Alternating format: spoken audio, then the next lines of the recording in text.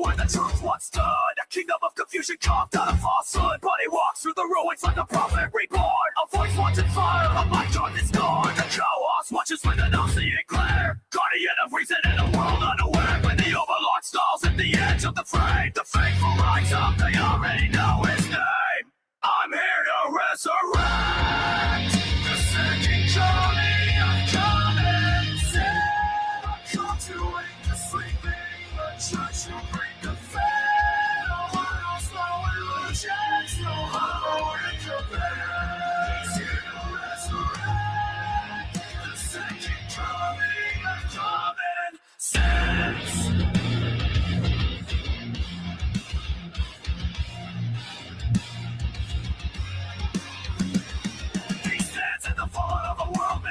Thinking truth from the wreckage, lazy thought from the dead. Every word is a weapon, shot men declare. Exposing every shadow we pretend not to fear. And the overlord rises with the suffering command. A beast of judgment, the mortal chemist man. On his growl rings through the silence of the night. The loyal understand, trigger keeps the balance right. I'm here to resurrect the second coming of common sense. I'm beginning the chaos of found to every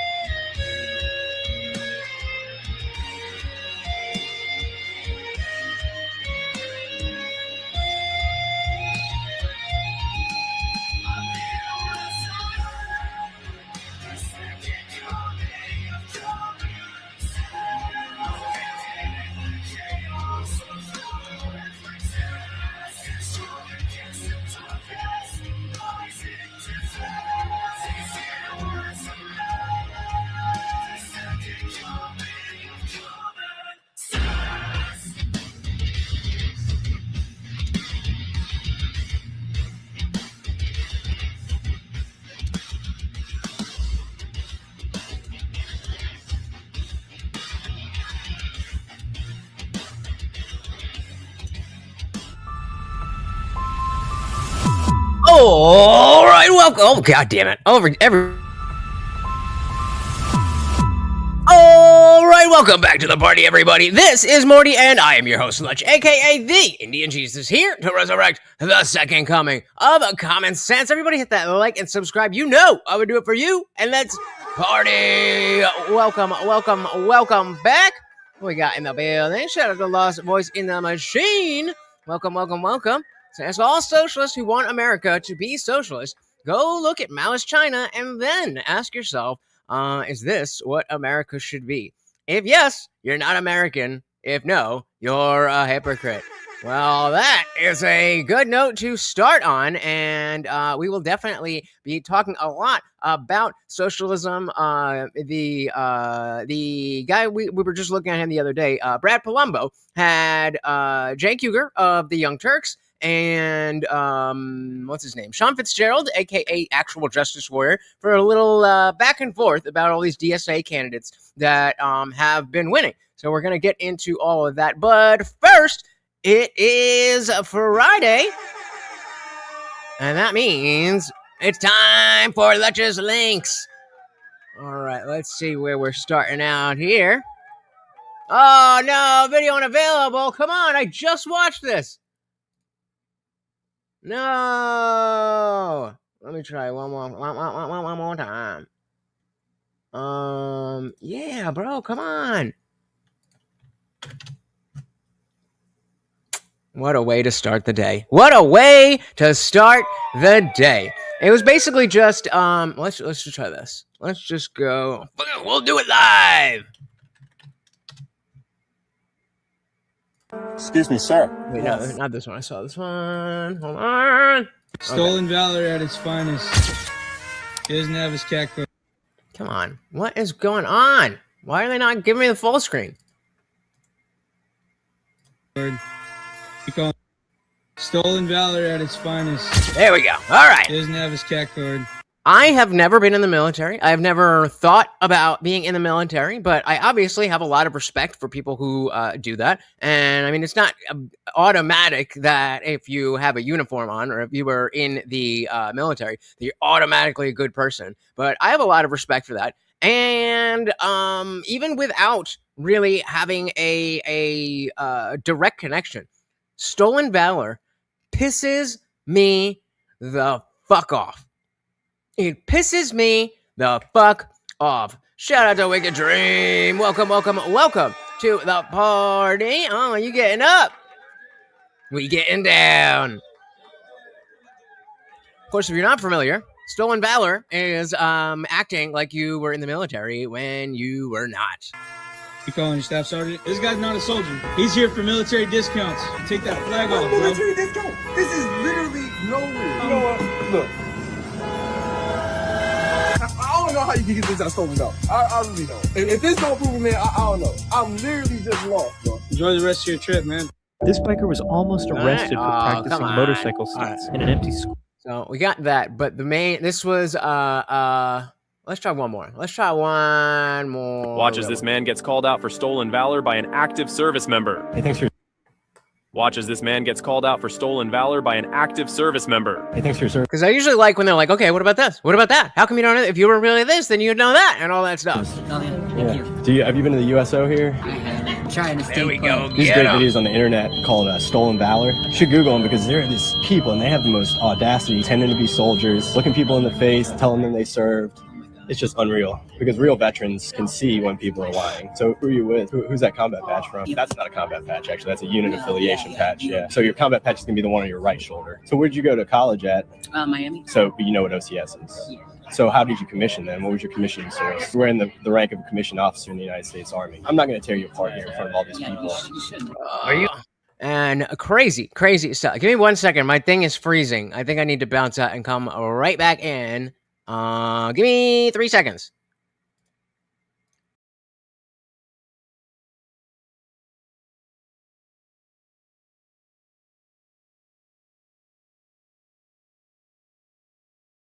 And we are back. There we go. Trying to move that out of the way. All right, we're back. And yeah, so I mean, like, I don't know what it is. I think it's the pride that I think a lot of people feel in military service itself. That I don't know. Excuse me, sir. But then Did you serve in? Excuse me, sir. Yes. Did you serve in the Boy Scouts of America? 27 years. Appreciate that. What's your name? Sergeant Tommy Doyle. What troop were you in? No, it's the delay. It was the delay. It was only 3. 13, stationed out of Middleborough. Heard of Sir. Troop 17, Middleborough. Well, I was transferred from 17. Oh, okay. Got your Order of the Arrow too, I see. Yep, the Flaming Arrow. Flaming Arrow, that's not what it's called. You know it's supposed to be under your right lapel, right? Do you know what that is? Yeah. No, that's your collar. Your lapel is this thing right here. But so where do you go to camp? So obviously, if you didn't pick up on it, this is a skit using the Boy Scouts as a play on Two Stolen Valor. tours out in Camp North. What rank are you? Tender Eagle. Oh, whoa, where'd you get that? That's Tender my Eagle? Eagle Scout patch. I never heard of Tender Eagle. Tender Eagle is above Eagle Scout. Yeah, that's a real honor to have. I'm going to hold on to that for a second for you. I don't think you're in the Boy Scouts. Your uniform, it's all out of whack. Look, you know this is illegal, man. It's a crime. Pretending to be. So obviously, pretending to be a Boy Scout is not a crime, but automatic ass beat. I mean, I've never been in uniform, so I don't know, but you know, it's just a crazy thing to do. Something wrong with the live because I can't see the chat and the poll. Is it just me? They've been hiding it. If you just reload the page, sometimes it comes out. I don't know why they do that. Like, I can't see the pin message or the poll either. But sometimes you just switch from top chat to free chat. That sometimes helps. Yeah, so I just clicked free chat again, and it'll come back up. But yeah, man, I don't know what it is. It is such a deep offense to to me as an American. I can't even imagine somebody who actually served. Crazy. So this is a quick one. That I wanted to revisit because we were talking about it last week with the Europeans coming to America and they don't like AC and all of that stuff. And people were, kind of poo-pooing the annoyance that we had with the Europeans. British people or people who live in the UK to just buy AC. The heat is not that bad. Because if you live in the Middle East, if you live in Asia, or God forbid, if you live in fucking America, where the society is actually built for heat, you have no idea how detrimental it would be if everyone in the UK right now was just to go out and buy AC. You have no idea what you were talking about. You see, what's not clocking to you, and if you have more than one brain cell, you should be able to follow. But most people who live in this country live in houses made out of red brick and cement. I grew up in a house that was made of red brick and cement. We had AC. Not wood and straw like it is in America, but we are wood and straw. Red brick and cement. Yep, that looks a lot like my house. Not normal brick, but red brick. Do you want to know what red bricks are used for? Red bricks are literally used for Italian ovens. Red brick is literally used. Do we is this someone talking? Because I saw that original video. But yeah, it's like, you know what? How insulation works? If it keeps in the heat when it's cold outside, then it's gonna do the opposite. So in the same way it keeps the heat in the oven, it's going to keep the cool air in your house. Statistically, UK households actually lose the most heat out of any other Western European country. As a thermal buffer to trap heat into our homes, into space. And that's followed by the majority of our homes having very small windows that are double insulated for that very reason, to trap heat. Now, insulation keeps your home colder in the summer than it does hotter. Everything that I just said is important, because if we were all to get AC and insulate into our houses tomorrow, not only would that be detrimental and unsustainable for our power and energy grid as a tiny bum-butt country that we are, but it will also cost the average household hundreds, if not thousands of pounds. Money, by the way, that the average person in this country just frankly does not have. And well, wall-mounted AC takes up as much energy as your washing machine does, and that's assuming you get a wall-mounted on a floor unit, which can take as much energy, if not less, than your electric kettle. And so, I mean, you get the point. But if you, maybe you were not really too familiar with the what was going on with that conversation. But Europeans were getting like big mad, like, you guys just don't understand. It's like, no, bro, we understand. Lost Vice said, I'm Irish and I love AC. Don't we all? Shout out to Nikki Dark Angel. Welcome to the party. So the nicest guy I went to high school with was the first name added to the War Memorial in my city since World War II. Some people give everything, so others can choose to give nothing. Yeah, exactly. I mean, dilly to him. And so, to take that valor, it's just crazy to me.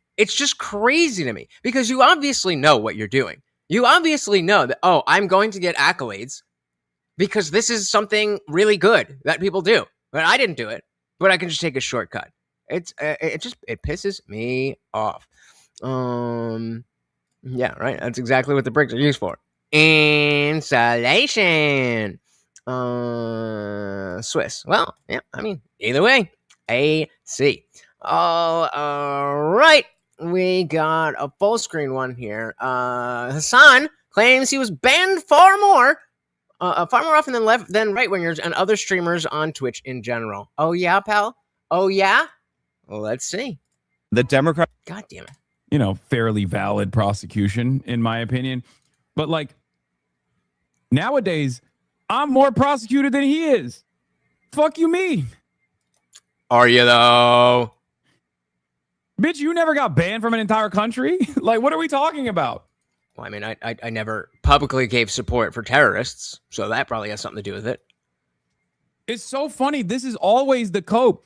Even back in the day when I first got on Twitch and I was growing, right? I would get banned all the time because I have a lot of these fucking weirdo Nazi, neo-Nazi hate watchers. Yes, persecuted, prosecuted. I mean, he was literally prosecuted. I'm being persecuted. Anyway, it doesn't matter. Or maybe even allegedly being prosecuted. Who knows? This is what the fucking federal government, according to Fox News, is saying. But here's the thing. Oh, my God. I'm so used to watching his clips from More Pegasus, and More Pegasus clips out all the silences. He talks so slow. He sounds stupid when you clip it up, and then you listen to it for real. It's like, Jesus Christ. Hey, we got Agus in the building. Welcome, welcome, welcome. Said communism is still communism. Indeed. And socialism is just a stepping stone to communism. Vladimir, what is it? Ilyich Lenin. Indeed. Welcome, welcome, welcome to the party. I'm just going to skip this one. I don't care. I'm going to move on to this one where Asman is talking about. This one is funny. And then we got one more that's going to lead us right into the main show. I'm planning stuff, guys. Planning. This is some, I don't know, good or bad news, depending on how you want to look at it. We are now one step closer to Hassan going to jail. Oh, brother. I didn't see it. A Cuban national accused of being part of a sprawling influence network that brought U.S. political streamer Hassan Piker to Havana, that's in Cuba, has been detained along with his family and will be deported. Got him. Got him. What is this?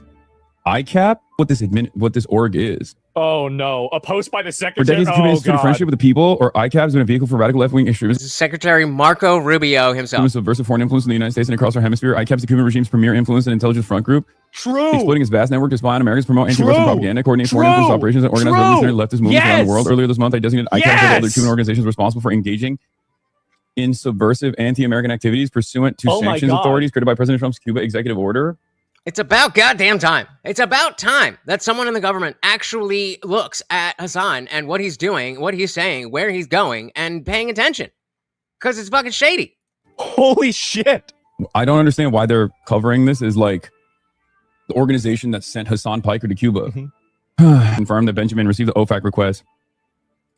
Oh my god, dude! Is Marco Rubio actually the guy to dismantle these groups? Because as a Cuban American, he probably has like a very unique distaste for these people. Maybe Marcus Rubius can be our salvation. I could see it happening. Like if Marco runs, I'm gonna vote for him. I'll tell you that right now. Like it doesn't matter what Democrats running. Like I vote for Marco any day of the week, 100%. Like there are like other Republicans I would maybe like more than him. Like I don't know. I'd have to wait and see. But like right now, I definitely vote for him. Intelligent influence operation that traffics vile anti-American propaganda. Vile anti-American propaganda. Ooh. Where's the lie? I mean, both are definitely bad.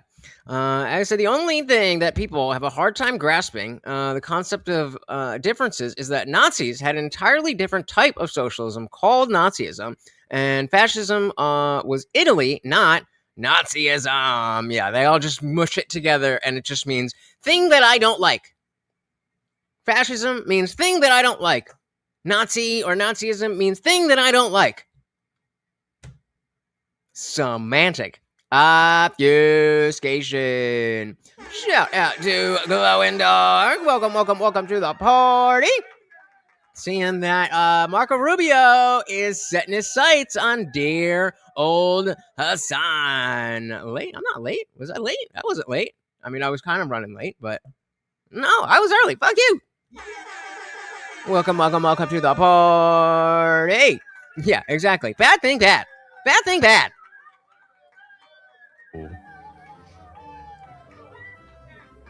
I mean, just unbelievable. I'll just turn this off so you can see him. Hasn't just loving it. You know what? I bet if Marco Rubio gets his way, this won't even be the beginning. Oh, you're not late. We're just not even 20 minutes. Not even 20 minutes. And you never need to apologize for being late. I am here for you guys. Welcome to the party. This will not even be the beginning. This is just like the opening scene. Speaking of you and Fox News, you were on it. Piker. Well, hey now. I mean, this is getting into big brain intellectualism. Bad thing, not good. Or bad thing is bad. Bad thing is bad is a little bit more. It's unironically how they think. Unironically how they think.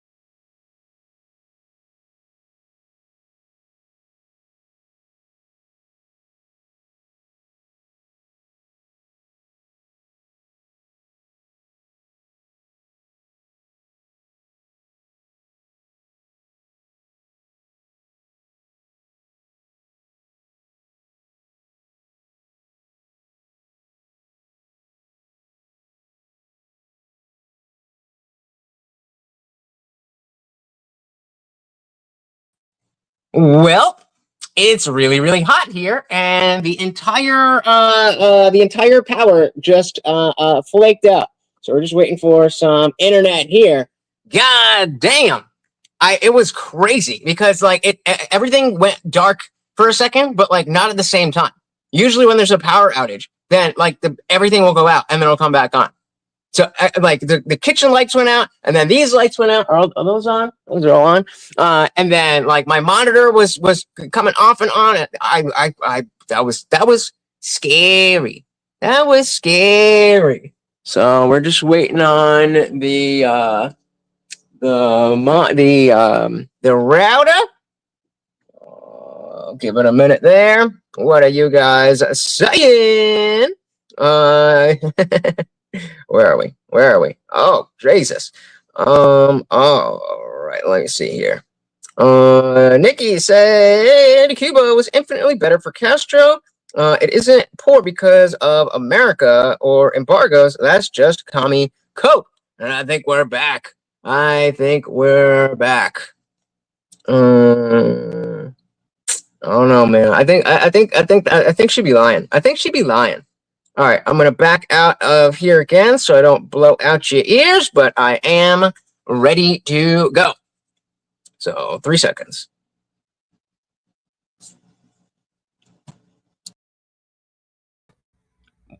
Testing. 1, 2, 3. Are we back? Are we good? Struggle. Streaming. My goodness. I can't think of another time. Where the power went out because of the heat. Like I know that can happen, but damn. All right, where are we at? Let me grab some of these. Yep. Bad thing just happened. Yep. Aga said socialism, communism, fascism, anarchism, Nazism are all different ideological paradigms. Indeed. The only time bomb is the lack of educational system that occurred over the past 30 years. People are dumber than ever. Have you seen the Can You Read videos? Can you read the index card? Oh my goodness. It is bad. All right, where we at? All right. So let's dive back in. What was he saying here? Oh yeah, banned from Marco Rubio going after him. Speaking of you and Fox News, you were on it. Hiker. AC is on. Trump is gonna. That's exactly why the power went out, because everybody's using their AC. Put me in fucking prison. I swear to God, what the hell is going on? Bro, Trump is gonna put me in fucking prison. I swear to God, what the hell is going on? Bro, Trump is gonna. That's what's so put funny. Me in fucking prison. I swear to God, what the hell is going on? McMorrow of Wisconsin has condemned you. No, these dumb fucks. On the Democratic Party side are still complaining about people that the Trump administration is actively targeting. And they're also taking... That's because the people like this are the reason why you're getting 1930s Germany. That's the exact... Because you're the reason why you're getting it. Regular average Democrats that just want to have workers' rights and better healthcare, they're not the reason why you're getting extremism. Advantage of that active targeting because they also don't like us. Great. Nobody likes you. Fuck.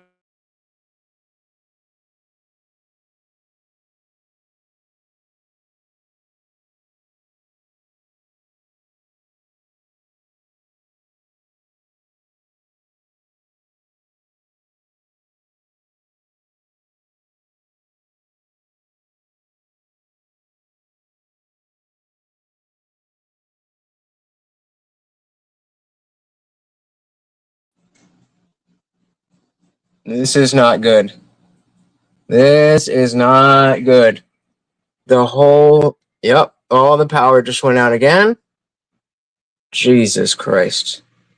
Let me try to... Where are we? There? Oh my goodness. All right, let's hope and pray, I guess. Let's hope and pray. See, I don't know why the thing's not even going. Oh, come on, man. Well, the AC's on. The computer's on. Okay, we got lights. We're moving. We got lights. All right. Let's hope it doesn't keep happening. But obviously, if it does, then I will just come right back here. Let's see what y'all saying in the chat here. What if I do it this way? Is it easier if I do it this way? Much easier if I do it this way. Okay, there we go. Oh, all right. Where are we at? Bad thing happened again. Yep. All right. God damn, man. This is going to piss me off a lot. This doesn't work. I hope like it's just for now. I mean, you know, if it keeps going out, then we're gonna do what we gotta do. But you know, stick with me. We'll work it out. We'll work it out. They're coming. They're coming.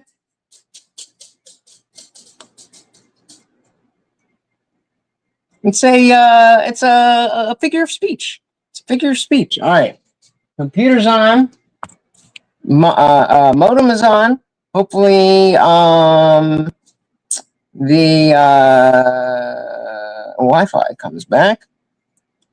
Because I was thinking I could use my hotspot on my phone, but if the computer itself isn't working, then it ain't gonna matter.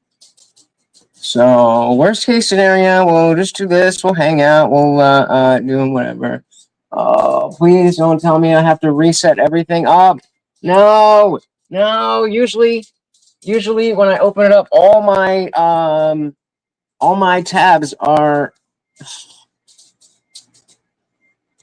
No. All right. Usually my tabs are in the right spot, and they go back to the same links that I had and everything. Restore pages. All right. Yes, we got restore pages. All right, we should be good there. Struggle streaming to the max. Okay, we're good there. Where is the other fucking thing? Oh. Shit.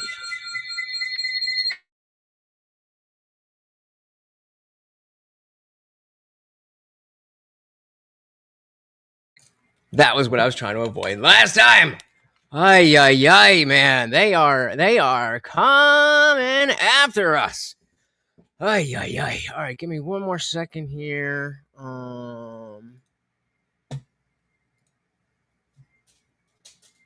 All right, so this is going to lead us into the actual discussion that we're having here between Cenk Uygur and actual Justice Warrior. So these are the Democratic Socialists. These are the Democratic Socialists. I am a communist, and this is what I want to fight for. As a communist who does, pro-Palestine organizing. I mean, our goal is liberation. Our goal is communism. I think we can transform DSA into a revolutionary and practical organization. We are revolutionary socialists who believe in the working class and believe that it's in desperate need of a revolution and thus needs a workers' party with an internationalist and anti-imperialist purview. And we believe that DSA is the best method to achieve this. At the end of the day, we're in DSA because we believe that DSA, whatever it is, can be the vehicle for socialism here. I think DSA has retreated on abolition somewhat. Like 5 years ago, we had Zeron tweeting, "Queer liberation means defund the police." The type of Trotskyism I adhere to, and I think the type of Trotskyism Trotsky actually argued, it says we recognize these problems and we defend them anyway. We must be willing to meet the challenge of building a member-driven mass organization that can harness the revolutionary potential of the working class. All right, Jesus Christ, we're all set up. Where's my Discord? There's Discord. Oh my goodness. Talk about struggle streaming. And so as we talk about, if the internet allows us, if the internet gods allow us to actually have this conversation, then when we see Cenk talking about, well, these people just want healthcare. This is who they are. I first joined DSA at the end of 2021. So when I came to the US for grad school, I got involved in Students for Justice in Palestine. And then after I graduated, I organized in the New Haven community. And that internationalism is key to change for us as socialism here in the United States because it helps us see what's possible. That DSA has remained one of the only coherent poles of resistance to both fascism and capital in the United States. We are only going to build ourselves into a fighting party. Oh, wait, what did I miss here? Wicked said it's all fun and games until they try to come for our guns and realize they made a bad decision. Well, the thing is, the far leftists are not the Democrats that are, super about gun control. The leftists, I forget exactly what their thing is, but they have a similar, on the right, we say shall not be infringed, but they have their own. I forget exactly what it is. I see Box there. Welcome to the party, Box. Do you know what I'm talking about? Welcome to the party. In the way that the left said, or in the way that the right says regarding 2A, shall not be infringed. There's another thing that I think Marx maybe wrote, or one of them, that essentially says the same thing. Lost Voice said the communists are using heat rays to destroy American infrastructure so people can't speak about the truth. Remember, always bring a backup generator so the Reds don't get you with your pants down. Yep. Yeah,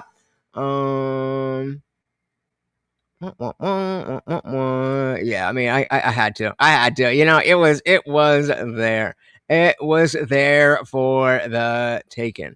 I don't think that's what they say, but there is a thing. They say a thing. Oh God, now my Discord's not working. Come on, bro. I need that. All right. But yeah, this is who they are. This is who they are in the United States.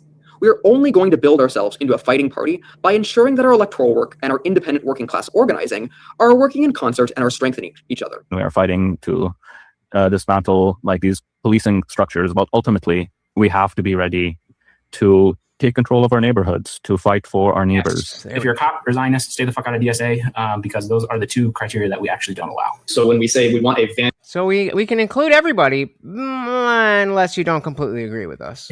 Because those are the two criteria that we actually don't allow. So when we say we want a vanguard party of professional revolutionary cadre, we're talking about organizers who are on the front lines of labor struggles, tenant struggles. Now, who remembers the other day when we were doing the Democracy Doesn't Work 3v3, and Steelborn was talking about how we should have certain leaders who are the experts, saying the same thing as the far leftists, horseshoe theory. We're talking about organizers who are on the front lines of labor struggles, tenant struggles, and so on. It is so important that as DSA, we are developing organizers who can look at the conditions, figure out what exactly is the pressure point, what is that weak point that we can push on to help start breaking capitalism down. And it's working. This is who they are. This is who they are. So don't let anybody tell you that they just want free healthcare. It's not about that. Nikki said they're violent, but also stupid, like the Weather Underground, the left-wing commie terrorists of the past. Nobody remembers the line that the far leftists use about keeping guns? Nobody? How do you have socialism and have an armed society? You don't have a cohesive ideology. That's how.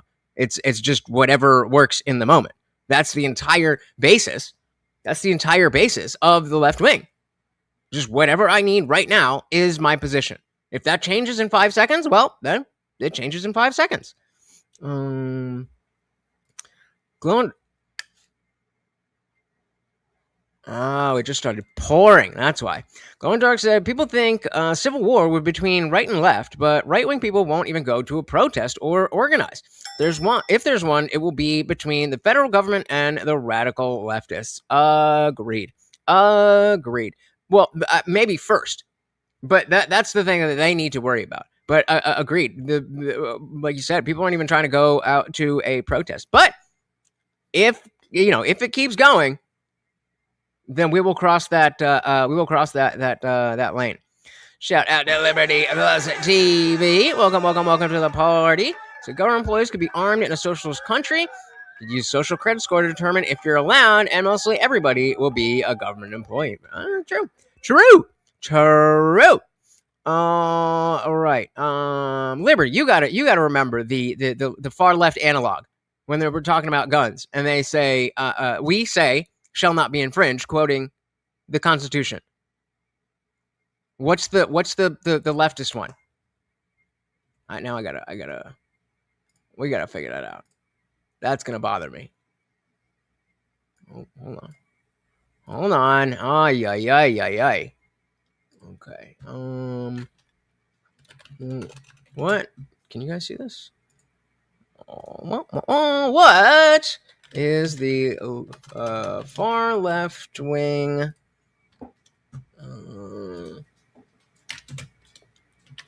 Analog to quoting the Second Amendment with shall not be infringed.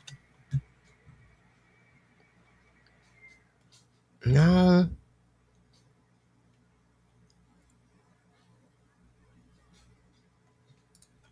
No, it's a slogan that is specific to owning guns. I'm not making this up. Under no pretext. There we go. Yeah, under no pretext.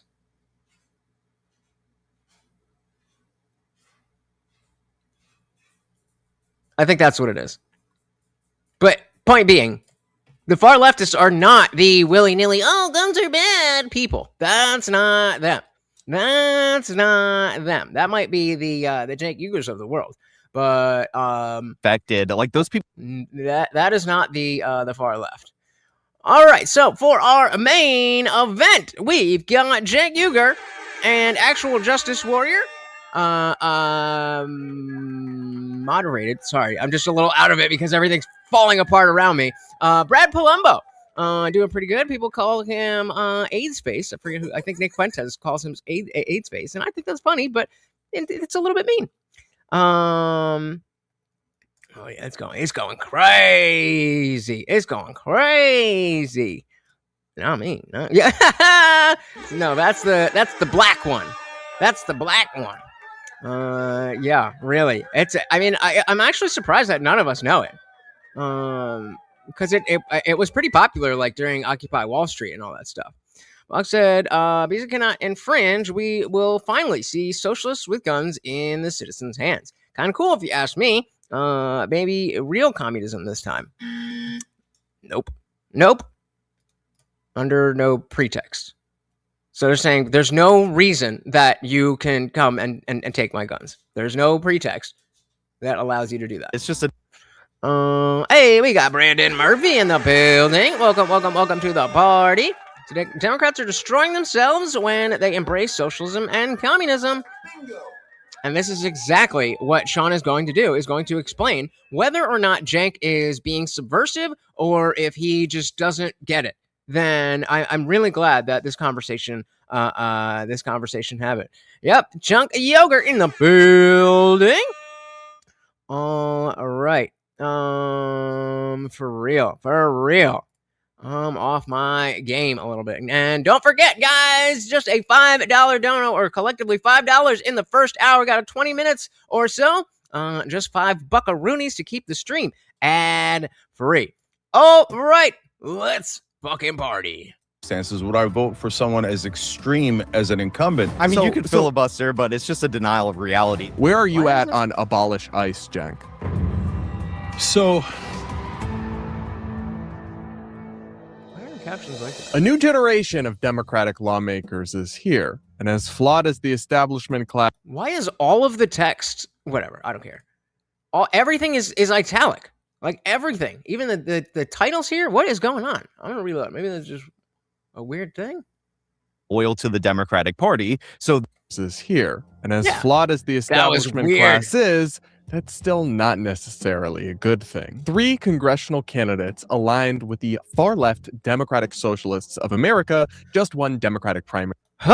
Struggle streaming. Bad thing equals apocalyptic thing. That's the other thing too. There's no like, I mean, yeah, I don't like that, but it's either the most amazing thing in the world or it's Nazism. There is no middle. In New York City, meaning that they're all but guaranteed to go on and become members of Congress. The DSA, which they've embraced with open arms, advocates for not just a socialist overhaul of the economy, but also absolute open borders, allowing millions of people to pour into the country, ending all immigration enforcement, abolishing the Supreme Court as we know it, expanding voting rights and welfare benefits to non-citizens, including illegal immigrants. Hey, shout out to Jennifer with the big $5.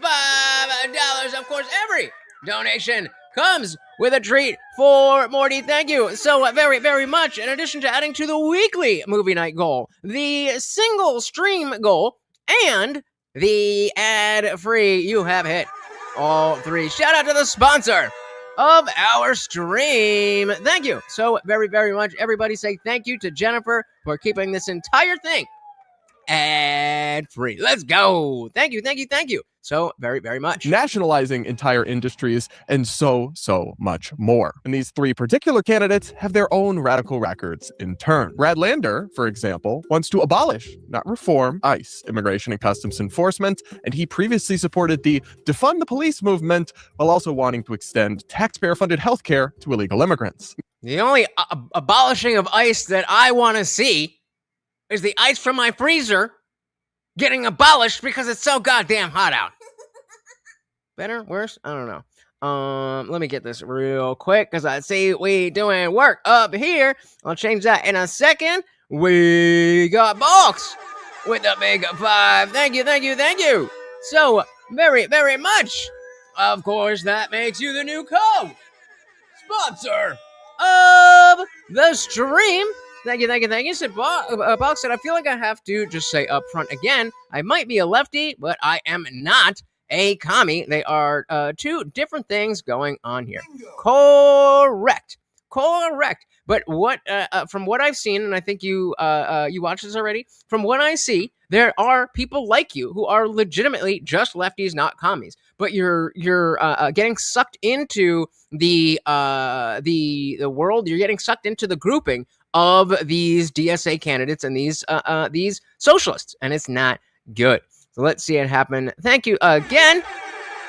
There you go. What's better, poisoning yourself with soda or feeding the puppy? Thank you, thank you, thank you. Let's do it.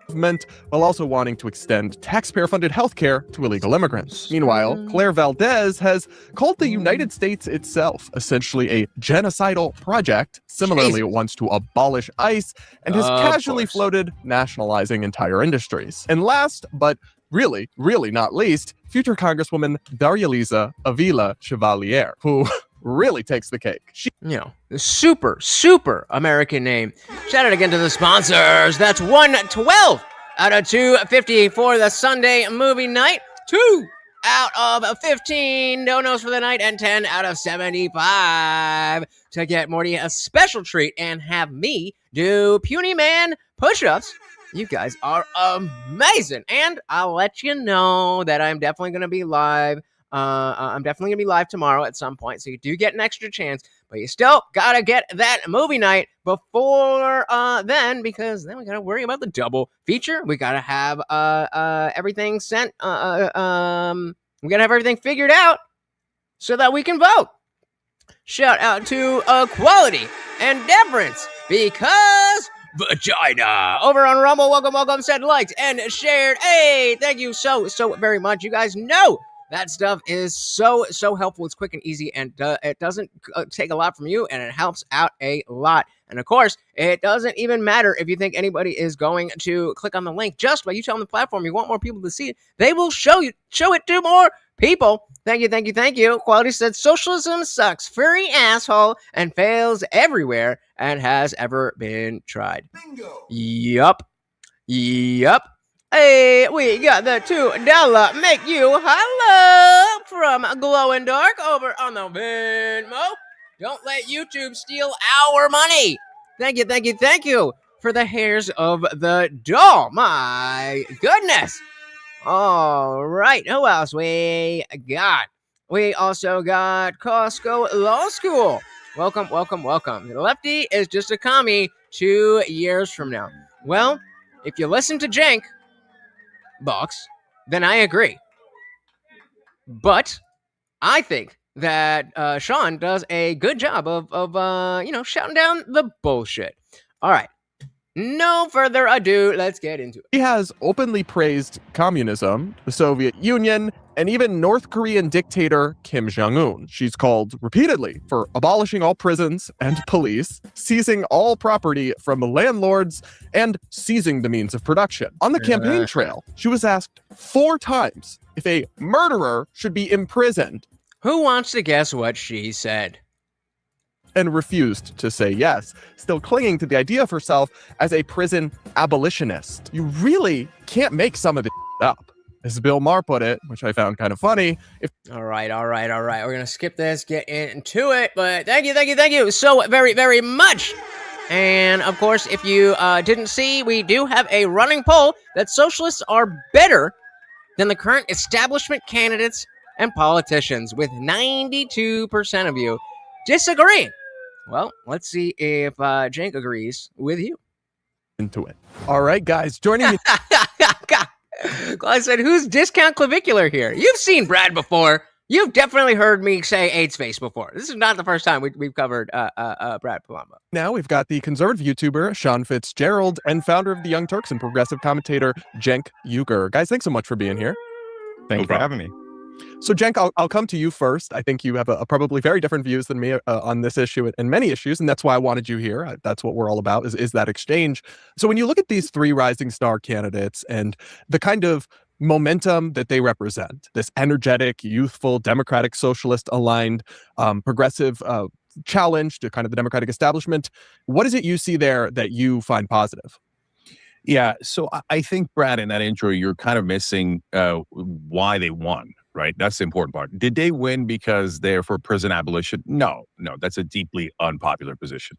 And no one knows that better than me, because I wound up debating people on the left on prison abolition a couple of years ago. This started with my co-host on the Young Turks, Anna Kasparian, and prison abolitionists started attacking her. What? Okay, so, but remember, that's not only the voters barely know that, all the things that you state are not at all the reasons that they won, except for one thing, and that's Israel. And so what you're seeing here, and I'm not DSA, and I'm a democratic capitalist, okay? And so what did Box just say to us? I feel like I have to say this up front. I might be a lefty, but I'm not a commie. All right, so far, you're directly in line with your boy here. But I'm still thrilled that they won, not because of those policy positions, but despite those policy positions, because we're so sick of the establishment. The establishment is so deeply corrupt, both on the Democratic and Republican side. And so Cenk, one and the same, right? Freudian slip there. Cenk is saying, well, I mean, socialists are bad, but the establishment is really, really bad. So we just want something different. Brad Polumbo. All names and everything that you need to know about anything that we're doing will always be in the description. Read things. Well, I said, if it's voluntary, it's neither socialism nor communism. People voluntarily sharing stuff is communalism. Very, very true. Liberty's also saying socialism isn't the opposite of democratic. In fact, socialism that is voted in is actually more terrifying because it comes with a perceived legitimacy that tyrants don't have. Dilly dilly for scaring the pants off of me. Scary indeed. Nikki said all these people want socialism, but then complain when Snap won't buy them soda and candy. Welcome to socialism, where you don't get what you want, and you might get what you need occasionally. Maybe. Bingo. Exactly. It's a pipe dream that comes from a lack of understanding on how the world actually works. There's just no way that structure can work in a country like America. It's just too big. It's just too big. But Cenk is saying, well, I mean, the establishment's bad, so let's try some socialism. And so Israel's the tip of the iceberg. It's not the whole iceberg. It just shows you if you get bribed by the Israeli lobby, you'll serve the Israeli lobby. You get bribed by Big Pharma, you'll serve Big Pharma. And the list goes on, and they all get bribed. So these guys, these three, raised their hands and said, we're not going to get bribed. We're not going to take corporate PAC money, and we're not going to take foreign government money. And the voters basically said, good enough. I'll definitely take it over that other corrupt son of a bitch like Dan Goldman, who will 100% sell us out. So now when you see an incumbent or you see an establishment Democrat or Republican, you know that brother doesn't represent you. They represent Israel and every giant corporation looking to rob you blind. So that's why they won. So what else? The only thing I'll say is that in one of the races, Claire Valdez, her main opposition was also ardently pro-Israel, but in the based anti-Israel. Sorry, in the two that you described, yes, that was a huge issue, and I don't for a second discount the significance that it played. I wonder though, like, and I will come to you, sorry, Sean, but Cenk, I get this issue is hugely important to a lot of people. They're super passionate about it. But is there any level of craziness that would be disqualifying that they could say where you still wouldn't be excited about them anyway just because? Of course there would be. If you said this, that, and that. But, I'm going to take something that is so far outside of what we actually see that it's not relevant. So, yeah, of course, I'm not some crazy person who's just going to go along with whatever. But, I'm going to go along with whatever. Would be disqualifying that they could say where you still wouldn't be excited about them anyway just because they're against? Well, if they let you. Israel and against the establishment? So, no, there's only one litmus test. Are you honest and you're going to actually represent the people in your district? Or are you a dishonest son of a bitch who's going to represent the donors? So under no circumstances would I vote for someone as extreme as an incumbent, because other than Ro Khanna and Tom Massey right now, and a couple others like Sarah Jacobs. Shout out to Thomas Massey. They're right now, all the Democrats and Republicans are in the middle of selling us out and merging our militaries with Israel's. That way they could steal all of our technology. They don't have to bother sending in spies like they normally do, like Jonathan Pollard and Robert Maxwell. So if an incumbent... Looks like maybe you went on vacation. Incumbent says, I'm going to turn over trillions of dollars that Americans spent on our military to Israel for free. I'm going to fight all their wars for free. I'm going to fund their genocide and make you morally culpable. I don't know anything more extreme, more disgusting than that. We'll come back to that. Box said, anyone who voted for Trump standing on a high horse of what not to say, get the fuck out. What do you mean in terms of what not to say? Meaning people who voted for Trump are now telling other people, you can't say that. Or people who voted for Trump saying we shouldn't talk about how bad Trump. Which direction is this going? Very difficult to get the tone behind the text. Shout out to Colonel Quayle. Welcome to the party. Very good to see ya. I would vote that. I definitely would vote for that. It's too far away for us to really see what the landscape is going to look like, especially with an open primary on both sides. But that, like I've been saying, I think that whoever's going to end up being the Republican candidate is probably somebody that maybe one or two of you know his name. I have a feeling that it's going to be somebody new. Rand Paul's awesome. I don't think he has he's good in what is it, Congress, Senate, whatever it is. He's good in Congress because he doesn't take any bullshit. But in order to run for president, you kind of got to bullshit a little bit. And so it would be too easy for whatever framing that Rand Paul would want to use to run. Then you polish up the image a little bit. There's just so many clips of him going in on what the left sees as just normal people. Why would you ever be so mean to Fauci like that? So I don't think that's a realistic thing. And how old is he, too? I really think we should be looking at somebody under 60. Just as a vague number. We've been done. We've done the boomers and Gen X. Y'all fucking tell me that you stopped caring and you were outnumbered and you didn't pay attention and all that stuff. So maybe take this one out and let the millennials save the world yet again. Oh man, guys, I have an awesome piece. You may have seen my you may have seen my poll about smoking and whether Gen X smokes, whether it used to smoke, any of that stuff. I was just gonna repost it with my thoughts, but it came out so well that I've decided to actually put it as part of my Substack article. Remember, it is free. Every Sunday morning, it will come right to your email, and I won't give you any shit other than that. But point being that very, very interesting why it is that smoking and age and all that stuff is relevant. If you want to know more, go to substack.com/@LutchTIJ. Make you morally culpable. I don't know anything more extreme, more disgusting than that. So yeah, I'm going to vote for anyone opposed to that. Hey, look, to give you a sense of it, Tom Massey votes with the Republicans about 91% of the time, and so I disagree with him about 91% of the time. And I'd vote for Massey over an incumbent, any other incumbent, almost any day of the week. That's where you get it, Box. That's where it comes from. The incumbent thing. I agree that there is, an issue with people holding on to power for too long. But there is a reason that people like Rand Paul have been in office for a long time. The fact that somebody is an incumbent doesn't mean that they're bad. A lot of them are, but it doesn't automatically mean that.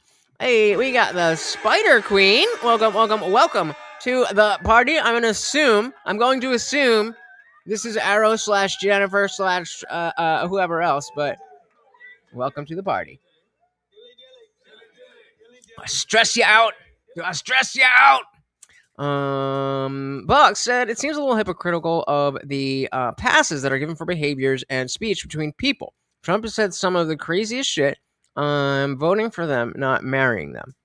Okay, but when you're again, give me an example. I still don't know which direction you're going. I get that you're saying, oh, Trump says crazy shit, so you can't come at me with saying crazy shit.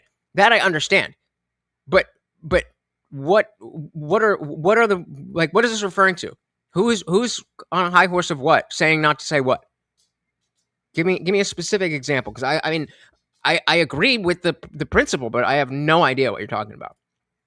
Like you said, the grab him by the pussy thing was when I knew mainstream media couldn't be trusted for anything ever. Bingo. I wish I was as smart as you. It took me about another year. Yikes. Yeah, we were looking at Benny Johnson covering the notion that the Tucker Party is starting, and was he sad? He was like, oh, well, this is bad, and that's bad, and they're bad, and this is just going to make things bad for the Republicans. At no point was he ever like, well, I wonder why people are, so disenfranchised with the Republican Party. Maybe it's because everybody's full of fucking shit. What else trying to be groupies and gold diggers don't exist? I must have missed that one. Let me say, I love Rand, but he doesn't have the charisma to do anything other than what he's already doing. And he does it really well. He literally doesn't talk fast enough. Yeah, I agree. And, but that also is not, something bad. Where did my notepad go? My God. No, give me 1 second here. Jesus Christ. I don't remember what it's called. Yes. Okay, there we go. Boom, boom, boom. All right, we got the new goal up there. Yeah, and I mean, that's not a bad thing. It's a good thing that we have somebody in a lane where they do what they do really well. That's the whole purpose of the Democratic Republic. Quality said, Rand Paul is indeed awesome. Cut from a great cloth. Bingo. Shout out to Ron Paul.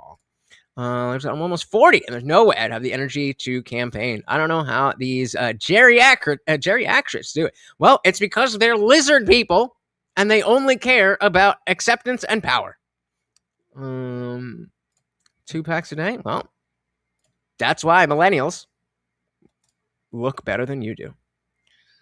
I mean, it definitely was. Smoking was never not cool. Yeah, I smoked in college because it was cool and everybody was doing it. But, smoking raises your teeth. Well, the nicotine still does that. You just don't need all the tar. Oh, we're gonna get there, buddy boy. We're gonna get there. Don't you worry. Don't you worry. Rand Paul is named after a woman. Okay. Was this like got him? And so I disagree with him about 91% of the time. And I'd vote for Massey over an incumbent, any other incumbent, almost any day of the week in under these circumstances. Hey, shout out to Average Debate Enjoyer. Welcome to the party. Very good to see you, sir. We have Cenk here defending the socialist. I'm not a socialist, but, let's get some socialism in there. Incumbent almost any day of the week in under these circumstances, even though he's extreme to the right of me, as these folks are a little extreme to the left of me. Because are you honest or are you not? And remember, I don't know. We'll definitely have a larger conversation about that once more information comes out. But I don't know. I've been talking about how there is a pathway for the far right and the far left to be too small to take up the block that is normal people. And so if we have normal people here and we have like the far left and the far right, then moderates voting together. And in this case, it would be a moderate Republican because the Democrats are fucked. That could work. And so a third party, that it could also go that way. So let's see. Claudia said the energy comes from cocaine and baby blood. And the lizard brain. As these folks are a little extreme to the left of me, because are you honest or are you not? And remember, guys, there's crazy folks down in Alabama and Mississippi that have won that think that the Muslims are about to take over or what. Oh, I'm in Jersey, baby, and I know the Muslims are about to take over. I know the Muslims are about to take over. So if we want to have that conversation, we can have that conversation. And notice how, again, he uses Alabama and Mississippi as if people in south of the Mason-Dixon line don't have the internet. Whatever all the crazy things they think of, right? Yeah, it's not like they explicitly say we want to take over the Western world, right? Why would we listen to them? And I'm pretty sure, if I'm not mistaken, as I always say, I like to skip around so I can get a fresh reaction, but I know we got something good to cover. I'm pretty sure he explicitly says that some point later in the stream. Let's see. That think that the Muslims are about to take over or whatever all the crazy things they think of, right? But that's because they're not representing New York. They're representing Alabama and Mississippi. And these folks are not representing Alabama or Oklahoma. They're representing New York. So it's not my job to tell them who to vote for. Liberty Plus TV versus Average Debate Enjoyer on libertarianism. A debate right now? But I know who to vote against, and it's the corrupt, disgusting incumbents. And what did I tell you guys about what I learned from casting a vote for Hillary fucking Clinton? That I will never again vote against anyone. I will only vote for somebody who has proven to me that they earn that vote. Of course, we're still talking in the context of a politician, so I'm not expecting to find a friend or a buddy, but I'm not voting against anybody ever again. Because thankfully, you guys voted Trump in. But we could have had Hillary Clinton as a president. Okay, Sean, bringing you in here, give us your big picture take on these kind of three as rising stars, and then. All right, Liberty, it's on the table if you want to take it. Well, we could work out the prompt. Be good. Hey, Sean, bringing you in here, give us your big picture take on these kind of three as rising stars, and then maybe get into what Jen said. It's obviously a disaster. Obviously, look, Israel has become a prominent issue among a huge section of Democratic voters. So it makes sense that they would pick the anti-Israel candidates versus the pro-Israel candidates. But like, this is the example of nobody being too crazy and too extreme. And to describe these candidates as honest is absurd. I mean, what's her name? The Chevalier woman, she had to delete like 3,600 of her tweets because she's trying to cover up what she actually believes. When she was asked directly about her saying that the U.S. bullied Russia in the context of Russia invading the Ukraine, she suddenly, very honestly, apparently, didn't remember the context of that, as if we couldn't all figure this out. So yeah, the Democratic Party is going in a very anti-American direction. They're electing quite literal communists that support Vladimir Lenin. Right. And so if we take that and the rest of this conversation, I want you to keep in mind where the middle is and how big that is compared to the far right and the far left, as like the middle versus the far right and far left. That's what I want you thinking about. What you guys saying over here?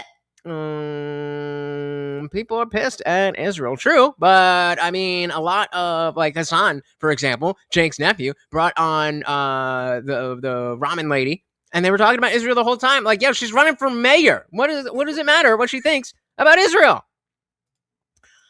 I don't go there. I don't go to Reddit unless I'm trying to find some way to watch things illegally. They're electing quite literal communists that support Vladimir Lenin. Again, Chevalier, wonderful pick for that particular district. I'm really hoping the Democrat ends up running third party, even though that might not even work. It didn't work for Andrew Cuomo. And yeah, this is the radicalization of the Democratic Party around one particular issue. Ironically, these people are Israel first. I mean, Cenk's in that camp. He's like, I'm against prison abolition and all these other crazy things. But when he sees candidates that are for that, he's like, well, I'll endorse them because of some allusion to honesty. It's absurd. It's ridiculous. And again, what's her name? Chevalier believes that if you commit a crime in the United States of America as an illegal immigrant and get convicted, you have double jeopardy protections from deportation. What? Insanity. And so again, I say, it is going to be people like the boxes of the world who are not commies, but are looking up to people like Cenk, who are saying, well, we got to make this concession and that concession and that concession, and we're going to throw our lot in with them because the establishment is so bad. As if socialism wouldn't be worse than what we have right now. And it objectively is. Well, so the more important question to me is, how did they end up at the top of the ticket? No one gets there with no corruption. What is their flavor? No, more a local thing. I mean, it's just a matter of getting people to vote. In basically any local election, the biggest game is getting the people out to vote. It's not necessarily getting people to be like, oh, okay, I like that guy. It's getting people to leave the house. Or, I mean, in most places, you don't need to leave the house anymore, but people actually voting. That's the biggest problem. Because I don't have to like Israel to know Islam is a toxic, barbaric 7th century belief system that is incompatible with the modern world and Western civilization. Bingo. If you're a Christian, though, I would take out the 7th century thing because that like, it's even older, but you know what I mean. Just talking with you.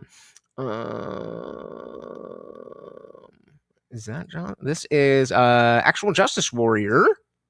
He is Benny Johnson. No, Brad Polumbo. All right, I'm back in. Chevalier believes that if you commit a crime in the United States of America as an illegal immigrant and get convicted, you have double jeopardy protections from deportation. So you have better protections than even non-criminal illegal aliens in the United States of America after you commit a crime. And Cenk's signing on for that because Israel. Right. Yeah, are you Israel first in like Sean says, Cenk? Of course! No. So as that's not a no. Just said earlier, Israel is the tip of the iceberg. The iceberg is corruption and money in politics. So Israel is being used as a proxy, guys. So you guys could claim, oh, wow, like Israel, what a random thing. It's not random. We've done 8 Straw man. Nobody said it's random. $1 trillion worth of war for them. They've stolen $320 billion from us. They've stolen our nuclear triggers, our uranium, our nuclear secrets. They released Epstein upon our children. And these disgusting fascists are now invading Lebanon and making us go to war with Iran. Are they going to give us $100 billion that this war has cost us? So you're talking about some rando has the congressional candidate that just won that has a past opinion about prison abolition. Is she going to be able to get that passed in Congress? No, of course not. So you are or you're not Israel first? Literally no one else is going to support that. So that has zero chance of being put into effect. On the other hand, every incumbent promises that they will continue to rob us blind and send trillions of dollars to Israel. That's real. That's real. That robbery is in the middle of happening right now. True. That is true. But the solution is not socialism. The solution is not socialist candidates. But it's just one of the robberies. Then Big Pharma robs us. Big Oil gets $35 billion a year in subsidies. Why are the three of us paying for ExxonMobil's costs when they're one of the most profitable companies in the world? That is nothing but an unmitigated robbery. How is debating each other counterproductive? What you talking about, Willis? One of the most profitable companies in the world. That is nothing but an unmitigated robbery. So if you're for the incumbents, you're for robbing Americans blind. Shout out to T-Bone. Welcome to the party. Very good to see ya. What is going on? Lone Dark said a lot of libertarians are pro-choice and open borders, so they're basically no better than radical leftists. And yeah, that's another problem with the umbrella of libertarianism, is that because you're so focused on this one principle, then all the other things don't violate that principle. And so maybe Liberty Plus is not for these things, but there's a lot of people in the party that are. That's why it was, that's why the Mises Caucus tried so hard with Dave Smith to take it over, because this is what it was. This is what it was. Yes, she indeed has a nose. I'll let you guys talk to each other. Box said, I'd rather hear what Sean and Cenk have in common. Okay, yeah, let's just sit around and kumbaya. That'll fix everything, right, Box? That's not counterproductive. You're for the incumbents. You're for robbing America. Wait, did you really just say that, bro? Did you really just say that? Well, I think stealing is bad. Me too. I think that murder is bad. Me too. I think that war is bad. Me too. Yeah, that would be so productive. The fuck are you talking about? Robbery. So if you're for the incumbents, you're for robbing Americans blind, stealing their money and giving it to big drug companies, oil companies, defense contractors. So I say hell no to that. So yes, whether it's Massey or Chevalier, I don't care. As long as you have an honest opinion and you're trying to serve your citizens and not trying to serve Israel or Big Pharma or some other lobby that bought you because you're corrupt. So no, you're not Israel first, or yes, you are? Then I'm going to vote for the honest person. You guys keep voting for the corrupt people but and have them rob all of us, and I guess you celebrate that. And well, what do you mean? He just explicitly stated, Sean just explicitly stated, here are certain lies that this one told, here are certain lies that this one told, here's certain lies that the other one told. They are all liars. We throw it back to Cenk with the question, are you Israel first? Well, you guys can blah, blah, blah, blah, blah, blah, blah, blah, blah, blah, blah, blah. I'm going with the honest candidates who lie directly to my face, as you were just told. What? Are you in the room? The fact that he's not listening, Box, that might be a little bit counterproductive, but I think the conversation itself is very productive. You guys keep voting for the corrupt people and have them rob all of us, and I guess you celebrate that, and that's real. That they're doing that right now, and they promise to do that forever unless we vote all the sons of bitches out. So I guess what I wonder then... I'm only hard on Box because I know that Box is based, and it doesn't matter whether we agree or disagree, that if I think he says something stupid, I'll be like, yeah, that's fucking stupid, and he will do the same. That is what we are all about here. Dilly dilly to you, sir.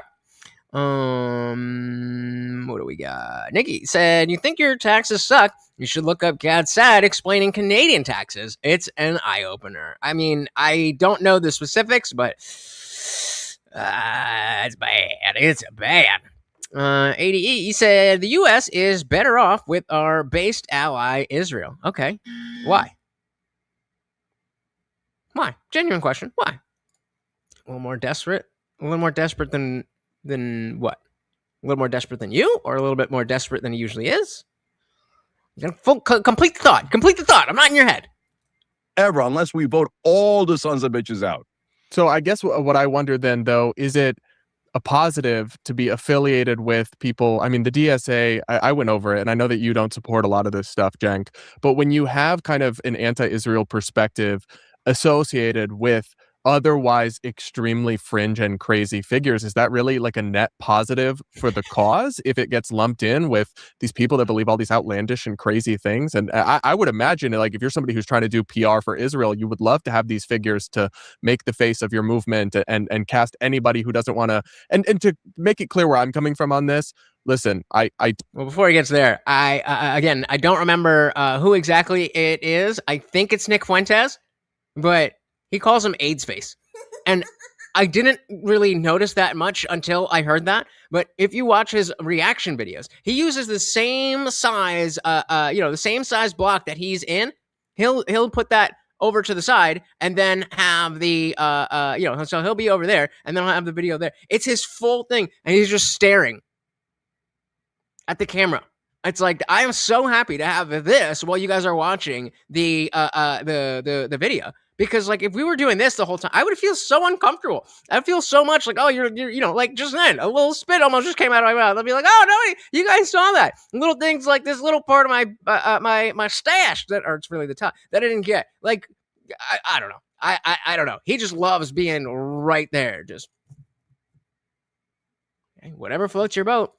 Shout out to Testicle Johnson with the $2 make you holla. Said, hail Satan. There you go, Mark. There you go. Are you calling my dog Satan? Because you wouldn't be wrong. He's the overlord and the underlord. Welcome to the party, sir. Very good to see ya. T-Bone, I want to hear what the rest of you guys have to say about this. T-Bone said, I can't get on board with Nick Fuentes because he's anti-P-Hub. That's not normal.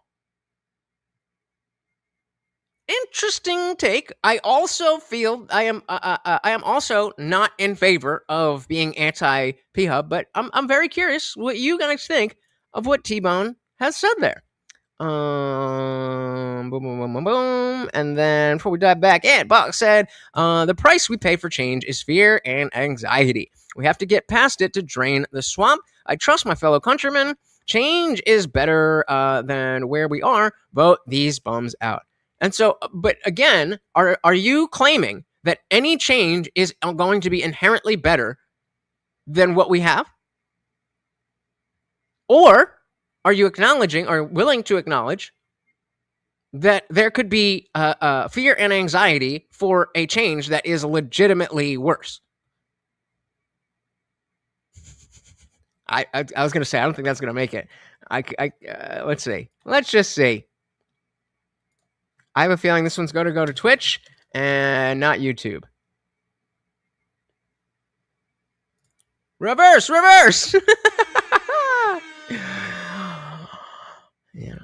Liberty said, Nick Fuentes thinks the Federal Reserve is good. So he basically came out of the closet. Oh, come on. Nikki said, P-Hub is exploitation no matter how much people pretend it's not. And as soon as money is paid, you no longer have sexual autonomy, and women need to acknowledge that more. Again, I don't necessarily agree, but I want to keep my mind back. I want to hear what you guys have to say more, because it is definitely interesting, and it's very split. It's very split in terms of, who just uses P-Hub and the laws around it. Oh my goodness. Box again. with the big $5. Thank you, thank you, thank you so very, very much, sir. So change is not good or bad. It's just different.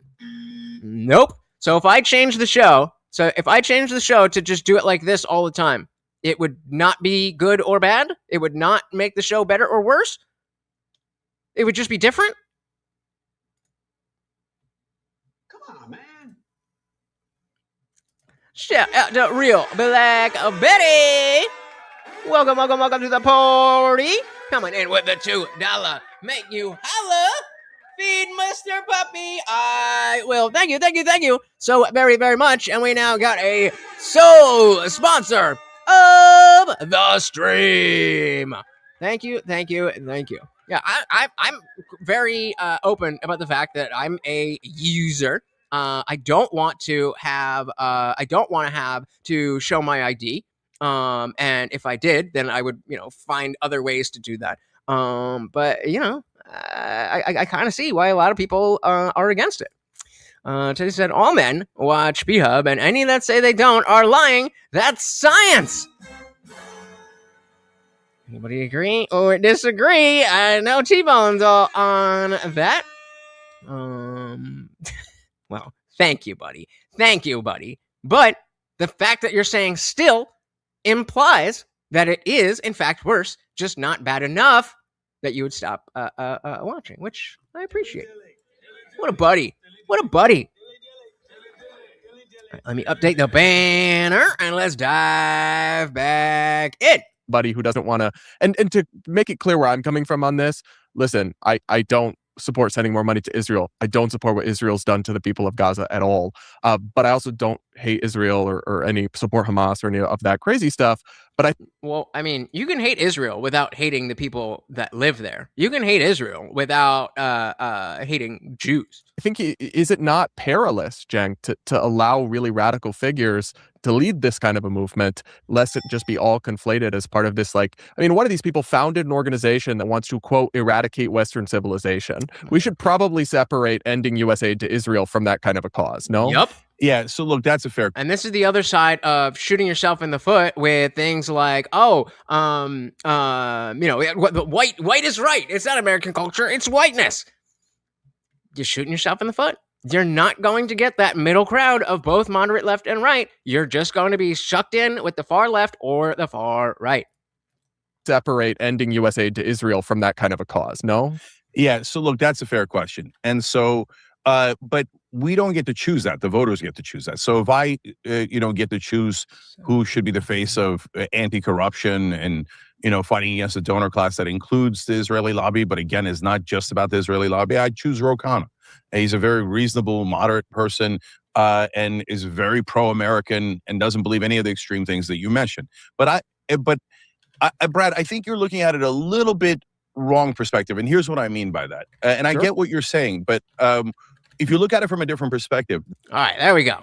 All caught up. There we go. Shout out. We got the 5 from Jennifer. 5 from Box 2. Miss Testy. I gotta get Testy up there. All right, wait. Struggle streaming to the max. Okay, wait.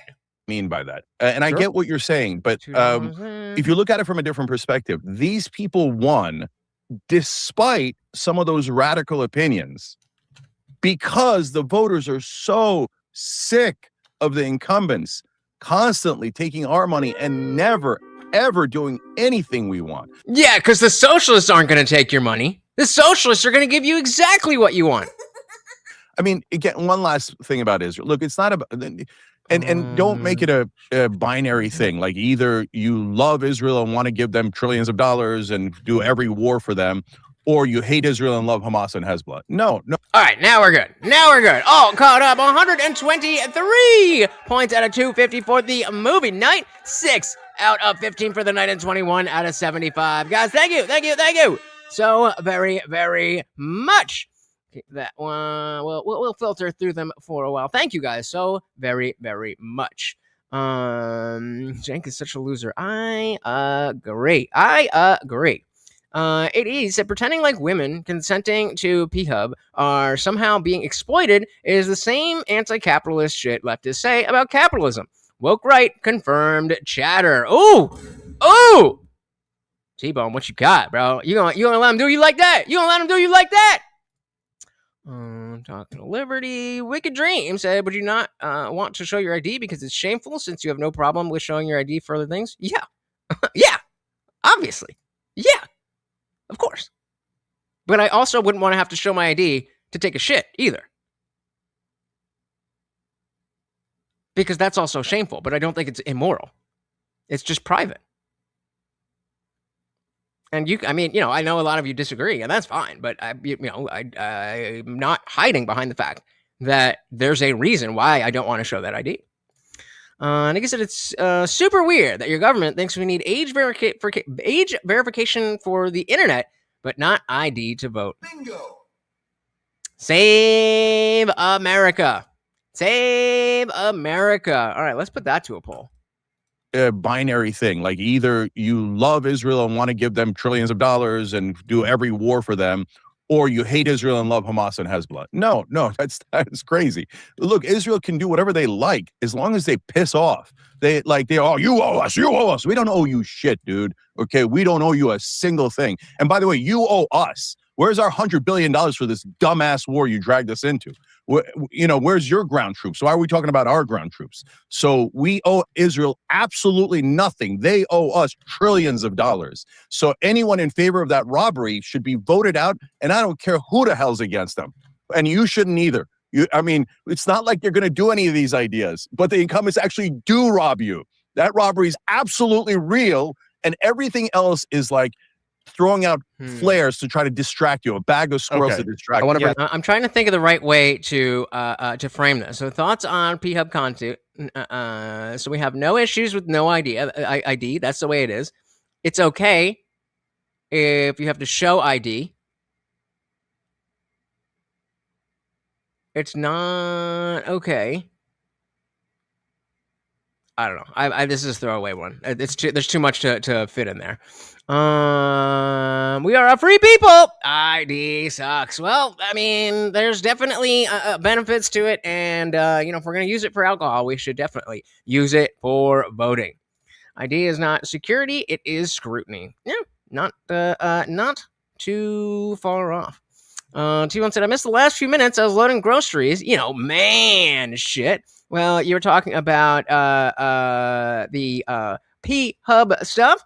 And what exactly did you say? Nikki said that it's exploitation no matter what. Testy is on board with that. And then ADE said pretending like women consenting to P-Hub are somehow being exploited is the same anti-capitalist shit left to say about capitalism. Woke right confirmed chatter. That's you, T-Bone. He's coming after you, bro. Defend yourself. Defend yourself. Got you, bro. Got you. Just said, I want the government's hands off my wiener. Well, dilly to that. Dilly to that.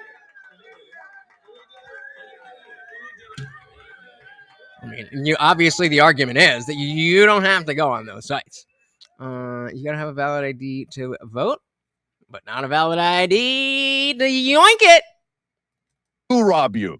That robbery is absolutely real, and everything else is like throwing out flares to try to distract you, a bag of squirrels to distract you. I want to bring in Sean.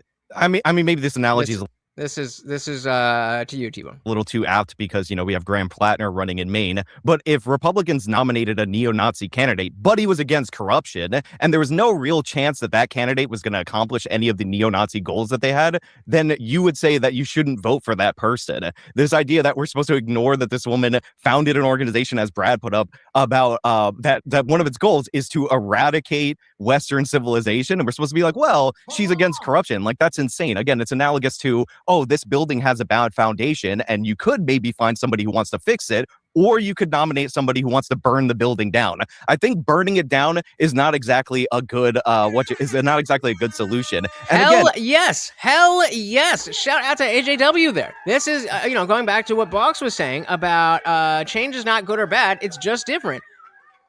Well, it depends on what the change is. And so using the house analogy, burning down the house is a change, but it's not necessarily good if what you want to end up with is a usable home. So it's not always that simple. Oh my goodness. God damn it, wrong one. Shout out to Real Black Betty again with the $2 menu. Holla, said I wonder what kind of P-Hub. Say again. I wonder what kind of stuff Cenk watches. I don't wonder that even a little bit. Thank you so very, very much. Let's dive back in. Down is not exactly a good not exactly a good solution. And again, all of your answers are Israel first base. Like, I don't care about Israel's war in Lebanon. Hezbollah attacked Israel after October 7th. That's their problem. That's what they have to deal with. And to quote a media pundit, people conveniently leave out who started the war, and I don't have a lot of sympathy for people who start wars and then cry about it afterwards. And of course, the media based. And that is the correct position. If you feel like you were, on board with the no new wars and you don't buy into the excuses that were given, that is not, you're not really concerned. That's nope. Who start wars and then cry about it afterwards. And of course, the media pundit that I'm quoting is Cenk Uygur, because Hezbollah, a militia that's not controlled nor authorized by the Lebanese government, decided to, over the objection of that government, start. Be safe. And again, I thought Morty was puking. That's thunder loud as fuck. And again, guys, don't forget we have Discord and we're all here. We're all around. So be safe. By the Lebanese government, decided to, over the objection of that government, start bombing northern Israel on October 8th.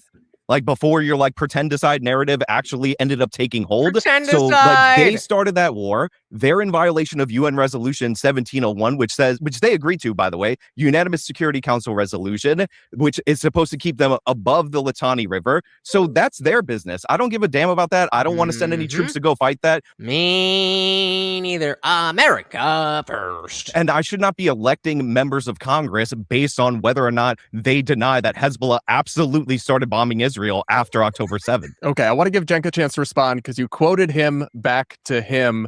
Do you think that what you're saying now is inconsistent with what you said then, Cenk? Oh, no, actually, he proved how consistent I am. So, consistently stupid. One, Israel started the Iran war. Even the New York Times concedes that. Israel started the Lebanese. Did I mention Iran? Yeah. Okay. Well, you have to mention Iran. Otherwise, you're being disingenuous because. Nope. Cenk. Stay with me. Do we need a Subway Surfer over Sean's head there? He quoted your words, and Brad asked you, do those words align up with what you believe? And I was talking about something else. Yeah, okay. Well, you have to mention Iran. Otherwise, you're being disingenuous because our peace agreement, memorandum of understanding, includes Lebanon. And Israel says, no, I demand to take over southern Lebanon. I demand to take over other people's properties and homes and land. I'm owed everything. I'm owed Gaza. I'm owed the West Bank. I'm owed all of America's money and all of America's military. And I'm owed southern Lebanon. These fascists that we're forced to fund. Thank you for proving my point. They start all the wars and then they cry, oh, you have to protect us. You have to defend us. No, we don't. Hey, shout out to Melted Mind Media. Thank you so very, very much for putting me on to this video. I didn't even know Brad had a second channel. So, and I like the way that he does these things. So thank you. Welcome, Cenk. Consistently wrong. Stupid. Welcome to the party. All the wars, and then they cry, oh, you have to protect us, you have to defend us. No, we don't. We don't have to give you a goddamn dollar to fight in Lebanon or in Iran. But you keep saying, no, we have to spend $100 billion, we have to spend $1 trillion, we have to spend all this money for Israel. So again, the question was about, do you still believe the words that you said? Quality, I didn't see that you had to head out, so if you're still here, thank you so very, very much. I mean, you could set your watch to it.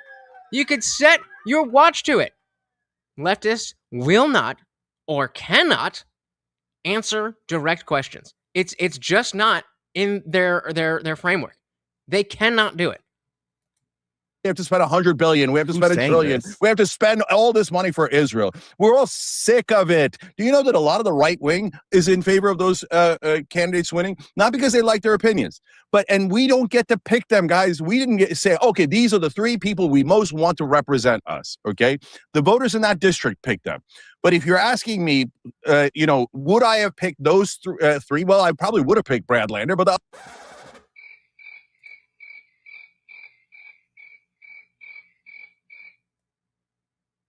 That's other 2, I'm not so sure I would have picked them out of everyone in the country, okay? But if you say to me, now you don't have a choice, these are the 2 people you're voting for, a corrupt establishment candidate that is going to steal your money and give it to a different country and betray you, or someone with some ideas that are a little wacky, that have no chance of being just a little wacky. They're just a little wacky. That's all. They just want to overturn the entire framework of how the country works. They're just a little wacky. Semantic obfuscation. Is that even? So I guess it's not semantic obfuscation. That's just a lie. They're not just a little wacky.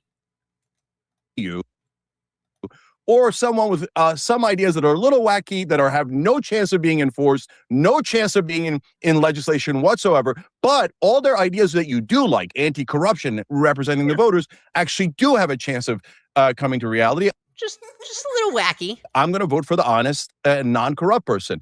And this neo-Nazi. Yeah, I know. Everyone who's against Israel is called that anyway. I just use that as an example. No, I know. You're saying that as a quote-unquote extreme I asked you if you would support them. Hold on. Hey, shout out to the Big Daddy Pod. Welcome to the party. Very good to see you, sir. How are you doing? We're arguing about whether Cenk is a socialist or just carrying water for them. It's neo-Nazi. Yeah, I know. Everyone who's against Israel is called that anyway. I just use that as an example. No, I know. You're saying that as a quote-unquote extreme I asked you if you would support them. Hold on, Andy. You said you were Andy? Andy? His name is Sean. Saying that as a quote-unquote extreme I asked you if you would support them. Hold on, Andy. You said you were using it as a quote-unquote extreme example, and then you said, but it is Graham Plattner. No, it's not. Oh, he does have a Nazi tattoo on his chest. Attack on a good American citizen. He does have a good American citizen. So I want to know if you guys, maybe you already saw this. Maybe you already saw. Oh shit! Did I do that? Okay, good.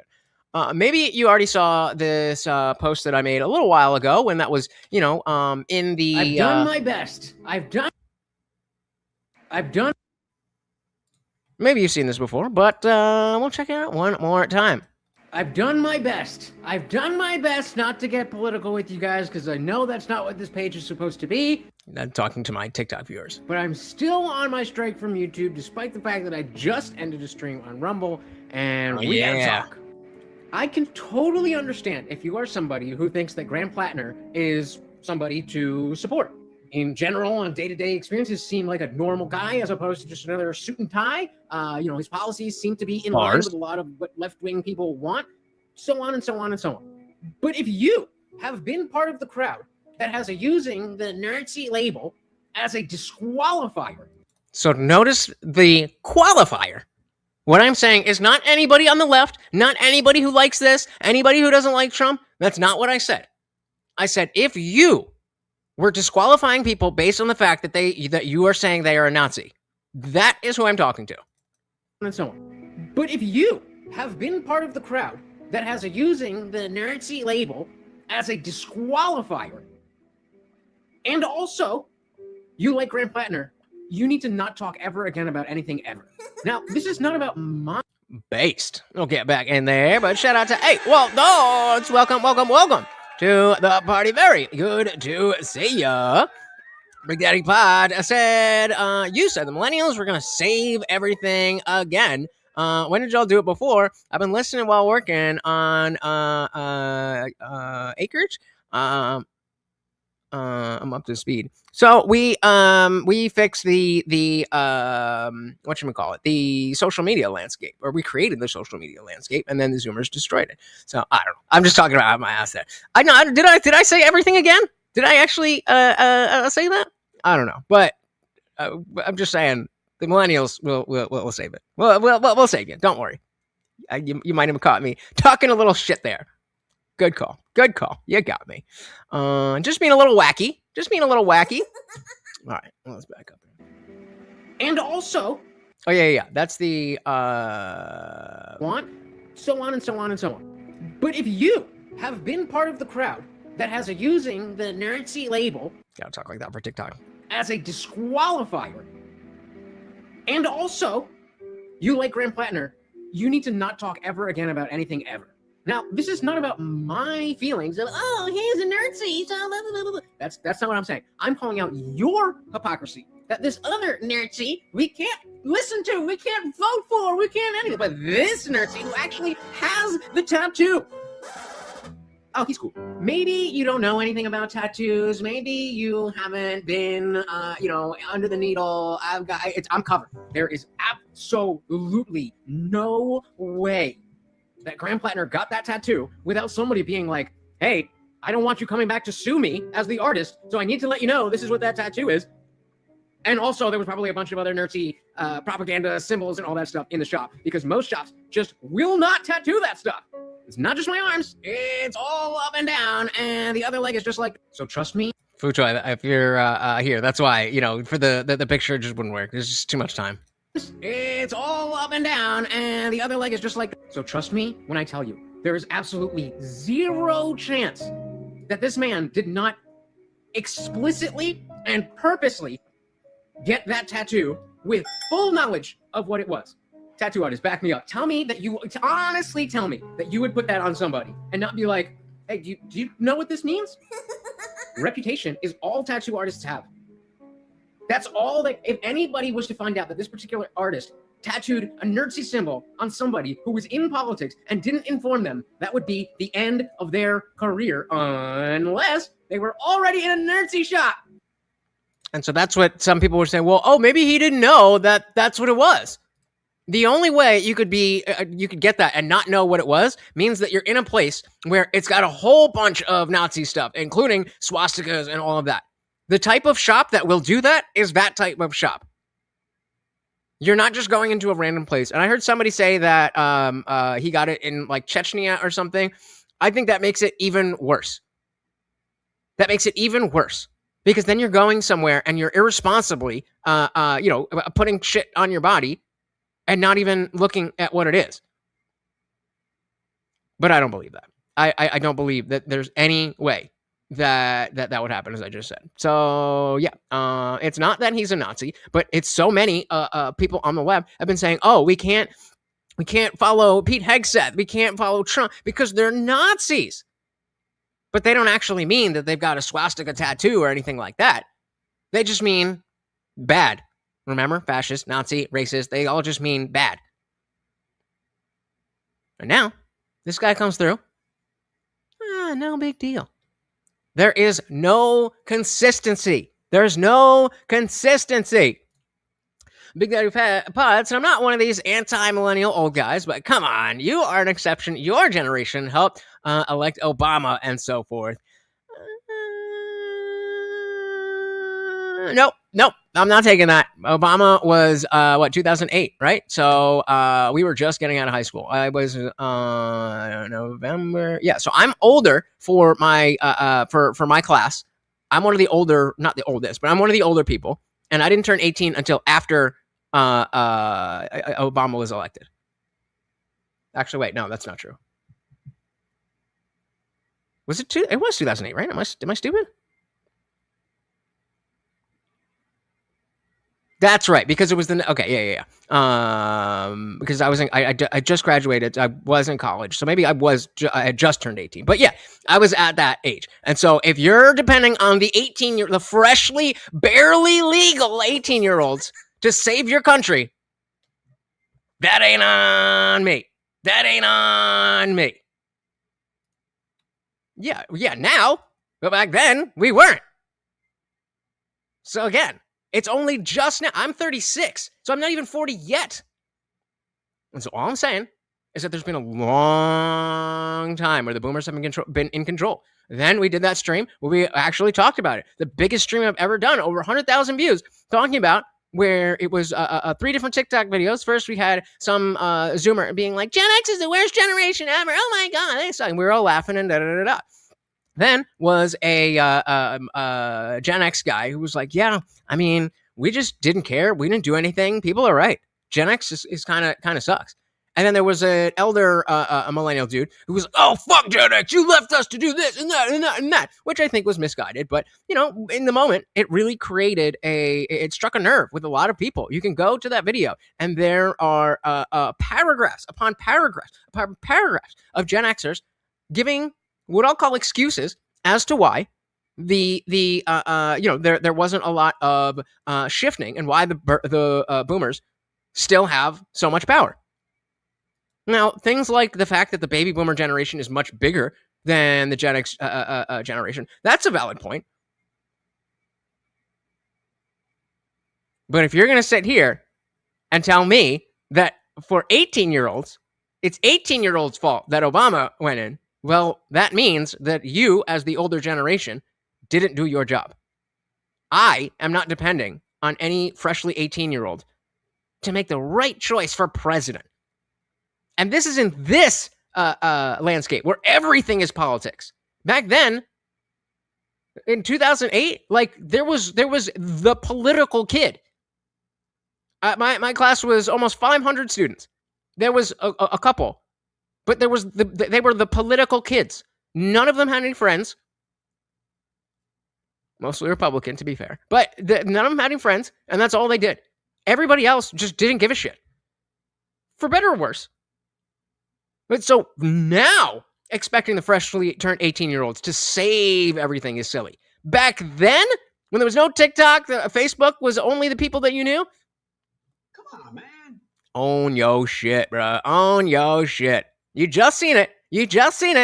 I'll take the L for saying again. But nope. Let me say, Gen X is the heroin generation. There's a reason they are irrelevant. Oof. My goodness.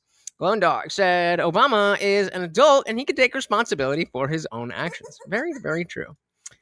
Big Daddy Pod said the oldest millennials are now 45. They were 27 when Obama was elected. So fine, even still. So you're talking about the oldest half of the youngest generation.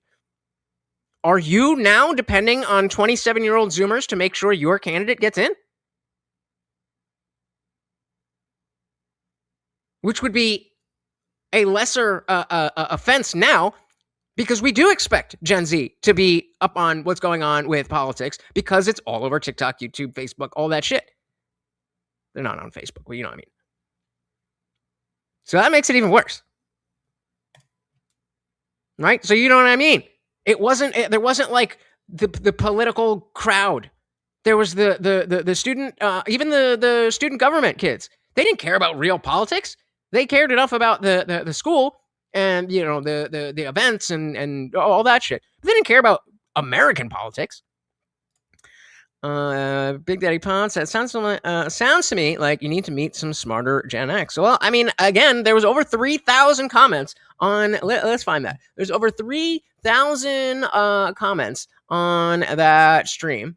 And I don't remember what it was called. Come on, give me. I think it's this one. Just show me the thing. Yeah. Okay. So just 30. Oh, remember when I did 33-minute streams? And so I'll just skip through. We had this chick. The original video didn't. Gen X is the worst generation. I love Gen X. We all love Gen X. We all love Gen X. Okay, here's the thing. You do not seem to understand who Gen X is, okay? Gen X is boomers if they knew how to turn a document into a PDF, okay? They do not care enough. They get quiet and they get revenge. We do not summon the latchkey kids unless it is our literal only last resort, because we know we will have to pay a price. And that. So when I saved this in my, we all did. We did. We had a and said less. Just stare. We all did. We did. We had a meeting. Not sure if you missed it. I don't even know if you have qualifications to be invited, but the millennials decided that we're not gonna open that can of worms. Let me tell you something about Gen X. Both my parents are Gen X. I'll make this real simple, real easy. No. Because Gen X kids were brought up, I mean, they were the latchkey kids. They were the first real generation of latchkey kid. But like, they also didn't really have the internet. And if you wanted to hurt someone's feelings, you had to do it to their face. You had to. All right, so we're getting a point here. And then there was this guy. Got started. We're just not going to do it. We're not going to organize to make the world a better place. We are purely concerned with whatever little patch of the world we've managed to iron out for ourselves. Is he wrong? Is he wrong? And we're just going to try and exist in it quietly for as long as possible. I know some weirdo with a nose ring was like, I think we're trying to agree. Gen X are the worst. And I'm like, yeah, we fucking are the worst. We watched our hero Kurt Cobain blow his head off with a shotgun at the height of his fame. Well, now your Kurt Cobain is our Charlie Kirk. R.I.P. And then there was this guy. Okay, I've had a bone to pick with you motherfuckers since y'all started running away because you couldn't deal with the problems at home. Yeah, y'all are the runaway generation. Y'all the motherfuckers who ran away from the house because you couldn't take mom and dad. Y'all stayed to yourself, your Ferris Bueller's, your breakfast clubs. You didn't do shit. You didn't change shit. You didn't fight from shit. You ran. And you hid. And you're the lost generation because you didn't do shit. You just accepted it. Tell me if he's wrong. Tell me if he's wrong. You're the lost generation because you didn't do shit. What have you done? We're not talking about individual Gen Xers. Obviously, the people who are holding up this shattering house of cards that is because of the boomers. The people who are keeping that together right now are mainly Gen X people. Let's not get that twisted. And so I'm still trying to, get be as what's the word? Charitable as possible. So I'll put that in the chat there. But look at the we've got now 5,000 comments. And if we zoom into some of these, like paragraphs. 41 replies. 45 replies. People telling their whole life story. And so run through that. Run through these and you tell me who's right and who's wrong. I tried to, read as many of them as I could, but, I'm not used to getting 5,000 fucking comments on a thing. Yeah. So I don't know. It's just a matter of this is my personal experience combined with other people telling their own experience. So, well, there you go. There you go. So then you can't say I'm not depending on the millennials to make sure that Obama doesn't get in, but I'm blaming the millennials that Obama can't get in. Come on, man. Glow Duck said, Gen X is too busy being scanned by Facebook AI slop. Oh, got him.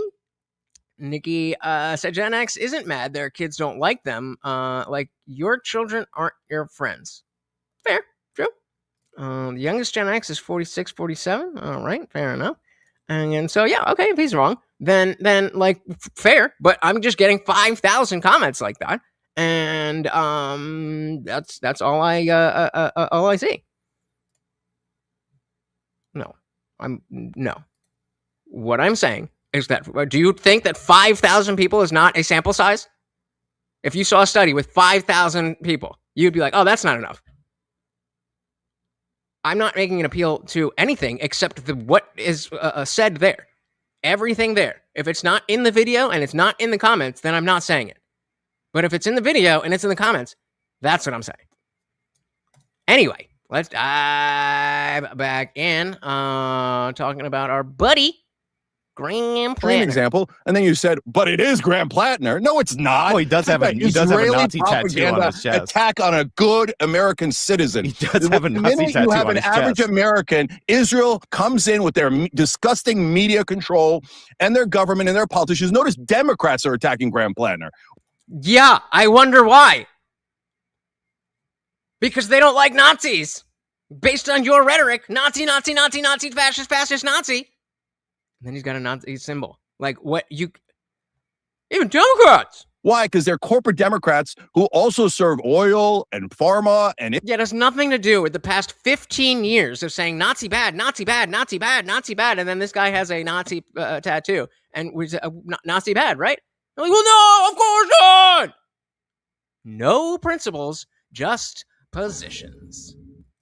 Why? Because they're corporate Democrats who also serve oil and pharma and Israel and the defense contractors, and they're like, "Oh, did you know what kind of tattoo he has?" No, you're not understanding what I'm saying. You're not understanding what I'm saying. I am not saying those 5,000 people represent all of Gen X. What I'm saying is that that's a lot of Gen X people saying a lot of the same thing. Why don't you read what it is before you're saying it's bad? You don't know what it says yet. Getting a little defensive there. You don't even know what it is yet. You don't even know what they're saying. You don't know what I said in the comments. How do you know? Come back and talk all the shit you want after that, but you don't know what it is yet. And Israel and the defense contractors, and they're like, "Oh, did you know what kind of tattoo he has? Did you know that he wants something like the Israelis tattooed that skull on his chest?" Slow down here. Let's slow down. Yeah, well, I talk about this often with technology. Technology has shattered the generational thing because it used to be essentially 20 or so years. If you grew up in 1960 versus 1980, then there was going to be only slight differences. But the way that technology has moved, then the generations are essentially cut in half. The Israelis tattooed that skull on his chest. Slow down here. Let's slow down here. I don't think that Graham Plattner is literally a neo-Nazi or his ideology is neo-Nazi in any way today. Me neither, which is why I explicitly stated in my short that if you are somebody who disqualifies people on being a Nazi and also support Graham Plattner, then you can't talk. Okay, but you can acknowledge that he did have a Nazi tattoo. He did know it was that, and he could have had it removed a long time ago. What? You don't? No, I don't acknowledge any of that. And so that's okay. First of all, let him answer. So when I first saw the tattoo, I was like, "That's a Nazi tattoo." I had no idea. So it's a skull and bones. I don't know what the different skull and bones stand for. Guess who does? The tattoo artist and Graham Plattner. Maybe Graham does, but maybe he didn't. And so your assumption that he didn't is what? You're saying it is a possibility that he consciously got a Nazi tattoo, and you're still willing to support him based on who you are. No principles, just position. I thought Nazis were bad. Not anymore. Not if they say the things that I like. It's a very, very normal thing. Everybody makes it sound like it's a swastika. Everybody knows this. It literally is the same thing. It's a symbol is a representation. That which the swastika in that context represents is exactly the same thing. I mean, there might be nuances, but it's that same thing. Swastika's Nazi. Random skull and bones. No, not everybody knows that. Not random. And they make it seem. And why do they focus on that? Did they ask every boyfriend of? No, it's because you are the side. You are the one specifically who's been talking Nazi, Nazi, Nazi, Nazi, Nazi. And now nothing. Susan Collins, what they've done, did they ask the tattoos of all the establishment guys serving Israel? No, very, very conveniently, the only people that they investigate and dig up, oh, what do they have? Oh, yeah, what kind of lipstick did they use? What kind of clothes did they wear? Wait, hold on. Cenk, do you actually think that no opposition research was done on any other candidate but Graham Plattner? Is that what you think? Very obviously, they try to get dirt on everybody. If anybody else had something like that, then they would use it. Duh. This is the same 34 count felon. Okay, how many felonies would Joe Biden have if he was given the same treatment as Trump? More or less, I don't know, but neither do you. So 34 count, that's not a thing. My position is true, and evidence of that are you're not okay. I'm not doing this, bro. I'm not doing this. What did I say the last time you said exactly the same thing?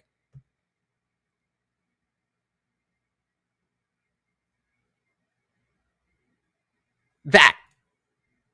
We're moving on. Oh, attack! They're not for Israel, attack! And guys, you can say that that's not the case, and it's just, oh, golly gee, it just happens to be against all the opponents of Israel that the media investigates every nook and cranny of their life and attacks every lifestyle choice they've ever made, right? But you're They not do even going Oppo to in win over lots of your these own races. supporters because the right wing also agrees with me. It's obvious. Yeah. On what? That they're trying to control us. I mean, you could filibuster. I mean, yeah, Israel is trying to control us. What does it have to do with your position on Nazis changing based on your convenience? But it's just a denial of reality. They went after Pete Hegseth for his Georgian cross tattoo, claiming that was some fascist symbol when it was just a religious Christian symbol. And this guy got a Topen, what was it called? A Topenhof skull, and he said he got it in Eastern Europe. You don't go to a regular tattoo bar, a tattoo parlor, and see neo-Nazi tattoo options. Like, this is ridiculous. He knew what he was getting. He could say that he changed. He covered the tattoo up. That's fine. But again, that's a distraction from the example that I was giving. So the best case scenario is that he walked into a tattoo shop that had other Nazi symbolism and memorabilia or whatever, and picked something out at random, not asking, well, does this fit in with the other Nazi stuff that I see? Because it's not even a swastika. But there's no shop on earth that is going to do those types of tattoos that doesn't have a swastika somewhere. That's not happening. That's not happening. And so then at best, he's just fucking retarded getting random shit in a random country on his chest. What? That's the best case scenario. We said swastika wasn't used because it has any association with German National Socialism. Even when Nazis used it, they were just trying to harness the power of symbols. It didn't mean we hate tiny hats. Well, it does now. Getting pods at the end of the day, every generation tends to think they're somehow better equipped to save the world's problems. Yeah, I mean, you need a little bit of that. You need a little bit of that, right? The world is against us all. You need a little bit of oomph. Covered the tattoo up, that's fine. But again, that's a distraction from the example that I was giving. If somebody had fringe right-wing beliefs that you detested, but they were anti-Israel or, again, anti-corruption or honest about their beliefs, you would not support that person in office. You would call Republicans crazy and racist for nominating that individual. But again, you want to... But I can do it because it's my side. Deflect from that, dodge from that, excuse this guy's tattoo. I mean, like, since I didn't know what it is, then therefore it's not what it is. Everybody, we can understand what this tattoo is, what context you would get something like that in, and it's not at a regular, ordinary tattoo parlor that you would find that. Okay, can I answer that real quick? Yeah, go for it. So you're worried about the brother's tattoo. Susan Collins says vote. Nope. Right over your head, Cenk. It's not about the tattoo. It's about what the tattoo represents. It's not even about the symbol that the tattoo represents. It is what getting the tattoo represents. That either he's retarded or he wanted a Nazi symbol on his chest. It's one of the two. Either way, it should be disqualifying. But for some reason, you decide it's cool. To give our money to every one of our donors to the tune of literally trillions of dollars. Here, let me give you a quick example. We cannot negotiate drug prices. They killed capitalism. That's free markets. We don't have free markets anymore because Big Pharma is an even bigger lobby than Israel. And they have so thoroughly bought off all of our corrupt congressmen. Okay, but what about your hypocrisy? That's what we were talking about. Not the tattoo, not Graham Plattner, not anything else, but your personal hypocrisy. Great deflection. Great deflection. Hey, if you ever backed into a corner, do that. That we can't negotiate drug prices and we pay 10, 20, sometimes 200 times what other developed nations pay. And a lot of people die because they don't have access to those drugs. So that means that it's okay to get a Nazi tattoo. The healthcare because of the criminals that are our so-called representatives in Congress. So I think... But are they Nazis? What Susan Collins has done to steal and rob and cheat the taxpayers is 1 billion times worse than any controversy about what kind of skull and bones tattoo Graham Plattner had. Agreed. So the hypocrisy, though, because you wouldn't be making this argument if it was the other side. Of course! Here's a Nazi symbol right there. It's right in his chest. Oh my God! That's exactly what you do. We all know that. Larry said Cenk never used to make this argument. He would have said that Big Pharma is capitalism. I think Dave? Was Dave Smith? Did he go on Part of the Problem? Or maybe he's just listening. Either way, hey, Let's go. Yeah, right. It could be either or both. Could be either or both. Controversy about what kind of skull and bones tattoo Graham Plattner had. So you can keep talking about his tattoo, and I'll keep talking about how Susan Collins is a criminal. It was a quick who's example, robbed them. and this is, by the way, the meme that these people are like, I want to eradicate Western civilization, release all the criminals, open the borders, which, by the way, Biden did do in the last election. You get enough Democrats into office that believe this thing, and they will pass this into law. This has been proven to be among their first priorities when they take office. And then when you push back on that, when you actually give them specific examples, Cenk does they just want to give you health care. Like, are you really against them giving you health care? Do you really not support Medicare negotiating drug prices? Yeah, I would love for Medicare to negotiate drug prices. But also, I don't want to elect people that want to open the borders and eradicate Western civilization. Yeah. And again, I don't base my entire worldview on your third world grudge match between Israel and the surrounding Muslim nations. Like, that is answering the question. Yes, indeed, he is Israel first. I'd be more concerned with Skull and Bones secret society tattoo than obscure Nazi tat, to be honest. Yeah, agreed. But I'm not them, and you're not them. So what we think is not really relevant because we're talking about how he thinks. Not to say don't. I'm building off. I'm not saying don't. You know what I mean. All right, got home safe. There we go. Good. Big Daddy Pods, I think what we need is a transgenerational. Let's try that again. I think what we need is transgenerational. I don't like that framing. But every generation says you're old and stupid, or you're young and stupid. Yep. It's like I remember when it happened. I remember the first boomerification of my mind.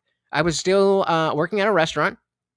And I was talking to one of the younger servers, and I think she was like 18, 19, 20, something like that. And I was like 25 or something like that. And like 3 times in a row, just, strike up just normal work conversation. And I couldn't help but bring it back to, oh my God, when I was your age, I was like, why am I doing this? I'm so old. Why are we doing that?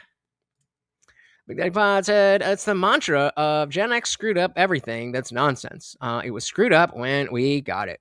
Very true. Very, very true. All right, I have it back in here. Oh, wait. No, I wanted to show you just in case. We got that. Yeah, I don't need that. I'll keep it up. Just in case you missed exactly who the people are that Janky Boy is carrying. Yeah, I like that. He's carrying water for them. These people, they just want healthcare, right? I am a communist, and this is what I want to fight for. As a communist who does, pro-Palestine organizing. I mean, our goal is liberation. Our goal is communism. I think we can transform DSA into a revolutionary and practical organization. We are revolutionary socialists who believe in the working class and believe that it's in desperate need of a revolution and thus needs a workers' party with an internationalist and anti-imperialist purview. Carrying yogurt. The fucking Frogurt. What a Frogurt to be carrying yogurt. For this bullshit. Good one. Everybody said Gen X got fucked like the rest of us, although things were at least affordable when they were 20. Inflation has fucked us younger generations so fucking bad. And I think that's another aspect of it, is that, of course, every generation has their own issues, but the things that like Boomer is going to be focused on, that that will have gotten better because that's what they focused on. And then Gen X has their issues, and then as millennials come up, then that issue gets solved, and so on and so on and so on and so on. And so like there's a lot of issues that Zoomers and younger will have from never having an analog childhood. That's not an issue that has ever needed to be a worry before. And now it is. And thus needs a workers' party with an internationalist and anti-imperialist purview. And we believe that DSA Louisiana. is at the end of the day, we're in DSA because we believe that DSA, whatever it is, can be the vehicle for socialism here. I think DSA has retreated on abolition somewhat. Like 5 years ago, we had Zeron tweeting, "Queer liberation means defund the police." The type of Trotskyism I adhere to, and I think the type of Trotskyism That's a man, baby. he actually argued. It says we recognize these problems and we defend them anyway. We must be willing. I'm sorry, but I hate Says- this. I hate this camera setup so much. I hate this camera setup so much. You are way too close to have a monitor that big that is full screen. You should be having to chat or something else, and then your camera is way. Oh, I can't. Do you guys like that? This looks terrible. We recognize these problems and we defend them anyway. We must be willing to meet the challenge of building a member-driven mass organization that can harness the revolutionary potential of the working class. Well, now we can call him Cenk Uygur. Uygur, meaning the Efsler. I first joined USA at the end of 2021. So when I came to the US for grad school, I got involved in Students for Justice in Palestine. And then after I graduated, I organized in the New Haven community. Two U's. Internationalism is key to change for us as socialism here in the United States because it helps us see what's possible. DSA has remained one of the only coherent poles of resistance to both fascism and capital in the United States.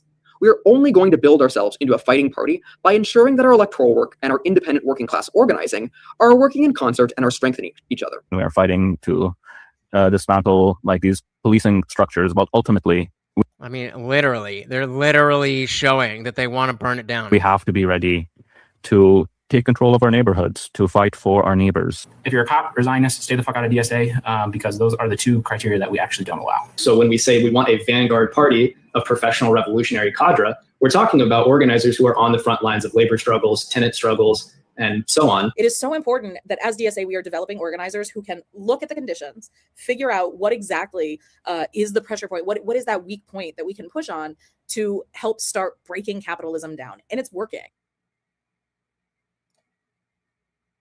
It's working. It's working. It is working. They've now got 4 big names in there. And let's not forget that, the squad, not really such a big deal anymore. But a few years ago, they were really driving a culture. And it was, 4 of them? So it doesn't take a lot. Shout out to Mystery Man. Welcome to the party. So they like communism so much, why don't they move to China? Probably wouldn't take them. Big Daddy Vod said, things were only more affordable in post-hoc. In the moment, it wasn't. I sell houses to millennials and Gen Z. My youngest client was 19, and she wasn't born with money or affluence. Right, okay. Are you saying that the housing market was not better pre-2008?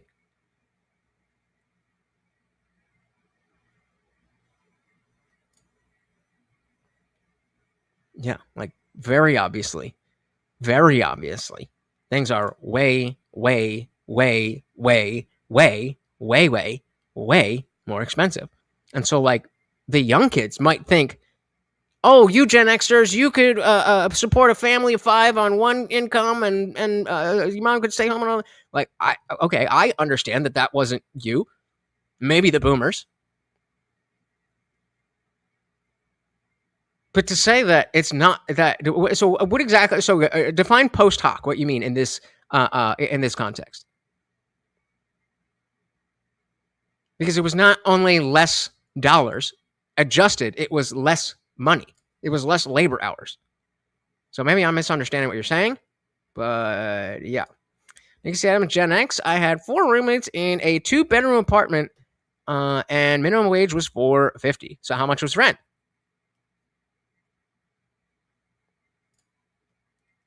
That's the real question. On your third world grudge match between Israel and the surrounding Muslim nations. That is not my problem.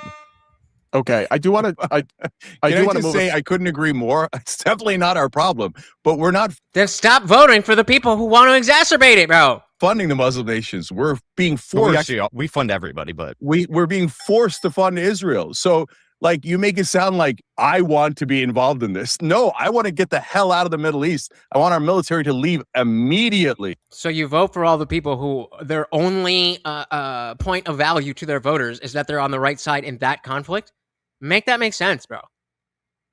Make that make sense. I expected Box to be defending.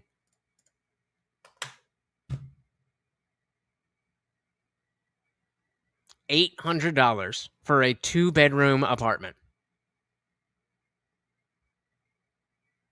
Somebody do the math. With what is the minimum wage? National minimum wage is still $7.50, I thought, right? Yeah, $7.25. $7.25. And the average rate, let's say average price for 2-bedroom apartment.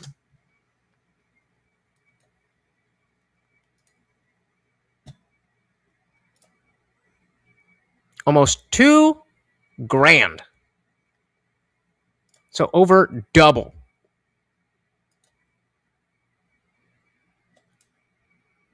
The math is mathin'. The math is mathin'. Things were cheaper for you. Exactly. It's just what it is. That doesn't mean that Gen X didn't have issues as a generation. But comparatively, money and housing is entirely different.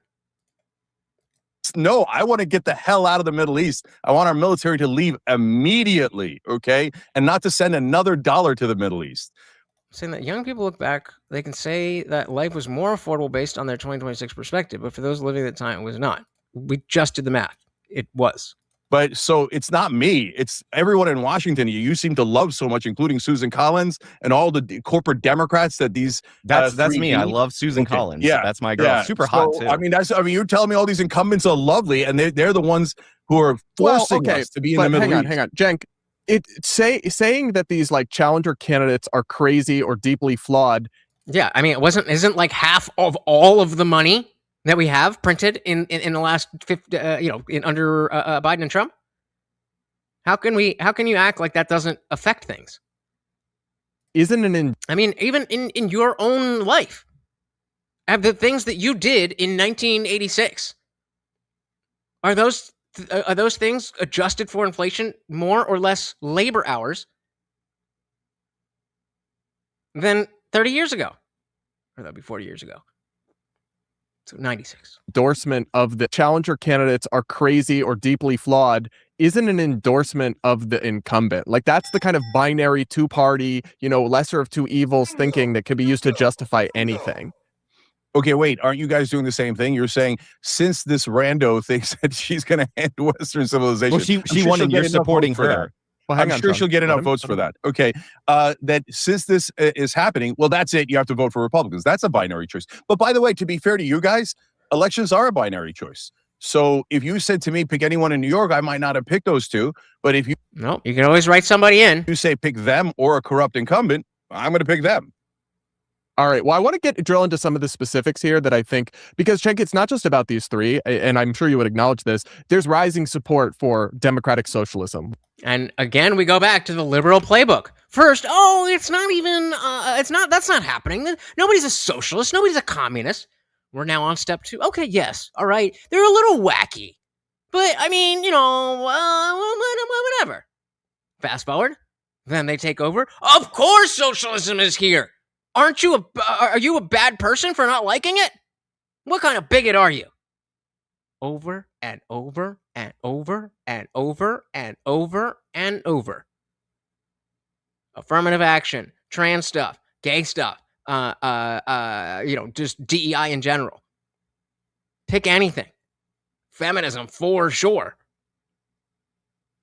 First deny, then belittle the issue, then belittle the person.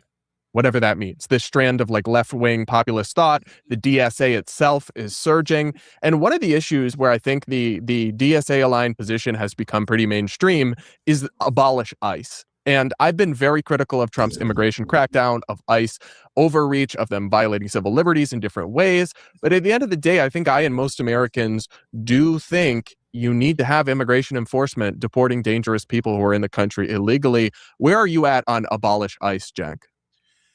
So these slogans suck. Then stop voting for the people who use them. As your biggest fan, Box would say, vote better. Never been in favor of them. And I know abolish ICE is very popular these days. And for good reason, because ICE has been terrible and monstrous. What does that have to do with the housing prices? Congratulations. That's awesome. That doesn't mean that things aren't more expensive. That's just not what it means. Can we get back to the discussion at hand, please? Very popular these days.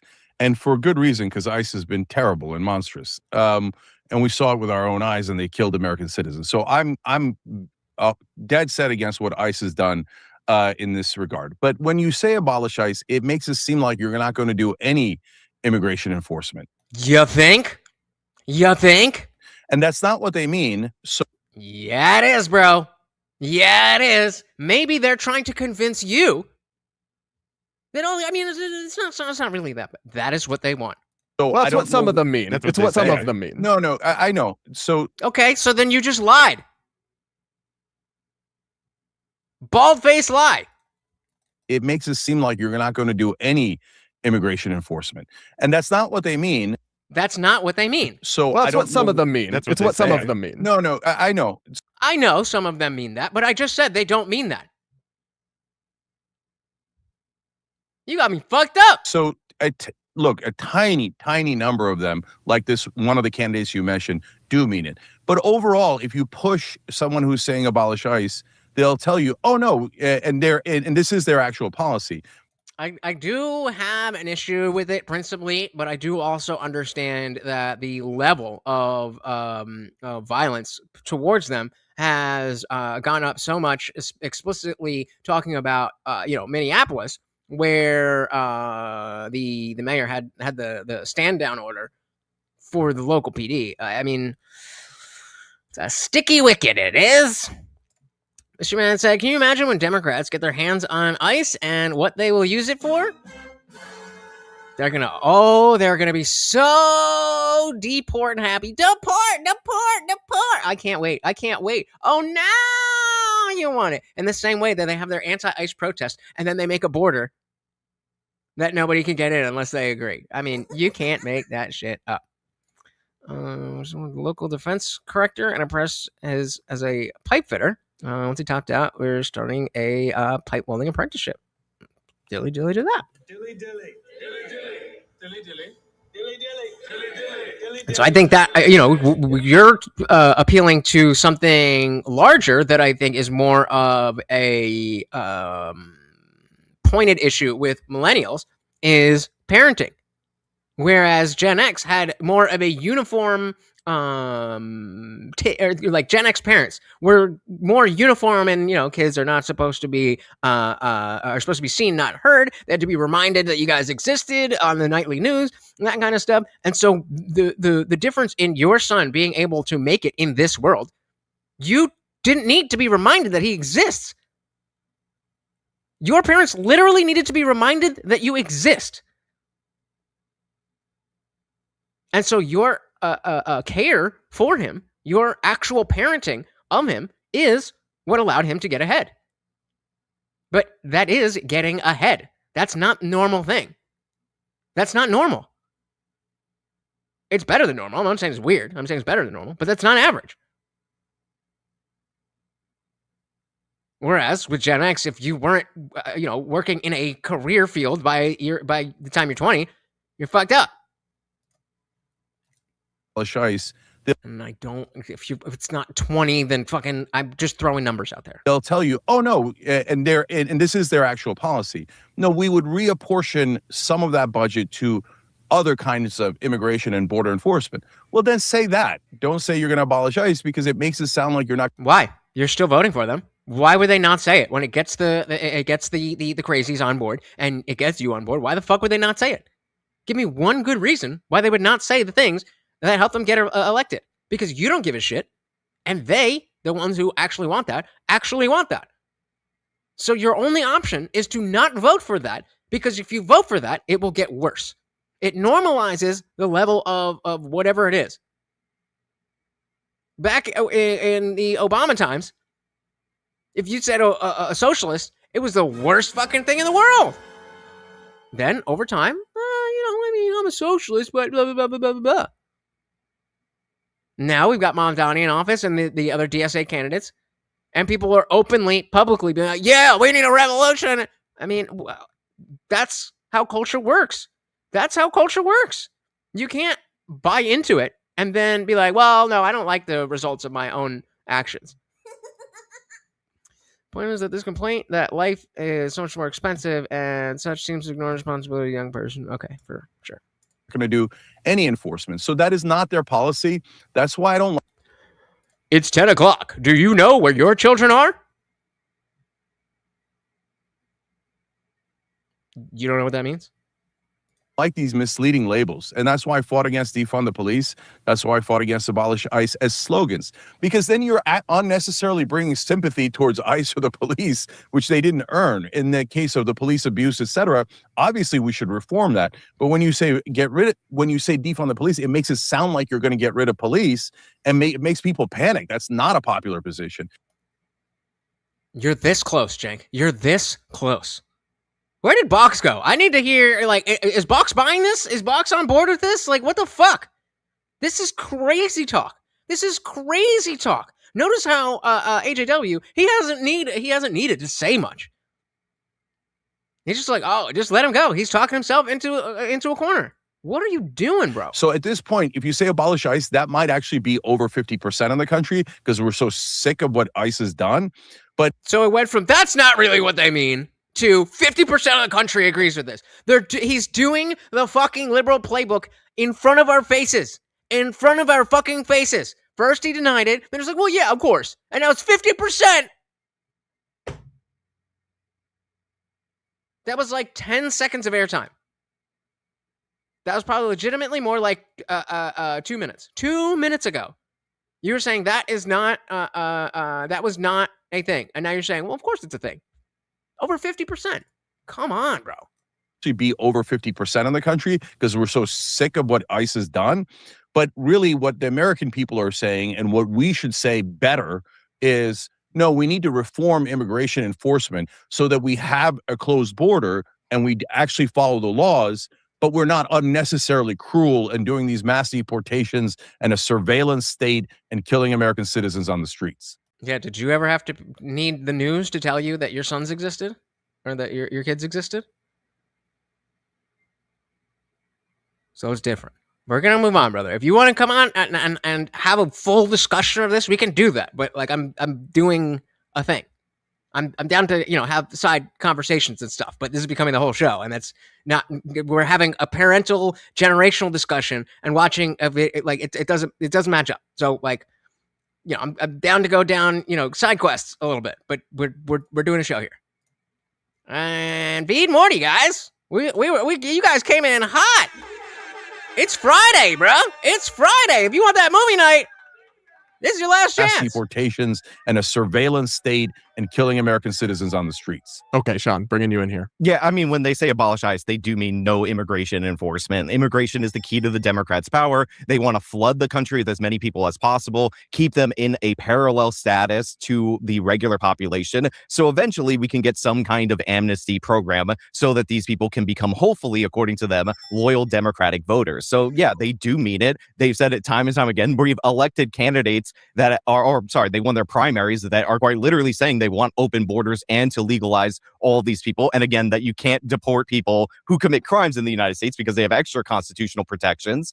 And we have years of the Biden administration flooding these people into this country, which is something that even he, the more moderate candidate, campaigned on during the Democratic primary. So yeah, they do mean abolish ICE, just like they meant abolish and defund the police. They did cut funding from the police. Crime exploded. That's the only reason that slogan fell out of favor, because it ended up backfiring. But yeah, like they would absolutely push not only on abolishing ICE, but on abolishing the police going forward in the future. Like this is what they actually believe. I don't know how many times they have to tell you what they support before you believe them. When people tell you who they are, believe them. Look at this smug fucking face. You just got fucking torn down. No, I know the Democratic Socialists, and they're not actually socialists. And Grant Plattner isn't a Nazi. Well, I think some of the Democrat politicians who say abolish ICE do mean what Cenk is saying, where they're like, well, we'll abolish ICE, but we'll have some other, because ICE in its current form didn't even exist until after 9/11, I believe. They'll have some other form of immigration enforcement.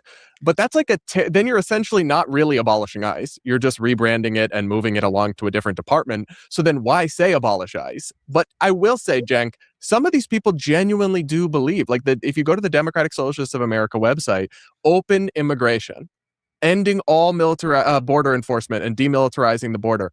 They're telling you in black and white, this is what we want.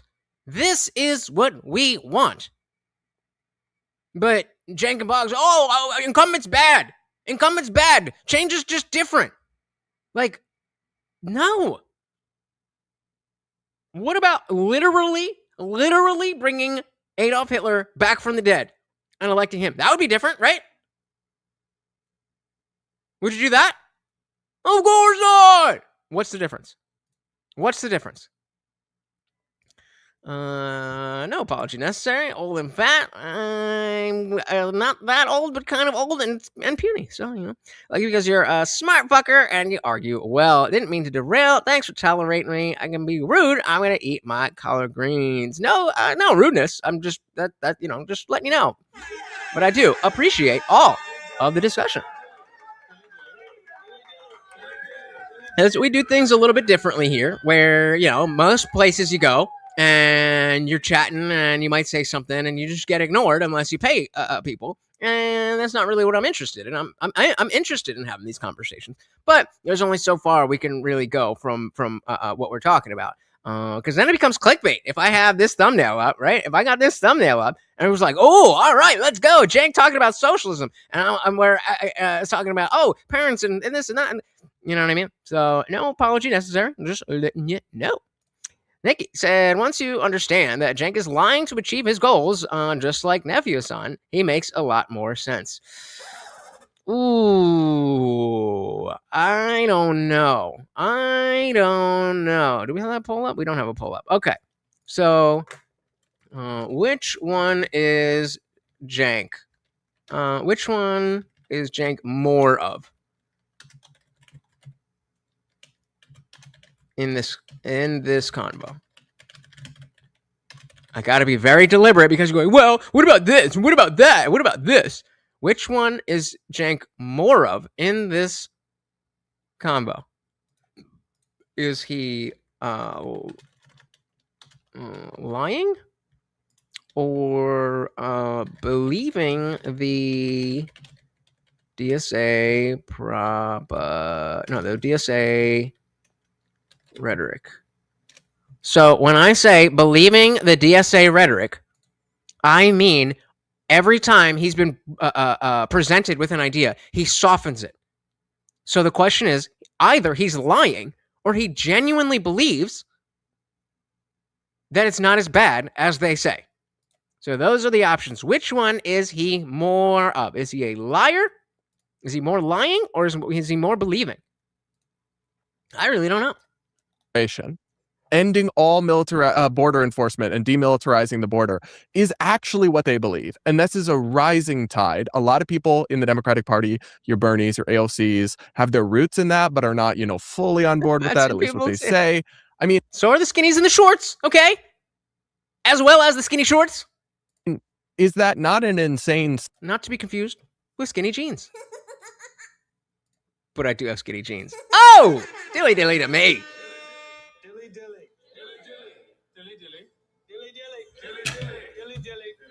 I'm funny. Where the fuck did everybody go? We just went from 10 to 5. In the Democratic Party, your Bernies, your AOCs, have their roots in that, but are not, fully on board with that, at least what they say. Baby, come back! Is that not an insane sentiment, Cenk? And is that should be excised from, rational progressive politics? Yes, it is. Yeah, the skinny shorts, the skinny jeans, and the Billy jeans. All very important. doesn't even have to be excised. We don't have to ban any ideas because they're too dangerous, but that's why I'm not in DSA. And so, but if you're asking why is DSA popular, is it because of those issues?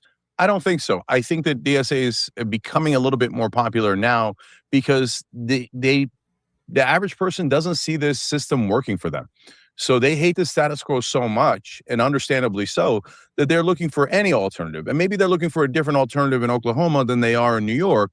Okay, but either way, as I was just telling Box earlier, just because things are bad doesn't mean change is going to be better. It can always get worse. It can always get worse. They're looking for any alternative. And maybe they're looking for a different alternative in Oklahoma than they are in New York. But the voters are going, give me anything else. And I greatly sympathize with that.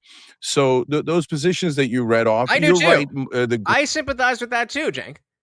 That doesn't mean that they're right. That doesn't mean that bringing socialists in will make this country better. Stupid. Great majority of Democrats believe that abolish ICE is just to reapportion the funding to other categories. But then, like I keep saying, and yeah, the people who aren't really that involved, the people who are the lemmings, the midwits, the useful idiots, arguably like yourself, you guys seem to think otherwise. I really don't know. I genuinely think he might actually believe, no, I think these things, and they are a little wacky. I don't know. But the fact of the matter is, if he is believing it, then there is a huge portion of the electorate that does not believe the hardline stances that the DSA is putting forward, but they listen to somebody like Cenk, and he carries yogurt for him, and he's saying, "Oh no, it's not that. It's just this." Oh, okay, yeah. Well, I mean, it's as long as it's not the Republicans, you know, because they're not. Well, I mean, Nazis like the bad kind, not like the Graham Plattner kind. But at least it's not that. This is literally how you destroy a nation. Thank you very much, Chunk Yogurt. Lion chunk this yogurt. What up, Rogert? T-Bone said, look, I'm a conservative voter here in Texas, but I'm never voting for Paxton simply because he's staunchly opposed to decriminalizing marijuana. I'm going to vote for Talafrico in the Limp Dick Dem. Interesting. So what about, I'm not too familiar, with the specifics of Paxton and I assume that's Talarico, right? What landed you there? What makes you think that way? Interesting. Mr. Man said people that want communism failed at history class. Bingo. Yep. I didn't pay much attention, but I did pretty good in history class. To reapportion the funding to other categories, but then, like I keep saying, and you said, and we agree on this, like, well, then why call it that? Because that's what they mean. What is the other reason? Answer that question. Why do you think they say abolish the police, abolish ICE, open borders? Why do you, Cenk, think that that's the language that they use if they don't use it? Are they just dumb? Are they what? Why would they use that language if they don't mean it? These days, it is popular, and that's why they're back to calling it that, because of... Again, I don't really know, but I do think that Talarico, myself, and Donald Trump are all equally Christian. I actually might be the most Christian of the three. That's just, I don't know much, but based on the basics that I have seen, I think I'm the most Christian out of the three. Keep saying, and you said, and we agree on this, like, well, then why call it that? And these days, it is popular, and that's why they're back to calling it that, because of how atrocious ICE has been, right? And so that's why they're leaning into that. I don't think they should lean into that. I don't think that's the best politics. But overall, like, the rise of socialism. So I'm a capitalist. In order to... I mean, I think it does depend on, how much it is personal to you, because I can completely understand if, you're a Christian, buttoned up Christian conservative, then, decriminalization of weed is not something that you're going to care about. But let's not pretend that there are not people who greatly benefit from it, and people who also get their lives ruined by the laws. And it's just not bad. And so that's fair. Like, hey, I'm not going to die on that hill. But let's acknowledge that it's not simply not a hill worth dying on. It's just not a hill worth dying on for you.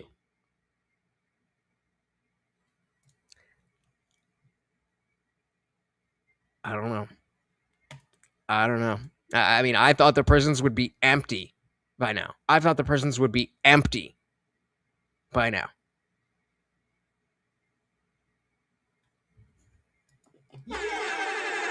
Okay.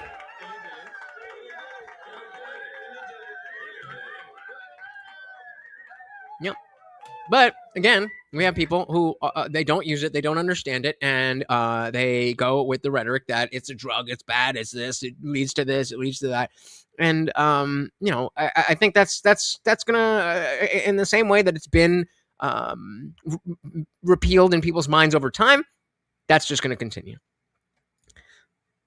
Well, I guess you guys didn't like that poll. All right, fuck you. Have capitalism, though, as Adam Smith explained, you actually need government regulation so that there aren't monopolies, oligopolies, etc., and that the corporations don't steamroll you, right? You have to protect the free markets in a lot of ways from the corporations so it doesn't become corporatism. Isn't that what ICE is supposed to be doing? I'm totally down with that. But the average person doesn't know all that. That being said, I do allegedly go through the plug and not the dispensaries, but I'm a capitalist. I'm a capitalist, so steamroll you, right? You have to protect the free markets in a lot of ways from the corporations so it doesn't become corporatism. But the average person doesn't know all that. They just see what people in media are calling capitalism, which I actually think is corporatism. And they're saying, oh, yeah, when you take all your money and you give it to these super profitable companies and they never pay their own bills. And now we're going to build data centers and make you pay so much more in your electricity bill. Bro, what point are you making? You're just rambling. We started with, I don't even remember. I don't remember what we started with. How did we get here? It's going to go directly to benefit those corporations. Well, I don't know if that's true, Cenk. I don't know if data... Yeah, a lot of data centers definitely do that. Why do you think people are so angry about that? Because of people like you just talking bullshit. Hey, I'm at. I mean, I'm not super in favor, but what did I just see? Oh, hold on. Okay, I'll play this. There was something with AI that I was like, oh, this is awesome. I hate that I love this. Hold on. I'm going to find it. It's going to go directly to benefit those corporations. Well, I don't know if that's true, Cenk. I don't know if data... Yeah, a lot of data centers definitely do that. Why do you think people are so angry about that? But just a lot of misinformation is being spread about the data centers. Like what you're pushing right now. Okay. Yeah, okay, that's fine. I mean, we could have another debate about that. Sorry, I don't mean to derail you. Yeah, we'll come back to that. But overall, when they see what is being described as capitalism screwing them, some people in the blue states are going, I don't know, maybe let's try socialism, right? And by the way, socialism is not communism. Maybe let's not. Maybe let's not. The people, as clearly stated, who said it?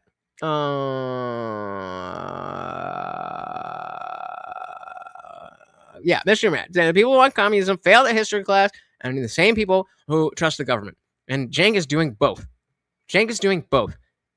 And he is influencing real people every day. Every day. Our own box watches this shit every single day. And so, yes, we have the personal responsibility that, hey, Bucks, maybe you should be looking a little bit deeper into deeper into what they're saying, because it doesn't align with reality. But a lot of them don't care about that.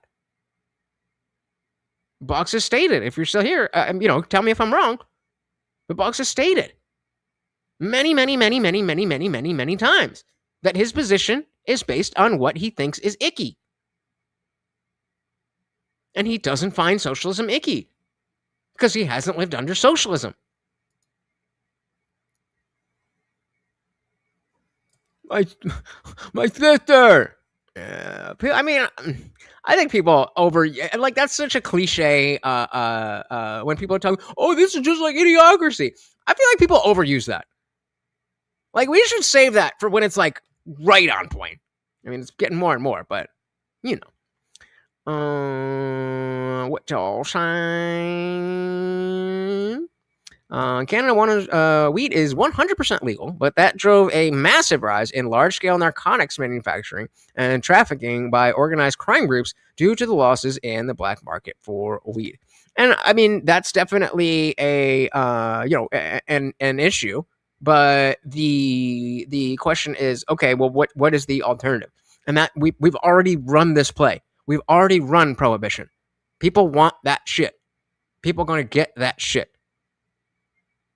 And so just because there's other things that are bad that we don't want, engage in trafficking in the cartels, that doesn't mean, well, let's leave that in the hands of the cartel and lock up citizens so that it doesn't get worse. That's not fair. Would you go to jail? Would you personally go to jail to make sure that there wasn't a massive rise in large-scale narcotics manufacturing trafficked by organized crime groups? Let's do that. That's a poll right there. Massive.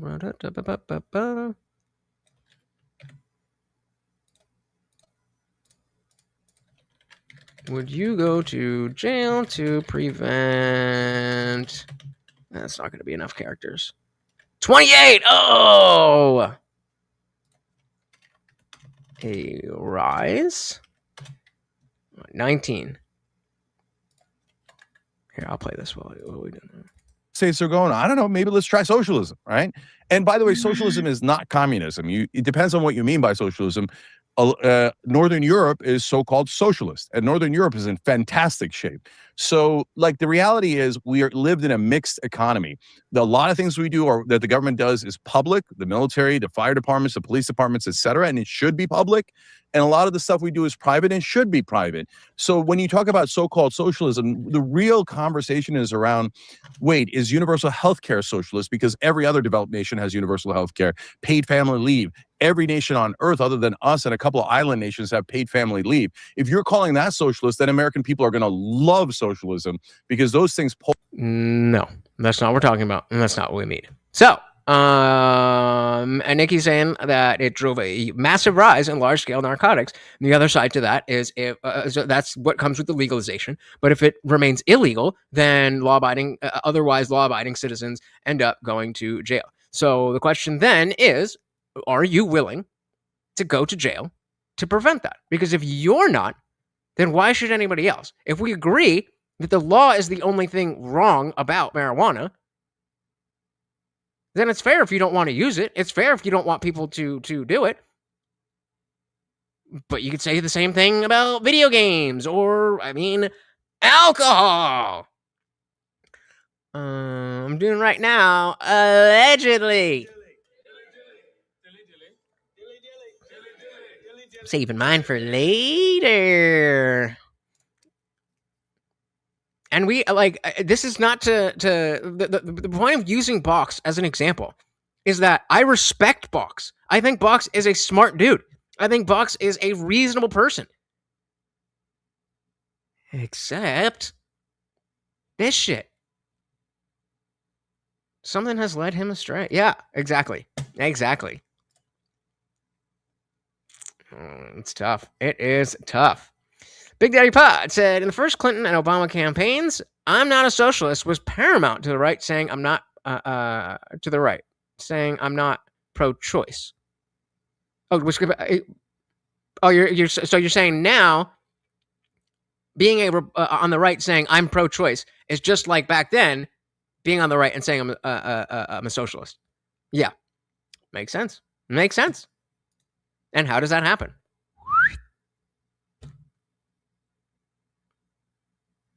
People like Cenk influence people like Box. Box goes around, talks to other people who have also been influenced by this and the other candidates, and it spreads. Like, think about the fact that there is a possibility that Hillary winning could have potentially pushed Trump to have the two consecutive. Like, things are so bad. Things are so bad that might have been a better way to go. I mean, which would be worse? A genuine question. Which would be worse? Hillary Clinton or Joe Biden, who can't fucking stand up straight. No, I get your point. Yeah, I absolutely agree. I absolutely agree. It's about when the when the rubber meets the road, and we're actually saying these specific things. Then what does that mean? Hey, we got Sweet Dude in the building. Welcome. Very good to see you, sir. He said users should not be charged. The manufacturers and large-scale traffickers should. Fair. Just late stage woman brain. In jest, yes, but don't hold me to that. Big Daddy Pod said all I do is drink a little alcohol. I've never even smoked tobacco. When it comes up to the DEA and such, I'm very libertarian. I'm like that. I'm also like that with the Second Amendment. There you go. That is called having principles. That is called having principles. I don't want to do it, but there's no reason for me to advocate for you to go to jail because you want to do it. That's it. I said, shit, me neither. Me neither. And the fact that nobody is willing to means that we either have a society where people unwillingly are going to jail who are otherwise law-abiding citizens in a nation where the overwhelming majority is that it's not immoral to smoke marijuana.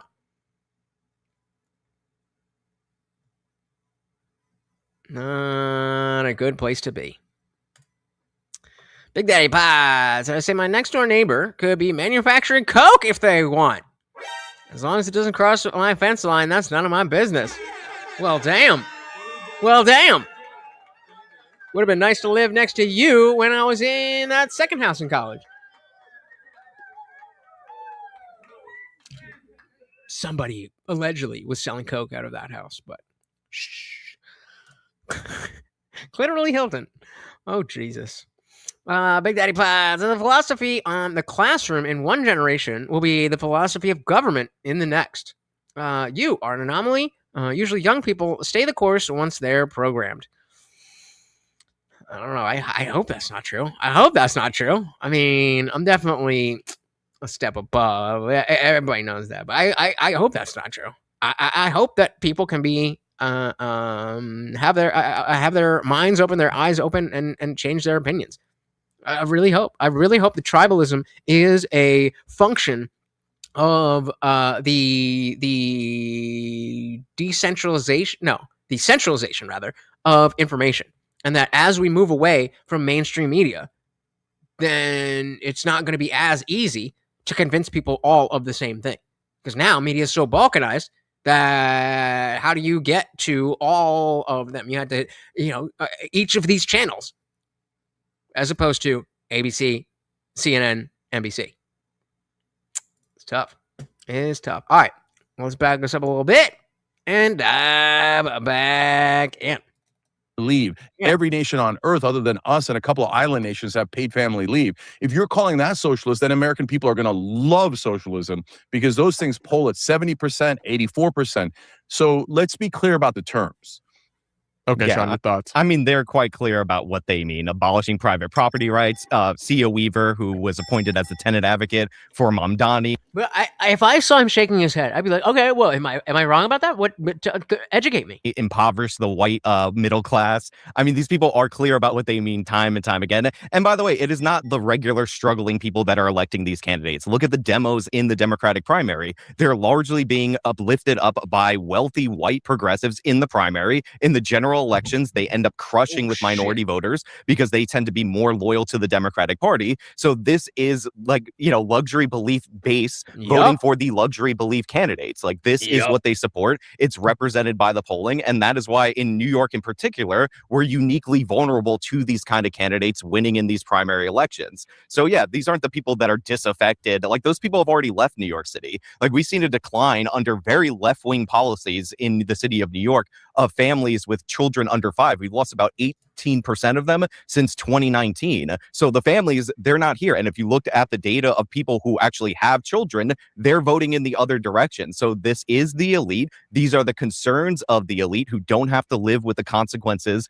of what they actually vote for, voting for these kind of fringe candidates that do represent them. I mean, to be fair, I mean, this is who they want. These like lifelong students. We are who we thought they were. We are who we thought they were. People who don't have real jobs, Nepo babies. I mean, this is who these people are. So they pick their best representatives. They are who we thought they were. I'm not even a sports guy. You guys know that, quote, right? T-Bone, keep your pit bulls over there. Keep your drugs over there. If you had a lot of drug over here, put up a big fence so I can't see it. There you go. There you fucking go.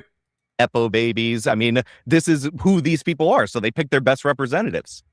I think New York City is an interesting example, Cenk, that I'm curious for your thoughts. Guys, we are over the halfway mark in terms of the number of donos. I mean, 6 99-cent super stickers will hit the goal. I'm just saying. A ton. So Zohran Mamdani, right? Because what you describe is, listen, I have some disagreements and quibbles with different policies that you might support, but you're broadly describing like liberal capitalism, like a mixed economy, a society that has, a social safety net, but a largely free market economy. I do believe that's what most Americans actually believe in, but someone... Yeah.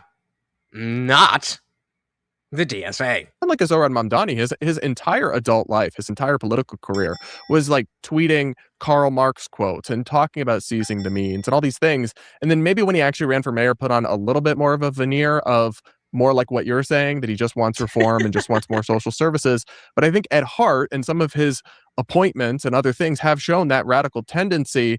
I mean, are these people just democratic capitalists, or are they, some of them are in fact Marxists to the point of verging on communism? No, Cenk? Yes, Brad. Yes. But the copium must continue because Trump bad. Trump bad. Do you now understand why I am so ready? I am so ready for Trump to not be at least a major factor in our political discussions.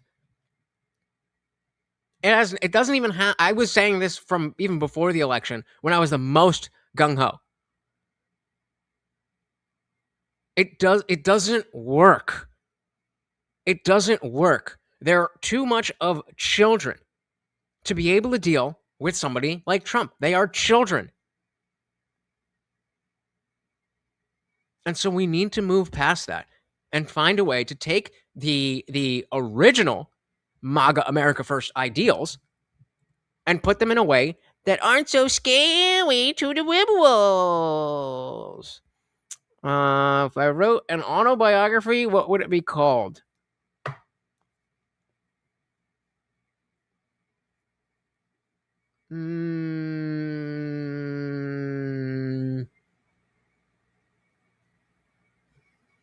Got him.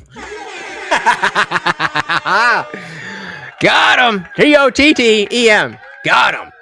All right. One more minute. Don't forget, guys, especially if you're not a member, you can keep the party raging. You can stave off when we get rid of the, or when we go into the members-only chat. Don't worry. You'll still be able to watch the show. But we got 30 seconds. Somebody needs to drop something, and I will move the clock. Marxists to the point of verging on communism. No, Cenk? Yeah, so good news. He's the mayor, so we're going to find out, and we're already finding out. So there was scary. We knew, though.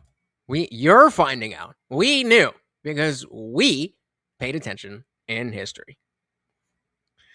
Big Daddy Potts and my autobiography would be called "What the Hell." I used to have a soundbite that was where'd it go? I don't know how to. No, I have that one. What the hell? What the crack? I would use like, because what the hell is too common. So you got to replace hell with, like, I don't know, what the beard. That's a good one. He's the mayor, so we're going to find out, and we're already finding out. So there was scare tactics used against him. Oh my God, he's going to do this or that. And by the way, he did once say something about seizing the means of production. So I get it. That's fair, right? That's a fair criticism of Mamdani.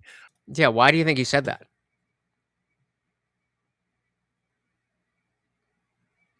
Because he means it. Well, that might be called twerk till you make it. Hey, you know, whenever it works for you. AJW is a stunning, non-binary indigenous woman of size and disability. How dare you? That's ableist. Okay? Okay? All right, you guys got 90 seconds to get a dono in, or we're going to members only chat. Seizing the means of production. So I get it. That's fair, right? That's a fair criticism of Mamdani.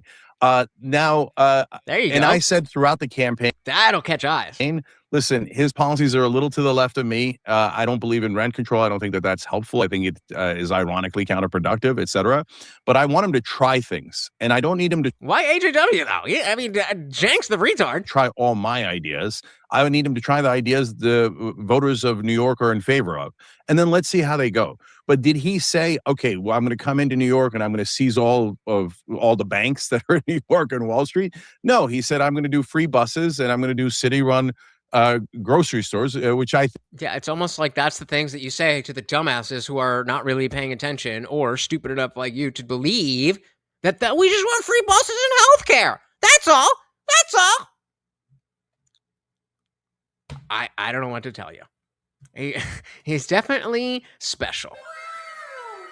Definitely special. But all right, guys, it is time for the members only after party. Remember, even if you are not a member, first we are getting rid of Twitch. Twitchers, peace out. You are gone. We also will have the Rumble chat open. I'll get the link for you if you want to go over and still be in the conversation. Your chat's not going to be on the screen, but I will still read them as normal. And of course, you can sign up as a member. It starts at just $2.99 a month, guys. Then we do this after party every single Monday, Wednesday, Friday stream. Shout out. Head over or become a member in 3, 2, 1. Let's go. And then we got the after party goal. 5 5s. Let's fucking do it, baby. Let's fucking do it, baby. Let's fucking do it, baby. Let's go. Boom. Shout out to the members. Don't forget, you guys can also gift memberships if there's somebody in the chat. Oh, come on. That fucking thing's not working now. If there's somebody who's not a member and you want them to be a member, then you can gift some memberships. And as long as you have gifted memberships turned on, then you will be able...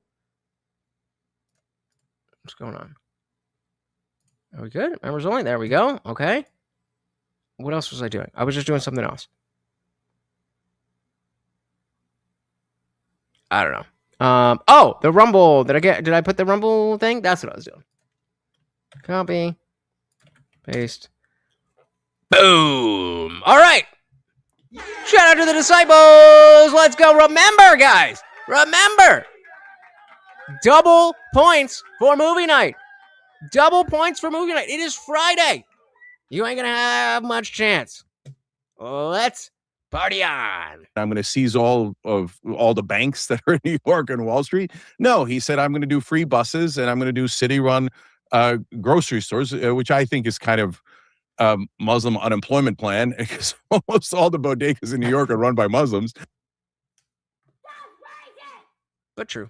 So I didn't love any of those particular policies, but I love. Yes, sir, it does. That means you are a disciple of the Indian Jesus. Oh, and I forgot to show you this earlier. Where'd it go? Shout out to Food Toy. It was here. Copy image. Ooh.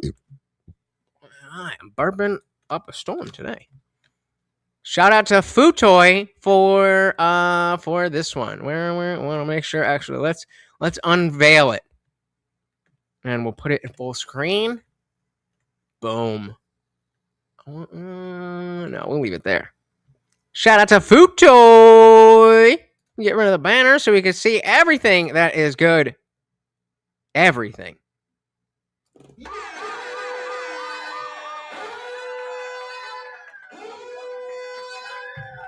Hey yo!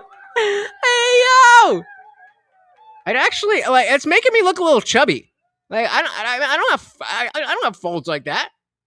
I mean, I'll take the muscles, but and then of course little Morty, the Overlord. Oh my god. What an angel. What an angel. All right, let's party on. So I didn't love any of those particular policies, but I love the idea of change and not serving the status quo. So I was totally in favor of him. Good news, he's the mayor now, and we can see exactly what he's doing, and he's not doing any of the extreme stuff. Not yet. What do you mean? Didn't the fucking rent freeze thing just go through? So that's a fucking extreme thing to do. Then what else did you say? Now, and we can see exactly what he's the status quo. So I was totally in favor of him. Good news, he's the mayor now, and we can see exactly what he's doing, and he's not doing any of the extreme stuff. I forgot what I was going to say, but yeah, he is doing the extreme stuff. And then again, the larger point is not about this guy. The larger point is about the culture that is created when you accept socialism. He's doing. Well, things he only that are has so much far- authority and power. He can't do everything, just change it all No, at but once. wait, Brad, you can't say I'm worried he's. I mean, ain't you doing that shit for free, bro? Like, let it rain. Let's go. Gonna seize all the Put capital something in your and butt. do all these. Put something in your butt so Marty can eat. How dare you? Not willing to put something in your butt for this? For this? For this? How dare you? My lord. Crazy things and turn New York communist. He's gonna power. He can't do everything, just change it all no, at but once. wait, Brad, you can't say I'm worried he's going to seize all the capital and do all these crazy things and turn New York communist. It's not about him. It's about the people that come after him. He's the first one. Do you think the Europeans were like, oh, George Washington, he's not going to be able to run a whole country. Happy 250. Happy 250.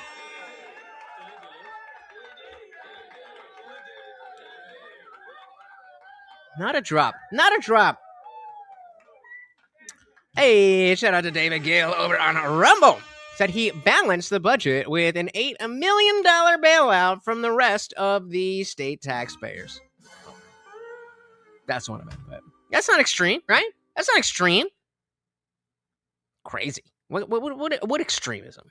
I'm worried he's going to seize all the capital and do all these crazy things and turn New York communist. And then when he doesn't do that and he actually does popular things, say, well, that's because he doesn't have enough power. I didn't say that I thought he would actually. Hype. Comment and hype. So after the stream, guys, one huge thing that you can do that really does help new people see it is after the stream is done, go into the comment section, not the chat, the comment section, and just put whatever. It doesn't matter. Marty Overlord, Lutcher Stupid, you're racist. I don't give a shit. Just put something there. That's number one. Then two, the hype feature. This is more so for standard videos, but it will also work for replays of the live stream. When you go, like usually you guys are on your phones, right? And so when you click a video, let's see, what's the first? We got VK. Shout out to Verbal Combat. You guys should definitely. Oh, the circus up there now. You guys should check that out. And so I don't know if this is gonna do it while it's live though. That was not smart. Let's do one that's not live. All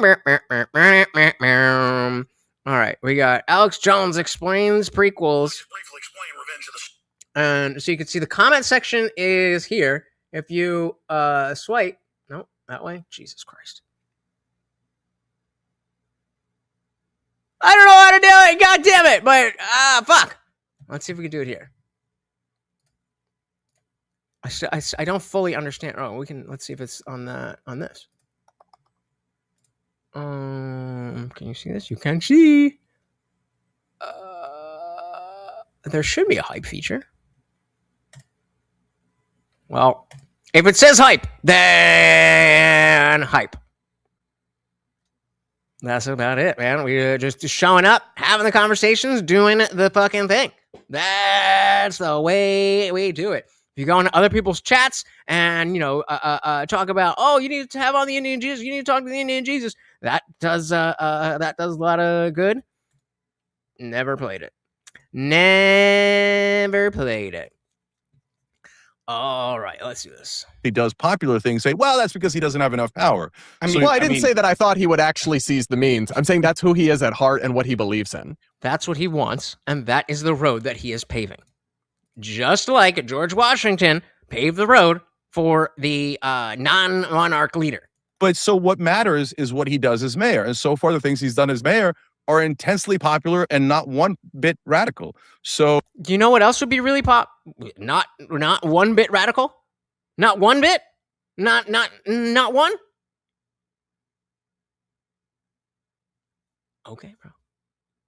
If that's what you think, then you're stupid. Or you're lying. But you know what else is popular? Giving everybody $1,000. I'm sure that would be very popular. Does that mean it's good for America? Does it mean it's good for New York? Does it mean it's good for New York City? Does it mean it's good at all? He's done as mayor are intensely popular and not one bit radical. So the proof's in the pudding. Well, again, popular popular and radical are not two different things. I mean, you say, oh, I don't support rent control, but I'm excited to see him try things. Well, he got his rent freeze. Like, congratulations to him. I thought so. He hasn't done anything radical. That's radical. He's doubling down on the same rent stabilization program that has failed in the city of New York since the 1970s. We've had rent control since the 1940s. We can look at New Rochelle, 30 minutes from me, north of New York City. Right now, they cleaned up their zoning code, allowed building. Rents are falling. We can look at Austin, Texas, Minneapolis. So we know it actually works in terms of, fixing affordability. Capitalism. But Mamdani, of course, is not in favor of that. He's in favor of price controls. He announced an effort as the mayor's office to take buildings that are in disrepair. By the way, they're in disrepair because... See what I mean, though? Like, how has he just spent this whole time just... They can't afford the upkeep on the buildings because of rent control and rent stabilization, because he believes in community ownership of these properties. This is what he said that he wanted to do when he... Does it make you uncomfortable? He was at the Gravel Institute, and he's implementing it right now. So, like, we could pretend, oh, well, he's trying things, and it's popular now. It's like, yeah, rent control sounds good. This is one of the major problems. Let's see how it goes. But we have, 70 plus years of history of this policy in the city of New York absolutely failing, and he's doubling down on it and pretending it's changed. So yeah, he is doing the radical things that he said he was going to do. He is proving to be the socialist that we all knew he was, but we're just going to pretend it away because he smiles and he talks about the Knicks as if it was his accomplishment. Okay, well, got him. Yeah, sorry. Fucking got him. Shit. I would love to see the breakdown of how much time each person has been speaking. I would guess that Cenk spoke about twice as much as Sean, but Sean said twice as much of value. Quick on that. Real quick. So Yeah. look, guys, if more good news, if rent control, by the way, rent control is not communist. There's been rent control. It is bad. It is bad for housing. There was let's see if I can find the specific one. I'm gonna try to find a specific one. What was his name? Good Thoughts? Not Good Thoughts. Good Trouble? No. Quick Thoughts. It's Mamdani. There we go. Let's try this one. Polymarket Zoran Mamdani is in second place to win the New York City mayoral election. Personally, as a non-New Yorker, I kind of hope he wins. And my reasoning is that I intuitively think his policies are very bad. And if he became mayor and implemented his policies, then I would get to see my intuition tested in real life. And either things would work out well. Well, hey, put something in your butt and get Morty some treats, bro. In which case I would know that I'm not understanding how the world or economics or politics or something, how that really works. And so I get to update my beliefs. Or it wouldn't work out well and I would get to confirm my beliefs. And as a course, billionaires and a more testosterone you have, the dumber you. Good news, prices for many goods and services are falling. That's right, the MAGA agenda. Let's hold on.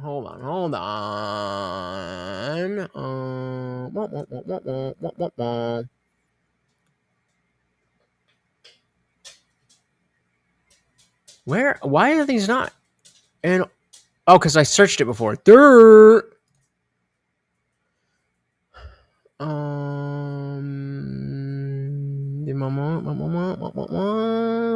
Let's see what's going on here. Mamdani in a... Yeah, so that's what we just saw. Okay. The pilot program. Zoran The pilot program. Zoran 5, round 2. So we got reactions to reactions to reactions. We'll see if we need to go back and see the original, but hopefully, he's good. I was wrong. Originally, I said that since I don't live in New York, Zoran won't affect me, but I've learned that's not true. For example, this page from the Metropolitan Transportation Authority in New York, which covers subways and buses, shows that they have about a $3 billion budget shortfall, recurring budget shortfall every year. And federal aid covers that up through 2024. So apparently my federal tax dollars have already been going to subsidize public transit in New York. So the total cost of making all buses free is somewhere around $700 million a year. If you're already $3 billion over budget and you want to add a $700 million cost, that's like expanding those deficits by 25%. It's like the math. You ain't mathing. And at the same time, when buses become free, more people will ride the buses, which is going to increase the cost of providing the service. What the fuck? My point was, when you ask bus riders what things would improve the service, what would increase satisfaction, they say stuff like wait times, less waiting for the bus is too crowded, the service isn't reliable, and the cost of fare is down here. Not as much of an issue as these other things. So you're solving this problem, making these problems worse. Now, Christian tells us that Zoran has other plans to... I don't know why the goal wasn't started, but same goal as always, double points, 15 in total, or if we hit the after party goal, let's switch to that banner here. We'll update that at 125 points, add it to 50. And so not only do you have the opportunity to add to the general goal, but you have a smaller goal here that you can also hit. David Gill said, free market economists view rent control as socialist or state interventionist, or a state interventionist concept because it subverts the free market by overriding the principles of supply and demand. Maybe not a communist idea, but definitely socialist and definitely bad. He hasn't done anything that's radical or bad. Make those other problems better. Christian points out that Zoran wants to add more buses to account for the increased ridership and add more protected bus lanes and change how bus queue jump signals work. And those things might make the buses faster and that might address the overcrowding. I don't know how to evaluate those really, but my argument here is why spend your finite resources, the $700 million on free bus fare, to do something that people say isn't a problem, addressing the cost of bus fare, instead of spending your $700 million on the things that you think are problems. So if building more protected bus lanes and adding new buses will work, it sounds like it will. I have no reason to doubt that. Why not focus your money on the things that work, that address what people want, as opposed to the free bus fare that it doesn't seem like is a big problem? So while reading about this, I saw that the rate of fare evasion is roughly 50% on New York City buses now. What? Did I hear that correctly? Problem. So while reading about this, I saw that the rate of fare evasion is roughly 50% on... That means half of the people using the MTA already don't pay a fare, which then means that the other 50% subsidize half of... I don't know what to say. New York City buses now? Is that right? Would that be right? Final point on buses. I had previously said that the bus's dwell time, the amount of time that the bus waits to pick up passengers at a stop, that had increased 7% in the trial program. And Christian points out that in a different analysis, the per person dwell time had decreased, meaning it's faster for individual people to get on the bus. They don't have to pay, but the bus overall is taking more people. So the bus overall waits slightly longer. I think both of those points are true. I would just say if wait time is your biggest issue with the bus, then you probably care about the actual time you're waiting, not the amount of time you're waiting divided by the number of people on the bus. It's like saying, yeah, you might be waiting longer at this bus stop, but at least the bus is more crowded. That's your second biggest issue. I mean, that's what we really want. More crowded buses on the exact same or slower timeline. Brilliant. Second point is on rent control. I had originally pointed to a literature review reviewing economic research on rent control. And the one thing I wanted to argue there was that rent control is good for the people who already have rent stabilized apartments. They'll pay less on rent. As Christian points out, they'll be less likely to be evicted too. It's good for those people, but it's bad for people who might want to move into the city. It's good for the current residents in rent controlled apartments. I was so confused for a second. I was like, how is this video a year old? But the original video would have been. It's bad for people in non-rent controlled apartments or people who want to move into the city because rent control typically results in fewer units being built, worse maintenance of units, harder to move between units. Damn, this is a year old. From a year ago. A year ago. The math was laid out. This ain't gonna work. Christian points out that rent control in New York City already exists. True. And he seems to be saying that what Zoran proposes is not a form of rent control. Fundamentally misunderstand.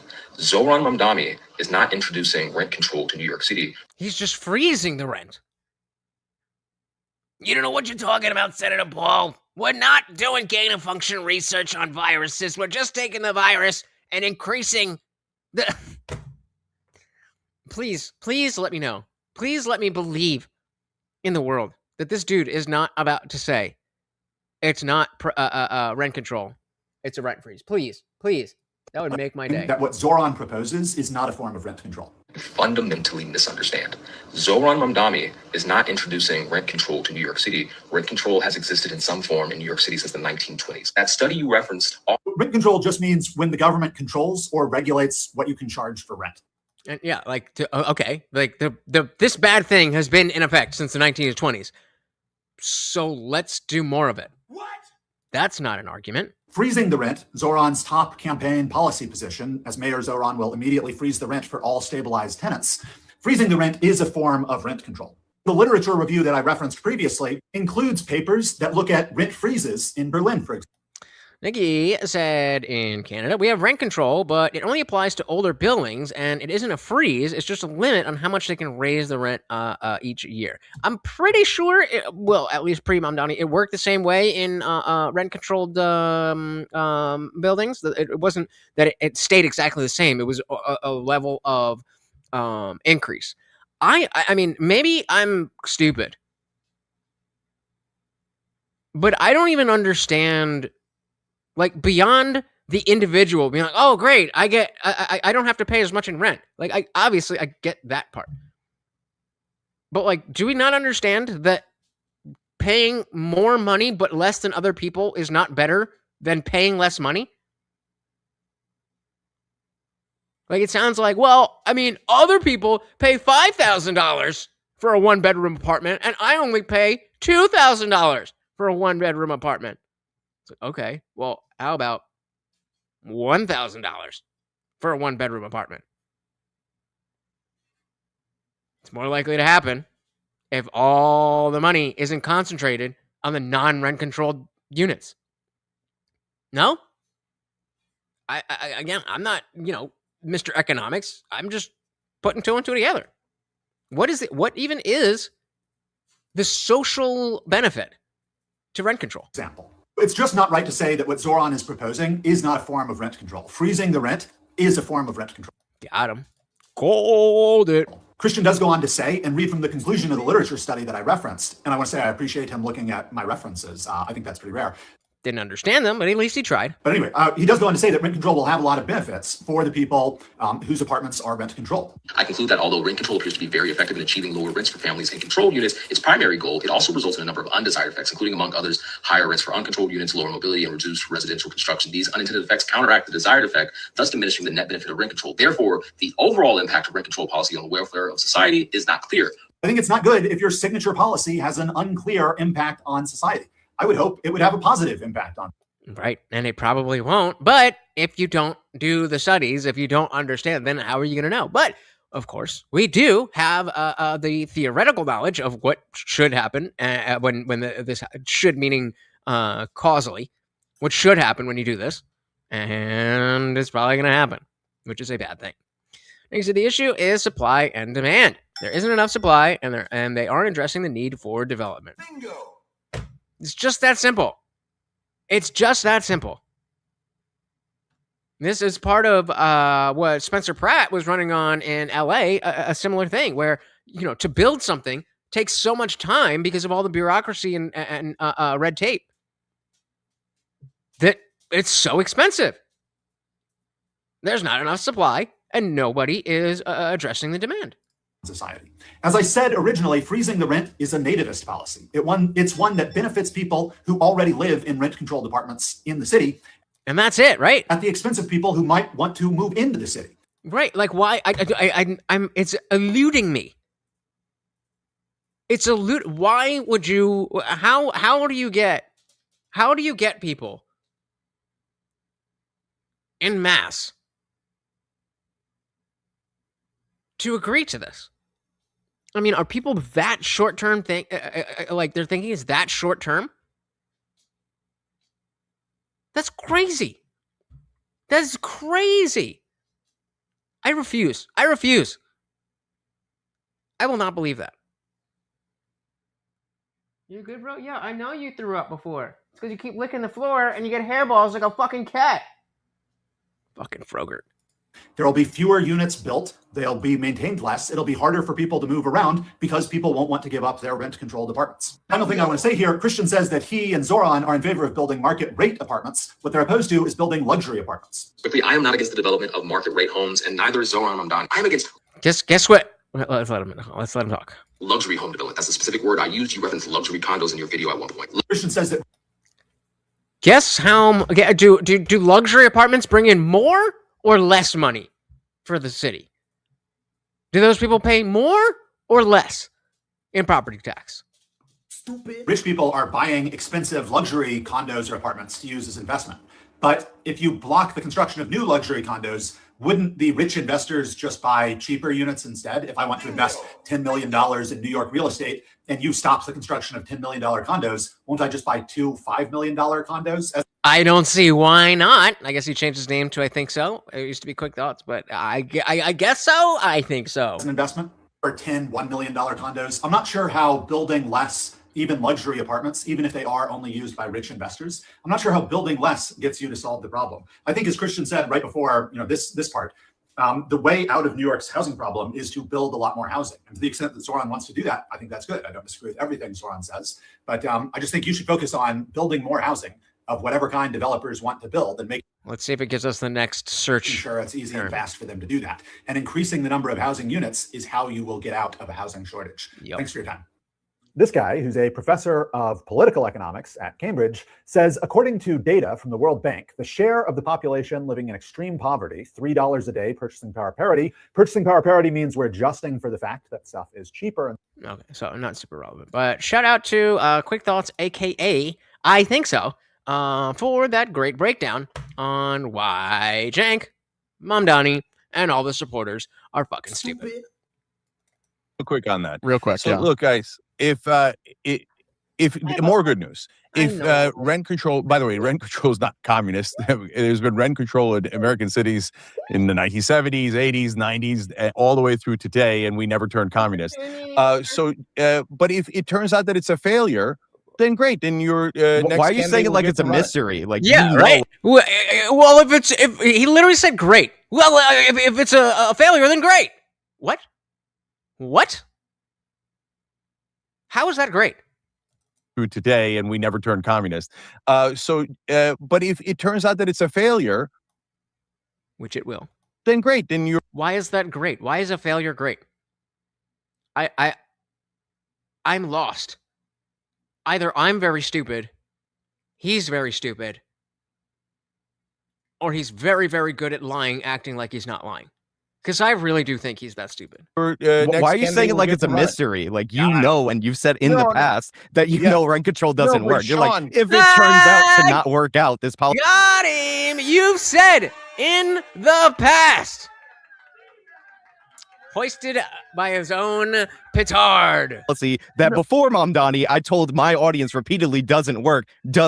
Like, come on, you know it won't work. So, Sean, no, that's my theory, and that's what I believe. But I'm not the voters in New York. The voters in New York decided that they were so sick of the housing prices that they'd want to try it. And do you better understand economics by living in New York City? What would be different about your theory if you lived in New York City? It would, I mean, it would just be based on your feelings about what it is to live in New York City. The economics are irrelevant to the individual. What the fuck are you talking about? in New York, the voters in New York decided that they were so sick of the housing prices that they'd want to try it. And if it turns out that it backfires, which it will, then you'll get to run a candidate saying, see, Mamdani's idea on that didn't work. Okay, but that still does damage to the city, to the state, to the nation, to the culture. It's not just whatever. Let's just throw a socialist in there. It's so flippant. And again, these are I forget exactly how he said it, but AJW was saying that these are privileged positions.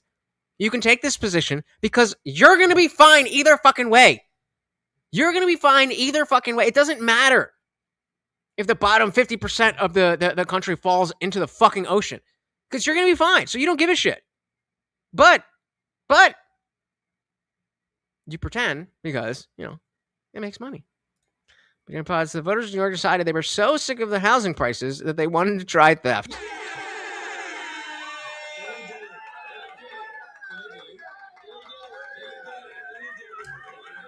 Apparently,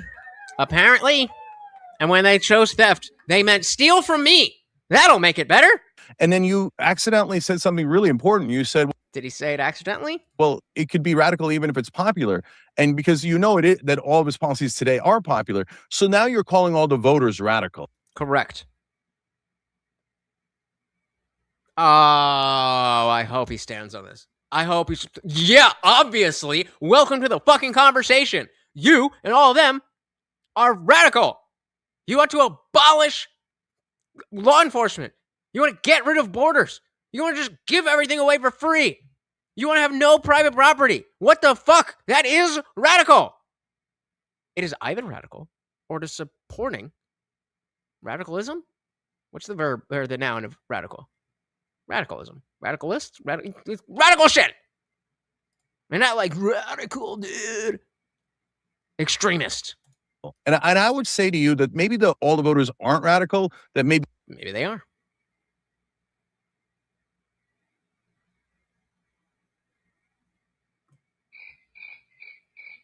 Maybe they are. Voters radical. And I would say to you that maybe all the voters aren't radical, that maybe your beliefs are a little bit radical if you think that the average American... No, you! No, you! I'm voting for a Nazi. Oh, no, excuse me. I'm voting for a Nazi tattoo guy, but I won't vote for the guy who actually cares about America because he's like a Nazi. Huh?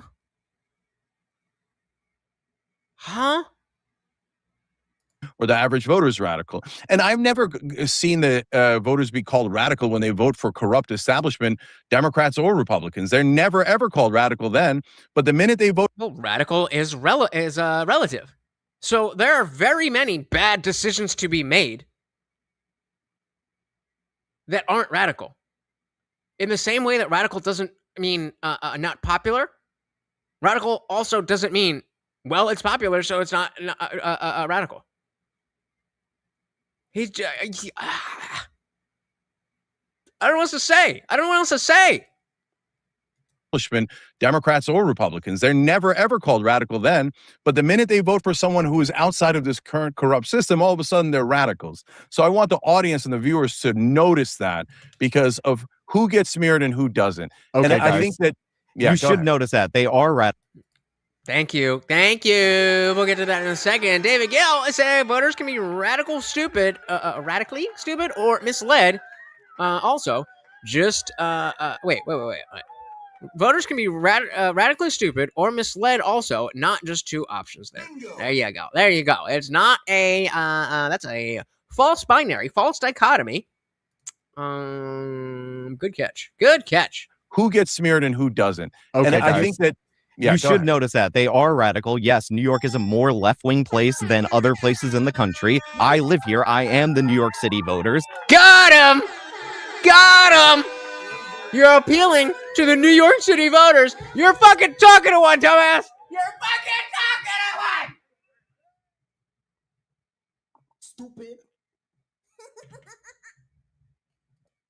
You can't make this shit up. Wing place than other places in the country. I live here. I am the New York City voters. I have to deal with this nonsense. I have to deal with rental increases going up in market rate apartments because unlike Mamdani, I wasn't lucky enough to get into a rent stabilized place while I'm the children of multimillionaires and was in the state assembly. Like, we actually have to deal with the consequences of this. And yeah, it's a stupid policy. It is a radical policy. And again, this is something that we've been doing since the 70s. It hasn't worked. 44% of New York City apartments are already in rent stabilization. They've been capped at increases at 1.5% a year since 1974. This does not work. This is a failed policy. In Los Angeles, you got 60% of your apartments in rent stabilization. Is your city more affordable? Is it that much more affordable than New York City? In San Francisco, you have around 2/3 of the apartments in rent stabilization. Is San Francisco more affordable than New York and Los Angeles because they do more rent stabilization? No, it's a ridiculous policy. They are radical because it's something that has been done away with in large swaths of the country. So most of America has moved on from this, and Mamdani is doubling down on it. And it's not going to work out because, again, economic flat earthers, their theories don't work. Oh, my lord! My lordy lord!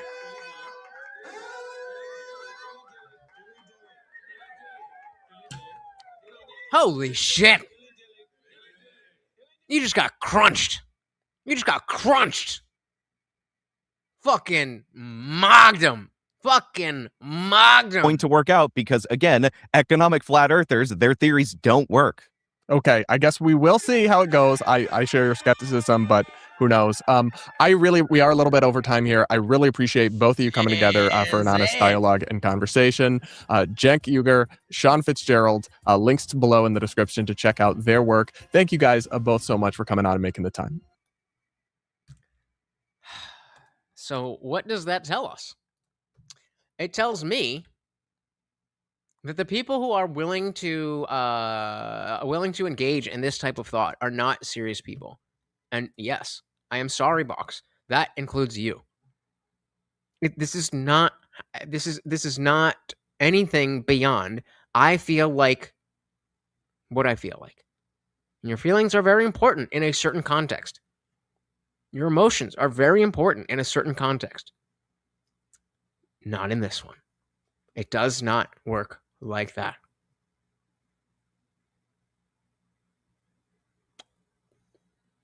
Okay.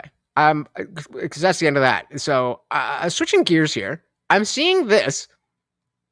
When Genius Teen Destroy Corrupt Cops. It's a 20-minute video, but I apparently have watched half of it. I was just gonna, go through Twitter and see, but which one would you rather see, Twitter or this video? We only got about 7 minutes anyway, so I'm just gonna choose. Let's see what we got. Yeah, you are. You just cursed me off. That's not a crime. When suspects find themselves face-to-face with corrupt detectives, most submit to their evilness and wind up in jail. Occasionally, a few clever suspects are able to outwit the police, and luckily for them, sometimes it actually works. Okay, so just tell me if I don't give you the ID, you're gonna... Link in chat if you would like to watch this on your own. I don't think we're going to be able to finish this, but of course you guys know how to keep the party raging. Arrest me, say it. Show us your ID. We need to see your ID, or you will be arrested. Thank you. Got that right? On September 14th, 2023, a New Mexico officer went into a dormitory after getting a call about an underage student having alcohol. It sounded like a routine stop, but when the officer talked to the suspected student, he quickly realized that finding the alcohol wouldn't be that simple because Joel Martinez was a law student and he knew his rights. We got a report that you were seen walking into your dorm with alcohol. 1.5 is crazy. Ours is 3.5. Oh, wow. Oh, wow. So New York City is worse than Canada with rent control. Yeah, David said, economic flat earthers is a great term. I might be one of them, so I can't really use it, but it is a great term. Okay. Is there alcohol in there? I don't answer questions. You have an ID with you? I do. Okay, can I see it? You suspect me of a crime? I do. Okay, what crime and how can you articulate it? Minor in possession of alcohol. We got a report that you were locked in. So it's like here that they said thing? Okay. It's yeah, right? It's like they said that he has. And that's how you're going to articulate it. The cop quickly requests the student's idea, but Joel is not giving it, knowing he must be suspected of a crime first. In addition, the student informs the officer that New Mexico police don't have qualified immunity. And here's the other thing: like, I don't usually like the First Amendment auditors. I understand the role that it plays, but it more often seems like just being obnoxious. But this is very, very different because somebody was just doing his own thing. Like, okay, yes, he was breaking the law, but it's not innocent. It is innocent until proven guilty. Warns him to be cautious as the Fourth Amendment prevents cops from unreasonably searching a citizen's property. But after Joel asks to see the officer's supervisor, the situation starts to get more challenging. So I still need an ID you. No. And then we need to go from there. You have to suspect me of a crime. I do. You realize that cops in New Mexico don't have qualified immunity, right? I do. Okay, so from here on, I'm about to move to New Mexico. What you're about to do right now. You're saying that you want my ID, but right now you or yourself can't articulate a crime that I've committed. We're all breaking laws on stolen land. There you go.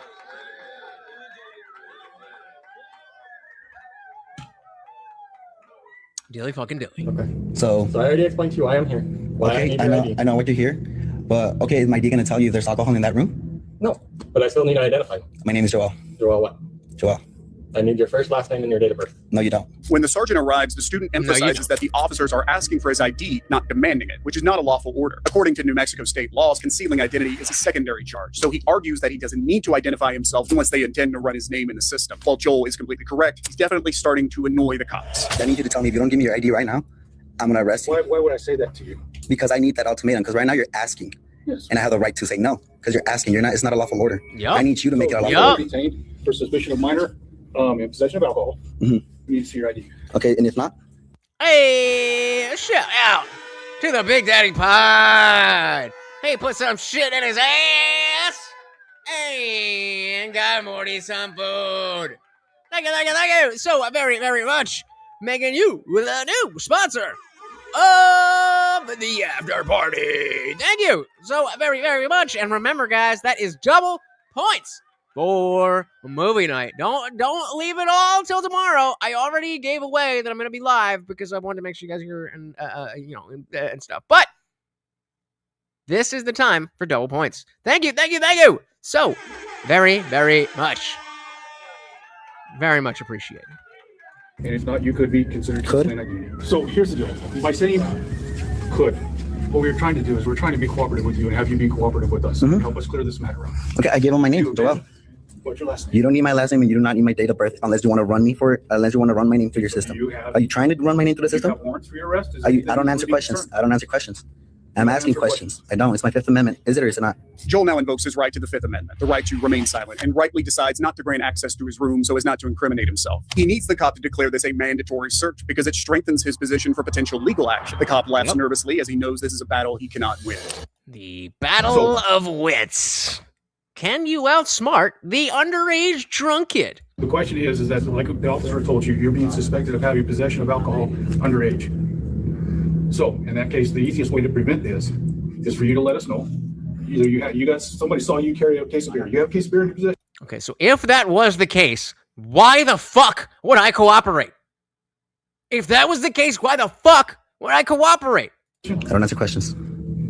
So the next step in this process would be, would you give us consent to check your room? Nope. To make sure that you have no alcohol? alcohol. Nope. I do not consent to any searches nor seizures. Okay, very good. You're certainly welcome to refuse if you wish. I know. But we need to ID you.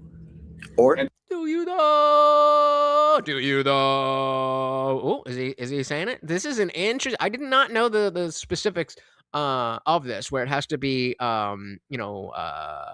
demanded or an ultimatum. I mean, I'm not in fucking New Mexico, but I've been wanting to move to the fucking Southwest. Maybe New Mexico's where I end up. Fuck the cops. If you do not present your identification, you can face a non-traffic citation.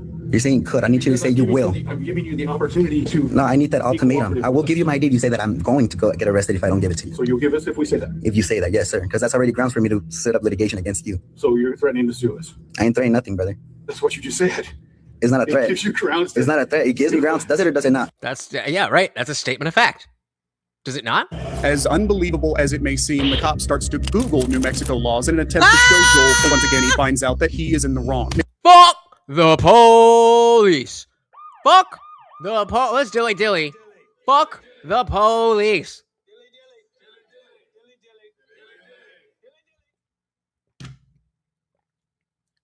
Fuck the police. Making him look like a total fool for not just not knowing the law, but still being wrong after resorting to an internet browser. Finally, they demand him to show his ID or he will be arrested. As weird as it sounds, this is the situation that Joel wanted, as it puts him in the best position possible should he need to take legal action against the cops. Are you Googling the law? I'm about to sue you. Because that's really what you should be doing right now. Wait, what do you say? The cops. Are you Googling the laws right now? Because that's really what you should be doing right now. He is. Are you okay with that? Are you sure you're okay with that? Okay, so here's why we need your name and date of birth. I'm going to read you the law because you are a law student, okay? According to New Mexico, it's all being recorded. Yeah, I know, but those are hard to get. Yeah, but exactly. I don't know if y'all are going to cut this shit out. Always record your own shit. I actually there's some issue with my phone. It's where like the regular microphone, like the camera microphone doesn't work.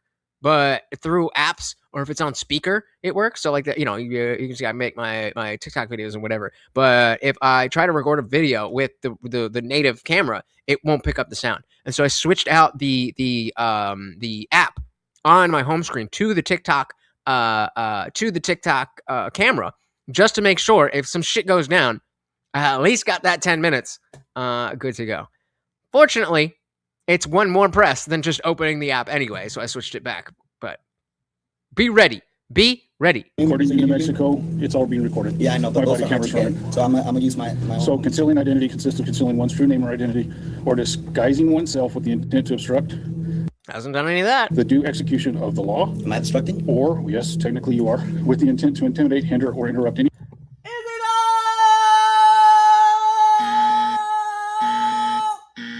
Nope. He's just standing there. Public officer. Okay, so your investigation is investigating that I'm in possession of alcohol, right?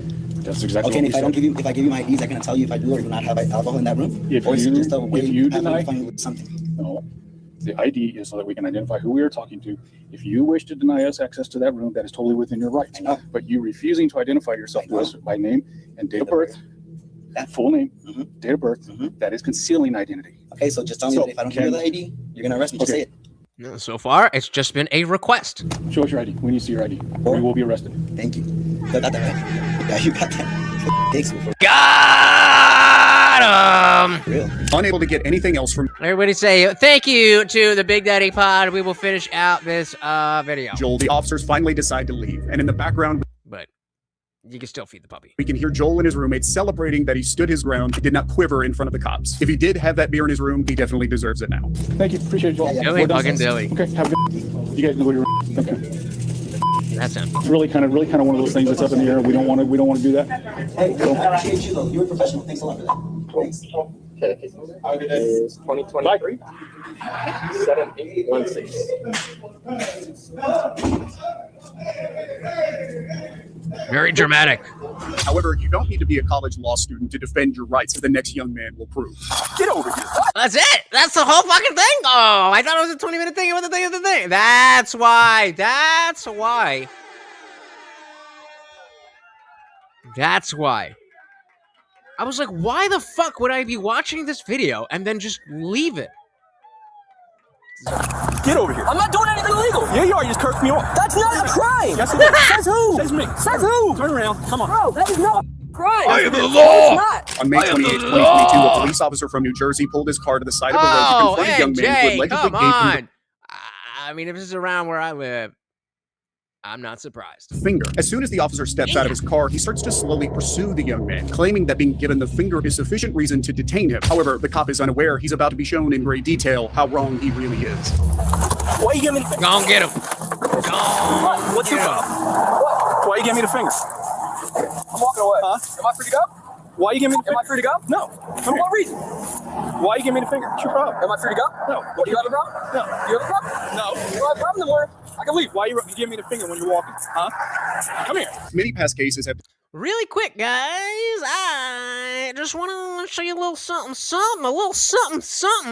This is my Google Doc of this week's Substack, linked right here. I'm not going to show you everything because you got to go, but it's free. So hit that link. What we got? Segments are labeled, so if you're not interested, just scroll to the next one. The weekly thing, you'll know I'm going to reference this in case you want to come back. So we have a question of the week. Let's see how this works. Each week we'll have an open-ended question. How do you decide whether or not you will hit the like on a video or social media post? And then you can answer that.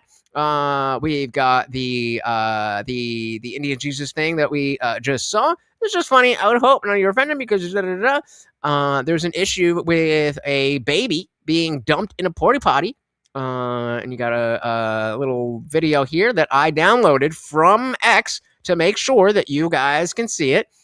A little something on that. We got to go back to white culture versus American/Western culture, based on a poll that I had, that America must maintain, America cannot stand unless there's a majority white country. It was 50-50 the last I saw it, talking about that a little bit.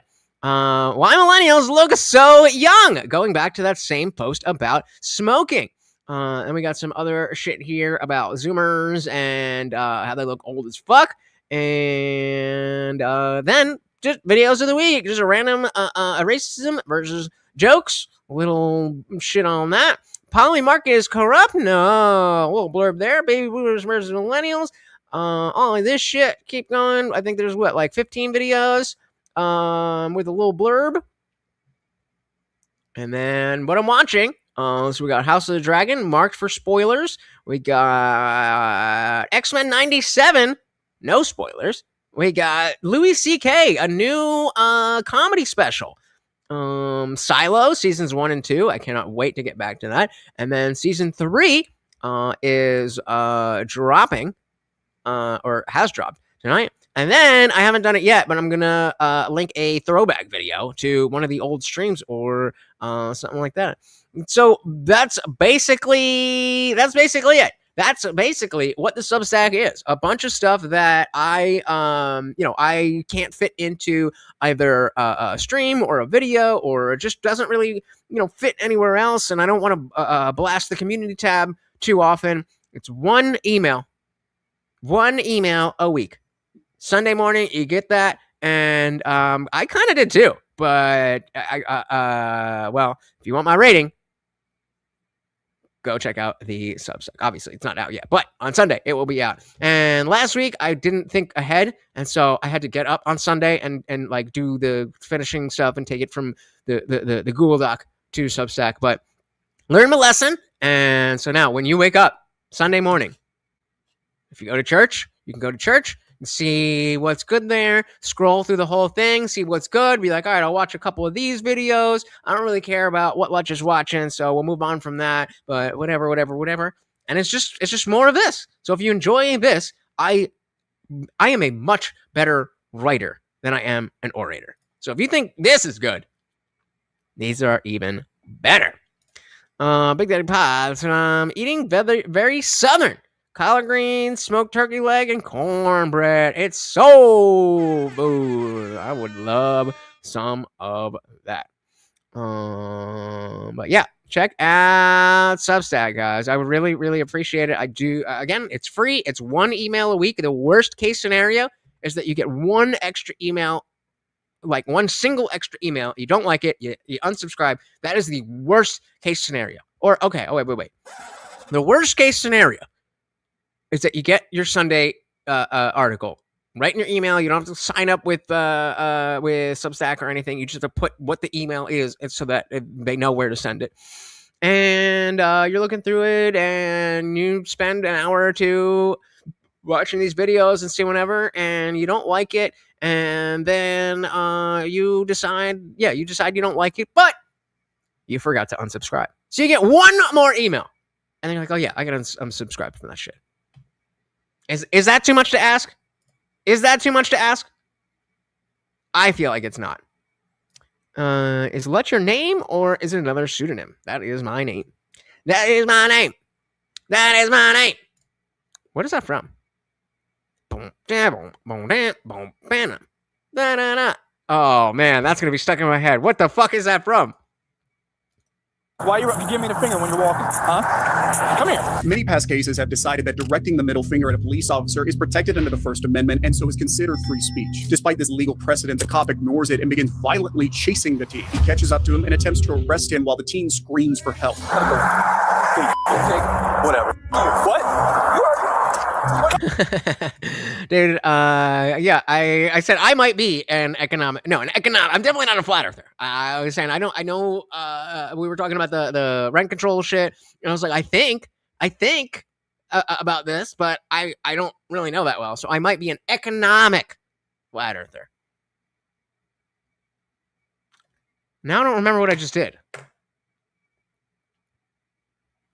Oh, that is my name. Which episode?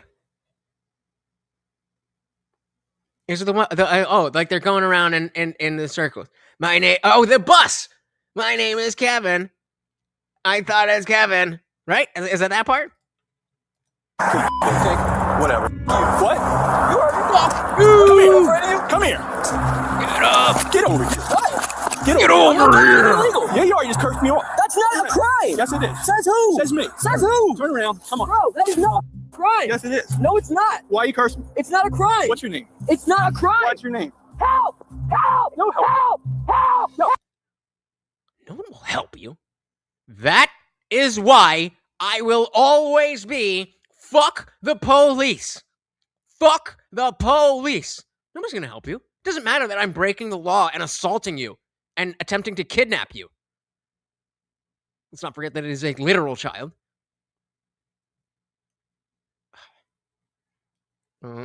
You're good, David. A crime. The cop then blatantly breaks the law by turning off his body cam for an unknown period of time until another officer joins them. The young man keeps asking why he's being detained if what he did is not Yep, he looks like the fucking crime and demands an explanation. What am I doing that made him detain me? What legal right? Every time I rode by him twice, he shot me the finger. So I turned around and said, "Well, you're." Is that a crime? Problem. Well, this is called public service. No, that's not a crime. Fault, big. Yeah, big. Hey, yo, dilly dilly to this kid. Let's fucking go. I personally would just be more like the other, like what did his name say? What did he say? His name was Joel. Just like, oh yeah, let's do this. You want to do this? Yeah, make him do it. Yeah, I probably would go more in that direction, but you know, teen's gonna teen. It's not a crime. That's not a crime. He's looking at me because he's like, what the f*** do you want me to do? Because it's not a crime. I know my rights. Who are you? I don't have to say any of that. You do if you're being detained. For what reason? What legal reason am I being detained for? Where are you coming from and where are you? What legal reason am I being detained for? I need to know that. Legally, I need to know that. For the next few minutes, the cops continue to argue with him, attempting to convince him that he can be detained, but he doesn't flinch. Instead, he scolds the cops, emphasizing how they are supposedly there to protect him rather than making him feel incriminated. The discussion continues, and after some banter, the teen once again confronts the officers for not knowing the law and his rights. Why are you shooting me the finger? Why are you? Is that illegal? Why are you yes, it is. When you are cursing in public, you are causing a public disturbance. You're being a nuisance to the public. In what way?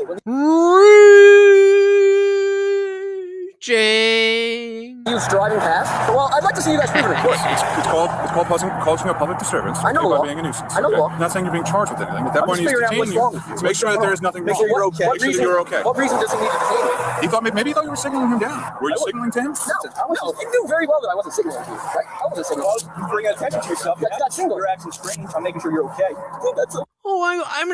I just want to make sure you're okay. I just want to make sure you get home safe.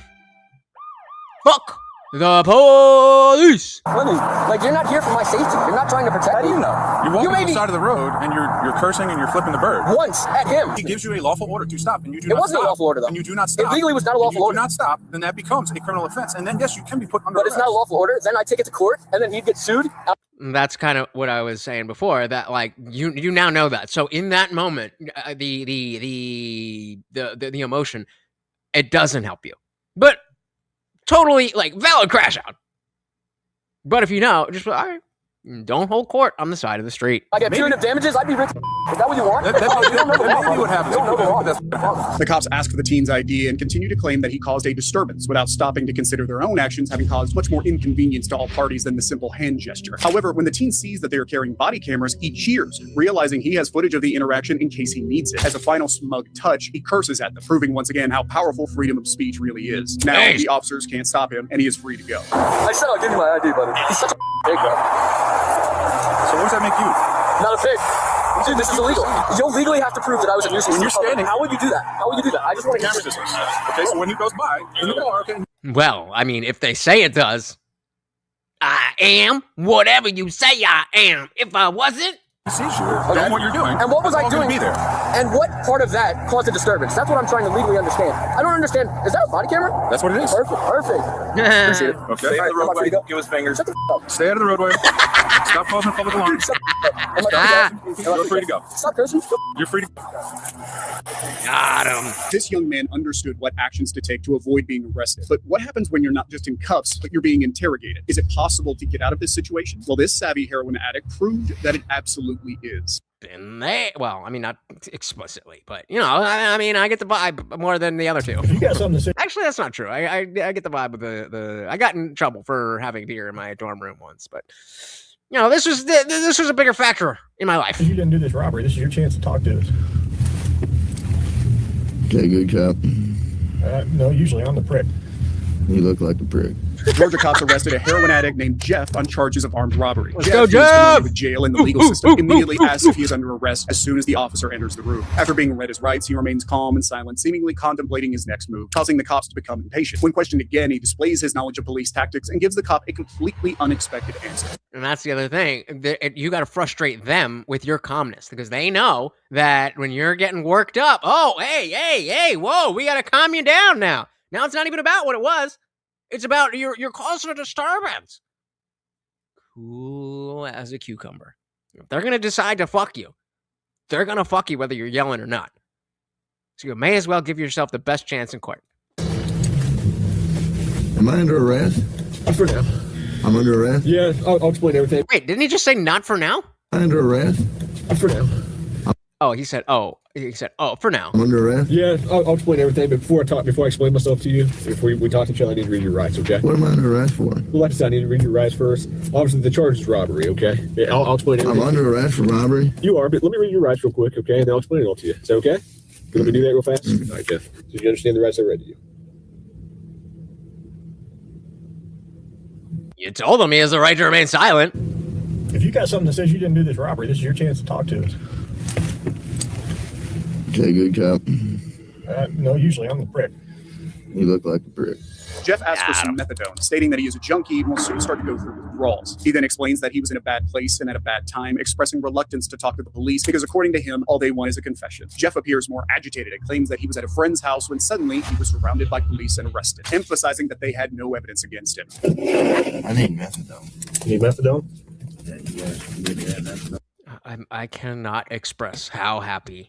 I cannot express how happy that even though I still live in a constant state of, oh, I need that to not be sick, that is not the actual drugs. It's not anything illegal. It's not something that I have to go every single day to,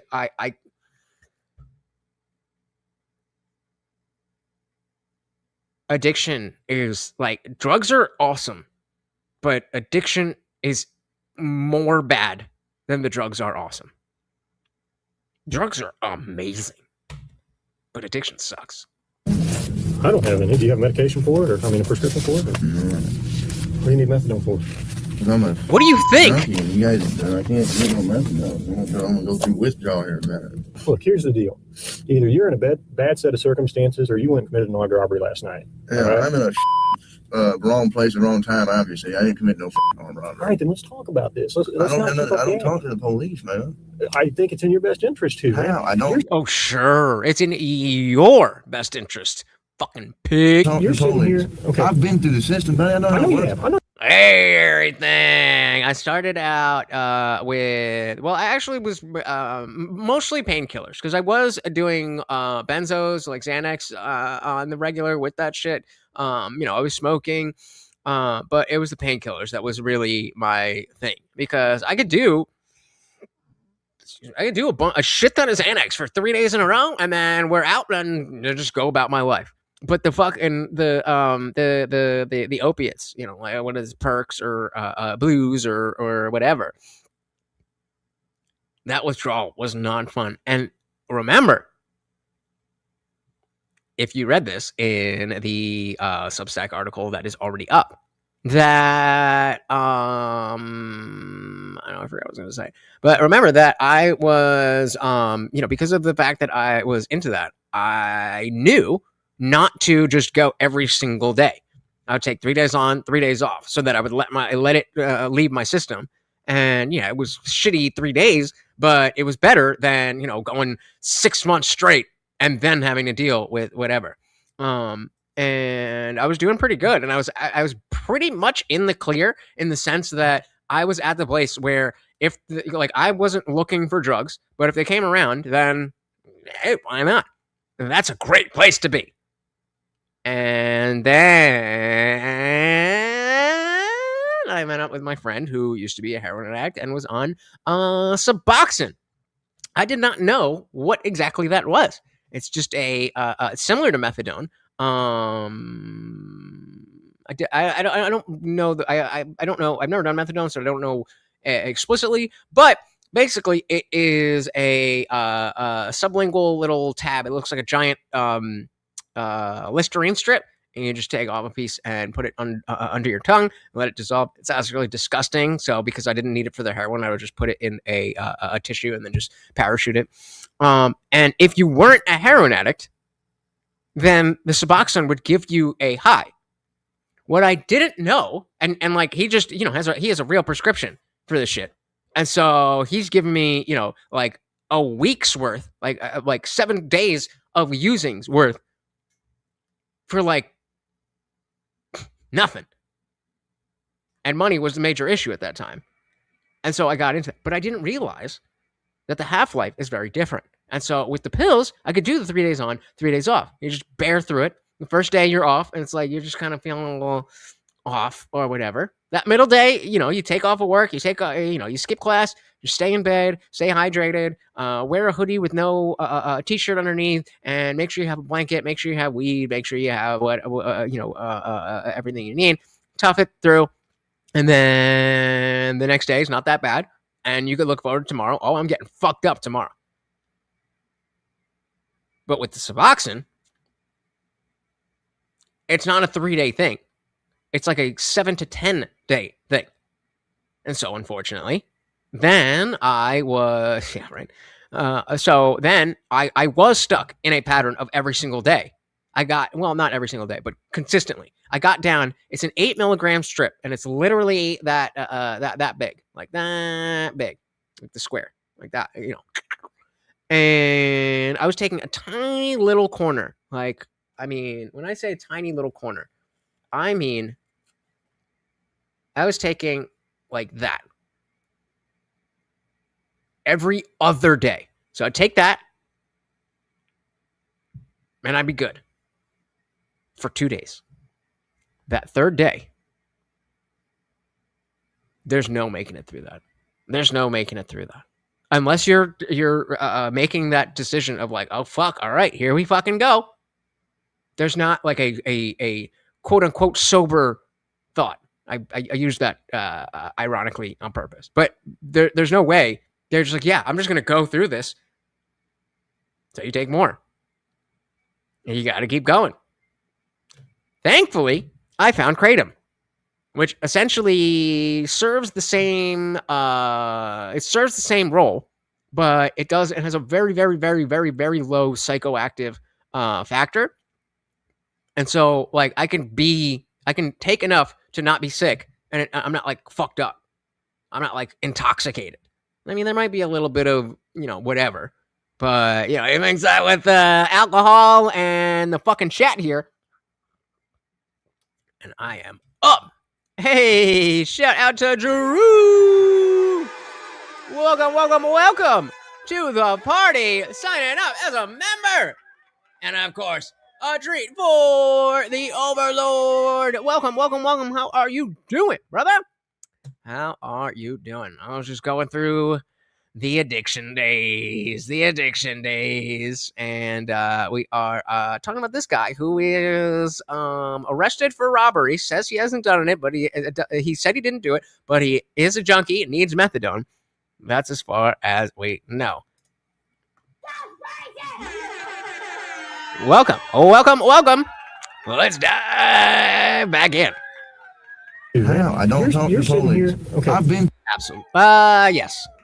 Yes and no, because the fact that I was able to think ahead and be like, oh, if I'm gonna do this, I'm gonna do the 3 days on, 3 days off thing. That saved my life. Without that, everyone in the group that I would do stuff with, every single one of them eventually got to injecting heroin. I snorted heroin for like it was like 2 buys. It was right after Akon died, and I was like, "Ooh, this is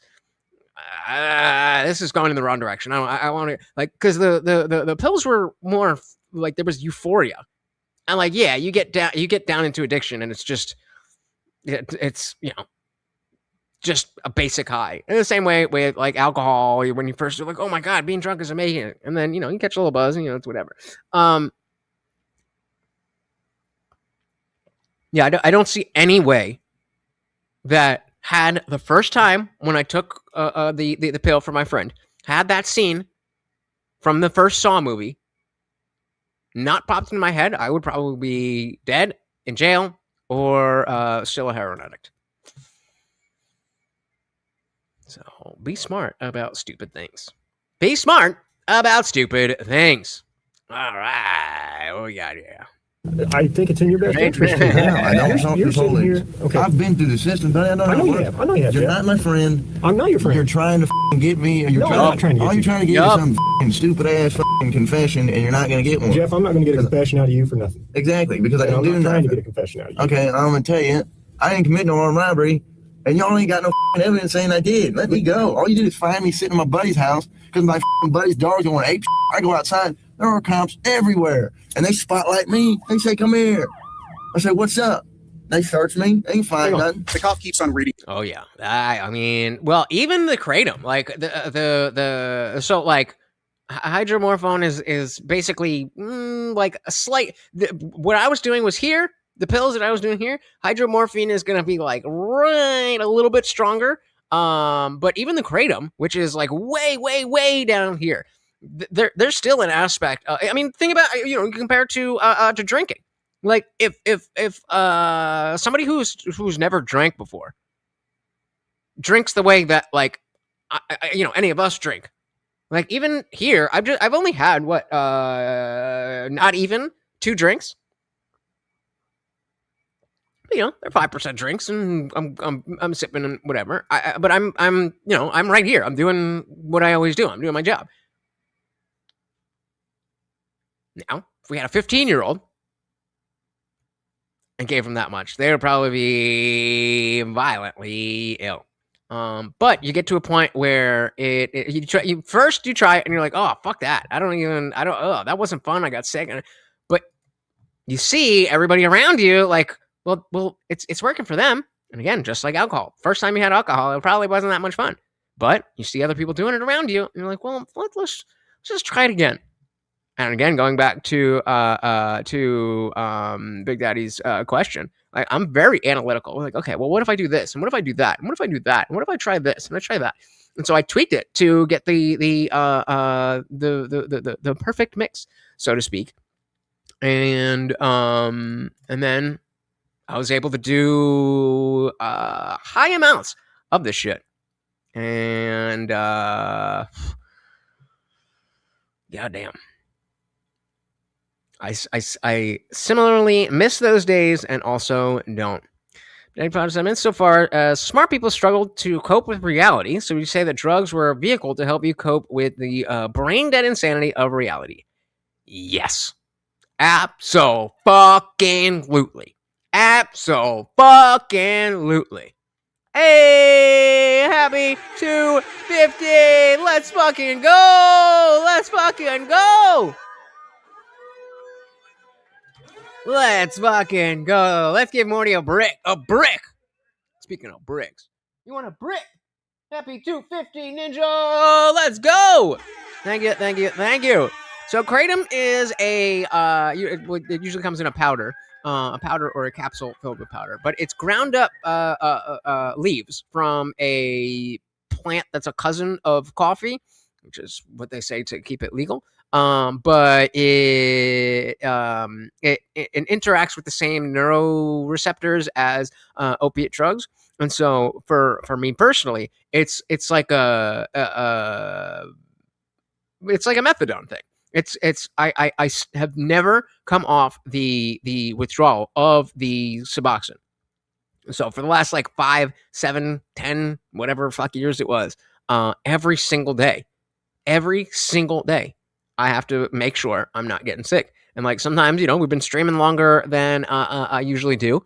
And so in another 10, 15 minutes, my body temperature is probably going to start going out of whack. I'm going to start sweating and then getting chills. And, if I kept going, I just get sicker and sicker and sicker and sicker and sicker for like a solid week before I would even start to get better.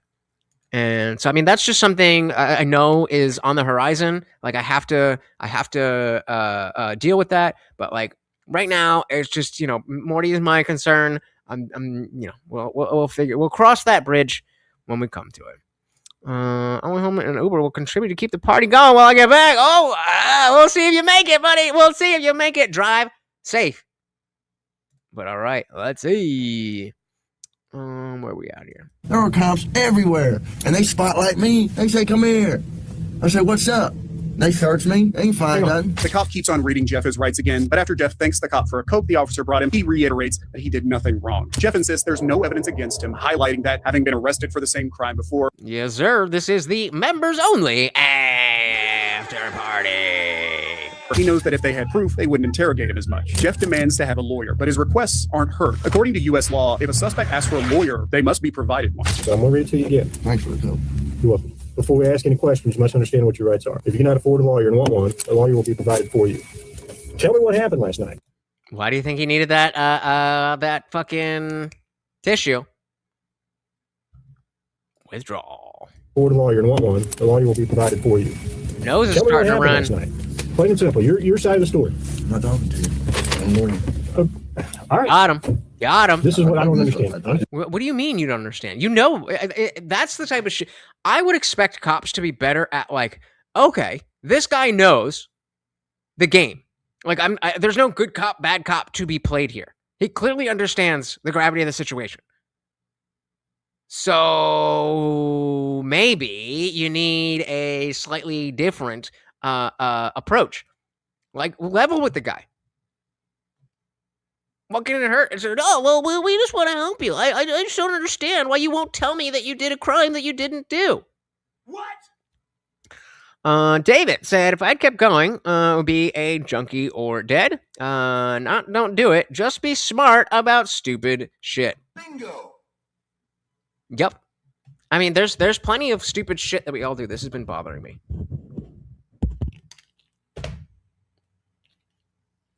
We're all going to do stupid shit. But, whether it's, jump out of a plane because you wanted to go skydiving or you want to take acid or you want to do Molly, then be smart about stupid shit. I know, but this is what I don't understand, Jeff. You were sitting there talking just like you were ready to sit here and tell me what happened last night, and then all of a sudden I read that to you, and you screw it, I ain't talking to you. I want a lawyer. Oh my goodness! Oh my goodness! With the last minute save! Woo! Woo! Gotta get the peanut butter! Thank you, thank you, thank you! I'm guilty, baby. Oh, it feels so good to be guilty.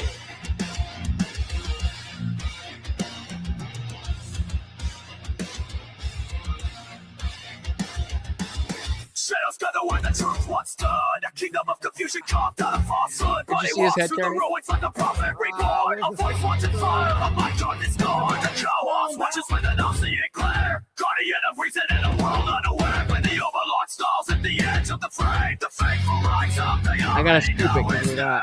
We got I'm here to resurrect the sinking journey of common sin. I come to wake the sleeping. Church will bring the veil. Miles low illusions, no hollow incubators. Here to resurrect the sinking. Thank you, thank you, thank you so very, very much.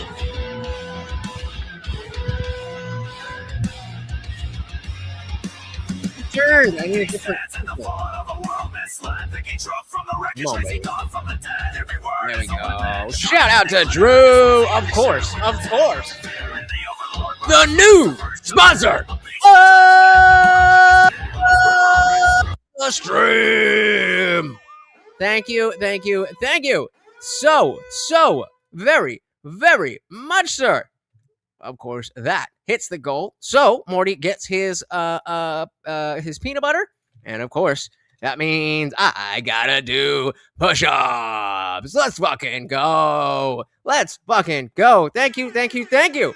So very, very much. And of course, guys, double points for the movie night. That's 40 points. Thank you, thank you, thank you. So very, very much. And with that, I'll pop here and let's see what's happening with Drug Boy.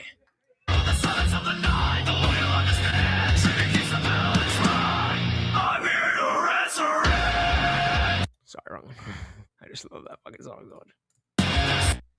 But this is what I don't understand, Jeff. You were sitting there talking just like you were ready to sit here and tell me what happened last night, and then all of a sudden I read that to you, and you screw it, I ain't talking to you. I want a lawyer. I don't understand that. What changed? Because I told you what I already told you what happened. But I will tell you right now, you're still on hold for a robbery. I know. I don't know why. I need a lawyer because obviously I didn't do nothing, and obviously you guys know I didn't do nothing because I've been arrested for the same bull before, and you guys don't interview me this much. So, wham bam, thank you for the coat. Put me back in the cell. 5 hours later, Jeff is brought to the interrogation room again, where he gets uncuffed. After enjoying another Coke, Jeff appears nervous, constantly moving his hands and body, but this is actually just the withdrawal starting to kick in, and they're only going to get more severe as the time goes on. The cop changes tactics, claiming they have enough proof to arrest him, but Jeff doesn't buy it. He challenges the cop to name any kind of evidence, but predictably, the cop can't provide any. Jeff stops responding, knowing that as long as he doesn't incriminate himself, he'll be free to go in no time. I have enough evidence like what? of your robbery, okay? But, you know, if you're saying you didn't do it, you need to give me your side of the story. I didn't do it. Okay, well, give me your side of the story. Boom. And that is the goal met. Oh, what the fuck?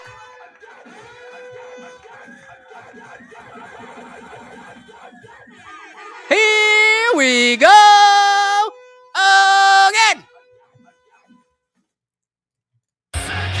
Again.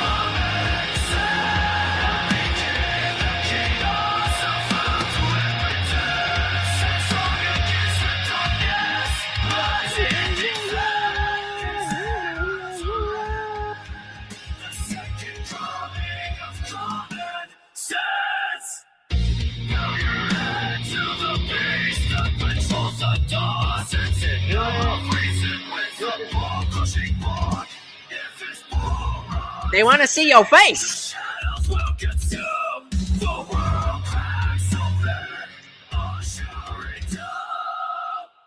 Oh!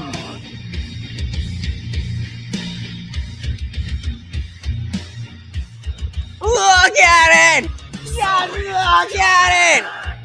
He's fucking loving it, Dilly. Fucking Dilly. Big Marty the Alder.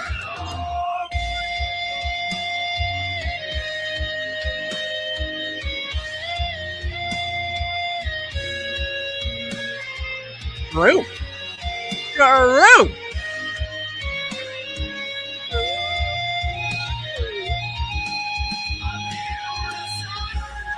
Oh, all right. Thank you. So fucking much. The party will be alive as long as you come home alive. That is 30, 40, 205, guys. 205. We are 40 points away. Or no, 35. You know, math. We got 3, and then 45. My goodness. My goodness. Thank you. Thank you. Thank you so very, very much. All right, where's our boy Jeff at? But, you know, if you're saying you didn't do it, you need to give me your side of the story. I didn't. No, I don't. Okay, well, give me your side of the story. No, thank you. You got to convince me. Because I got a lot of evidence. I got a lot of physical evidence. Do you though? Do you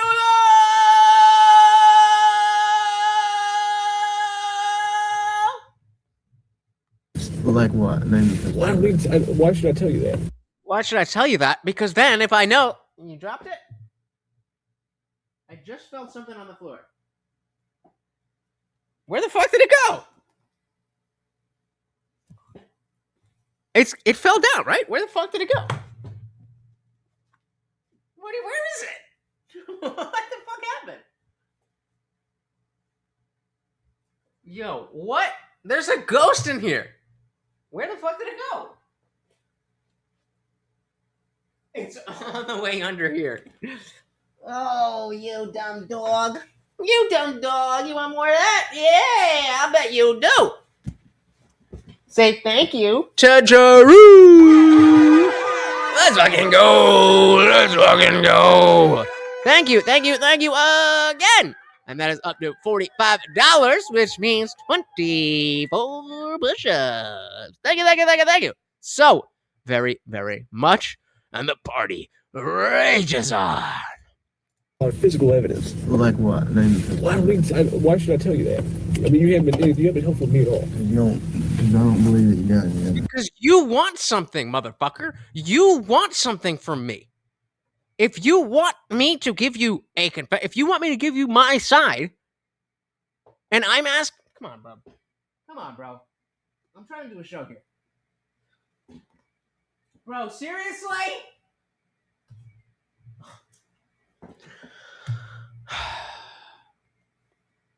Where'd it go? Oh, you can't see it. Jesus fucking Christ. Jesus fucking Christ. You haven't been helpful with me at all. I don't believe that you got any evidence. There's only a couple pieces of evidence I'm missing.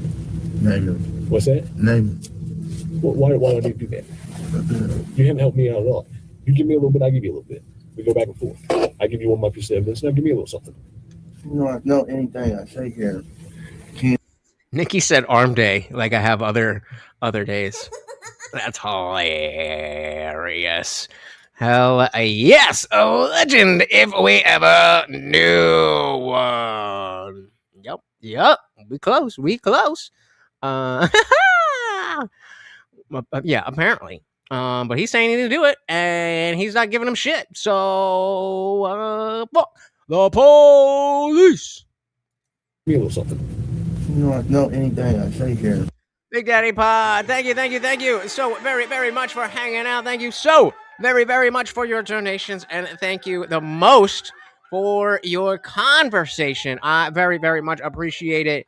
Hopefully see you again soon. Give my best to the wife and kids. You have a good one, brother. Let's fix this. Yeah. One of my pieces of evidence, now give me a little something. You know anything I say here can and will be used against me. Sure, but anything you say here, I can also tell your parole officer, and you help me out. It doesn't mean. The cop's interrogation time is running out and he knows it. He attempts to get a confession, trying to make Jeff feel bad about going to jail again. Jeff responds angrily due to the ongoing accusations, momentarily revealing that he exited the front door of his friend's house when the cops arrived. Quickly realizing his slip, he asserts that he won't provide any more information and demands to be free. I know you don't want back to jail, right? Back to prison. Well, it looks like I am if and you're going to charge me with some bogus. You guys don't. I mean, what do you got really? That I was at a buddy's house and I happened to come outside because you guys were torn the area and which door did you come out of? I came out of the front door. You know what? I'm not saying. The cop, aware that there isn't much more he can do, knows he's at a disadvantage. Jeff, seeing it as a small victory, asks to finish his coke, requests a promised Butterfinger. Remarkably, Jeff is released 12 hours later. I'm done, man. The only reason I came up here is to get coke. Yeah, exactly now. Yep. The longest I spent in lockup was 30 hours. 30 hours. I went to a Above and Beyond concert at fucking MSG, and oh my god, it was the stupidest fucking thing. It was the stupidest fucking thing. This was at a time when I was so deep in the I was so deep in the rave electronic music scene that this show was like, oh my god, this show is such a big deal that I need a hard ticket. I don't want to just print something out. I want to have the hard ticket so that I can remember this forever. I can post it up, whatever. So obviously we're going to electronic music show. So I have got drugs on me. Got a couple of joints, and this is when I was still doing the pills. So I had a couple pills in my sock. I made the grave mistake. If you are ever bringing drugs into somewhere where you're not supposed to have drugs, don't take the drugs out until you are about to take them. Then the evidence is gone. But I'm excited. I'm stupid. So let's say like this is MSG, right? This is MSG. And so I walk in, off the train, and I walk in here and go to the desk, whatever, where I've already go in this side, and we have security. Go through security, a basic pat down, good to go. So now I'm inside. So I'm like, all right, bet. Take all my shit out, put it in my pocket. Go up to will call to get my physical ticket that I was going to hang up and all that stuff. And they're like, oh, okay, so you're in the front, so you got to go around. You're here. You got to go around to this entrance. I'm like, oh, okay. And it wasn't until I walked outside that I was like, oh, fuck. I've got all this shit directly in my pocket. But, it's a little handful. I can just pop it right down. So I am, and of course, I'm already fucked up on one pill. And so, I'm not all there. I'm not like beyond, but I'm not all there. And so I'm looking for a spot to just be low key. And I've been back, and it's like, oh my god, that was the worst fucking spot I could have picked. But it seemed good. Like there was a giant planter, and it was just like some tree coming out. So I just go behind it, and I just go like that. And by the time I'm looking to come back up, there are these two dudes beelining it to me. It is such a weird experience. It is such a weird experience to be like, oh, thank goodness, I'm just getting arrested, not robbed. That is a very weird emotion.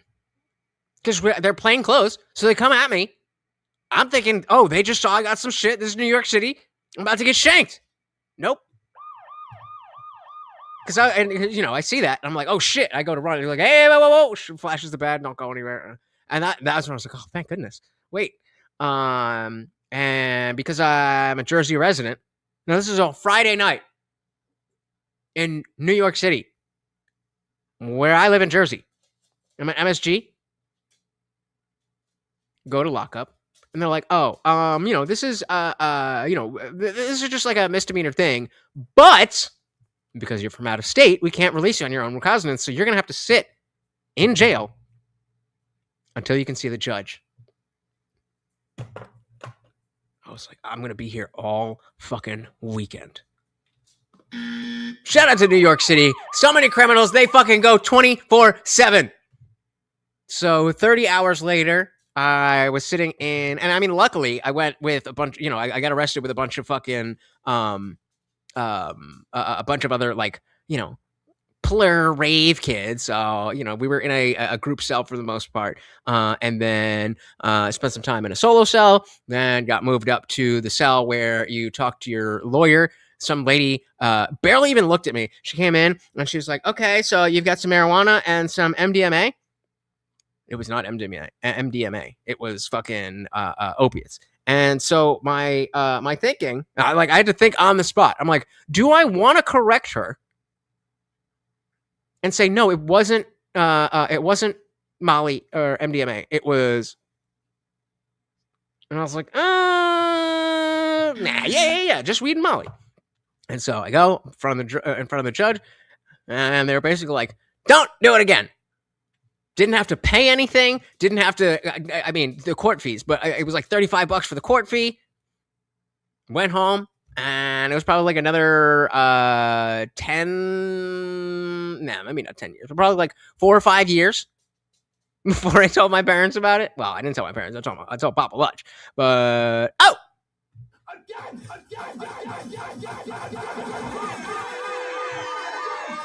What the fuck is going on? Out sponsoring your goddamn self a full brick.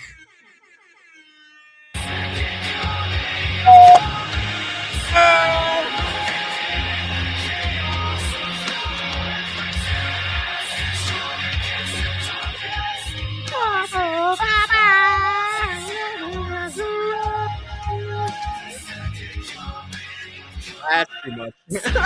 He's gonna shoot himself. Oh, come on! I dropped it on my fucking pants.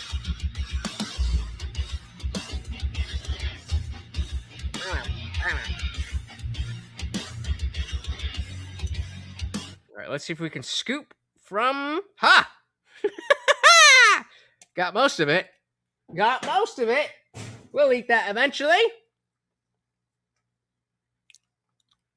Let's go! Never need to make up for absences, guys. Never. I am here for you. If you're busy, if you're doing something else, that is totally fine. But I ain't mad. Thank you so very much. Let's look at the numbers. Where are we at?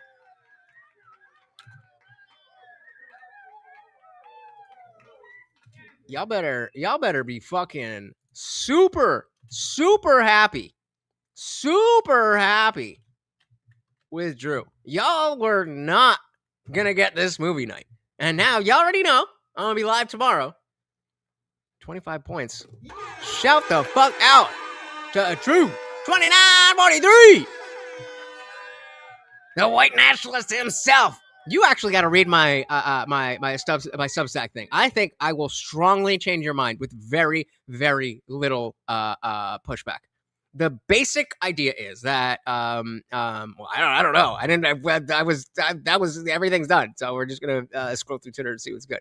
But hey, there you go. Congratulations on the new place. But yeah, very simply, my idea was that we saw all of the Europeans come to America for the World Cup, and they were all like, "Oh my God, this is amazing!" So if we're talking about white nationalism, the white part is what? Because the white people are coming here and enjoying the culture. So if it's not their culture, it can't be white culture. It has to be American culture. Check it out in full on Substack. All right, let's see what we got here. Well, let's just replay this to just bring it full circle. Yeah, man, I've always known that I'm a better writer than a speaker, but like, you're not getting anywhere by just writing shit like that. And so for me, using Substack isn't a matter of, oh, I want to, build that Substack. This is just a place for extras and like it's completely free and everything. But it's just a way for me to, instead of just posting it to the Discord where nobody fucking looks, or posting it on Twitter where 5 people see it, and it's all there. And then it's a once a week thing. Sunday morning, it goes in your inbox, and I label it by the different segments. And so, if there's a segment labeled "What I'm Watching on TV," and you don't really give a shit about that, you scroll right past it. I have just videos of the week where I give you the link, give you the label, give you a little blurb. So you watch the video, you see what I have to say about it, and then just like any social media, there is the comment section, and I really, really, really hope that it becomes a way for you guys to more easily talk to each other. I think that is a goal that I didn't necessarily understand was as important to me as I now realize. That I want to be able to connect you guys to a level where it's not just, oh, I saw you in the chat. Like, I want you guys to know each other better than you know me. And I think this is a good way to start because, yeah, hell yeah. Because I have so much wider of a scope of things to include. Because when I have a stream, there's one title, there's one thumbnail, and then it's just one solid thing. Everything that comes up, it's, fuck it, we'll do it live. But when I have a whole week, and I'm chilling, and I'm in the state of mind where I'm relaxed and just letting my mind wander, a lot of stuff comes up. And so, as I say, worst possible case scenario is that you get one email, you're not really about it, you forget to unsubscribe, you get a second email a week later, and you're like, oh yeah, fuck this shit, and you unsubscribe. That is the worst case scenario. Nick said, Polish nationalism isn't the same as English nationalism, and if you want to piss off a Welshman, call him English. Exactly. It's about America. It's about America. All right, so this one we'll watch again. I gotta pee, but bring it full circle with the Democratic Socialist candidates that are winning. It is not what Cenk is saying about, oh, well, they just think of a little bit different. They just have some wacky idea. Nope. This is who they are. They are who we thought they were. I am a communist, and this is what I want to fight for. As a communist who does, build partisan organizing. I mean, our goal is liberation. Our goal is communism. I think we can transform DSA into a revolutionary and practical organization. We are revolutionary socialists who believe in the working class and believe that it's in desperate need of a revolution and thus needs a workers' party with an internationalist and anti-imperialist purview. I wonder if any of these people have actual viewers, because this seems like a Zoom call. So it seems like they're just talking to each other, but I mean, I know there's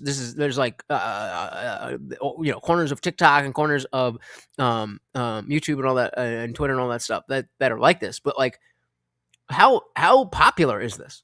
I mean, obviously popular enough for Mamdani and 3 of his cohorts, but I don't know. And we believe that DSA is the best method to achieve this. At the end of the day, we're in DSA because we believe that DSA, whatever it is, can be the vehicle for socialism here. I think DSA has retreated on abolition somewhat. 5 years ago, we had Zeron tweeting, queer liberation means defund the police. Type of Trotsky. Yeah. Why do you think he stopped?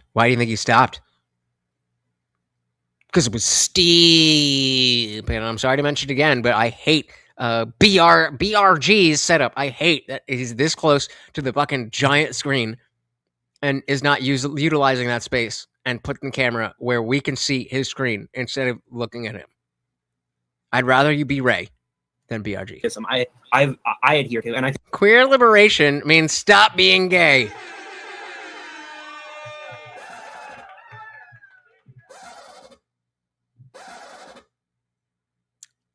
Pardon? What do you mean you speak from experience? I think the type of Trotskyism Trotsky actually argued, it says we recognize these problems and we defend them anyway. We must be willing to meet the challenge of building a member-driven mass organization that can harness the revolutionary potential of the working class. It sounds like when you say I speak from experience that you were gay at one point and you're now deciding to be straight, which is personally not how I think it works, but if you're there, then But I don't want to. I don't want to put that on you if that's not what you mean. So I'm just pointing out that this sounds like you're saying, oh, okay, fair enough. So that's gonna be a whole conversation. We gotta have a whole conversation about that, just like the white nationalist thing, because I personally don't believe that it works like that, and I have never seen anybody who has been converted that I believe they genuinely converted. It's okay to be gay. You are what you are.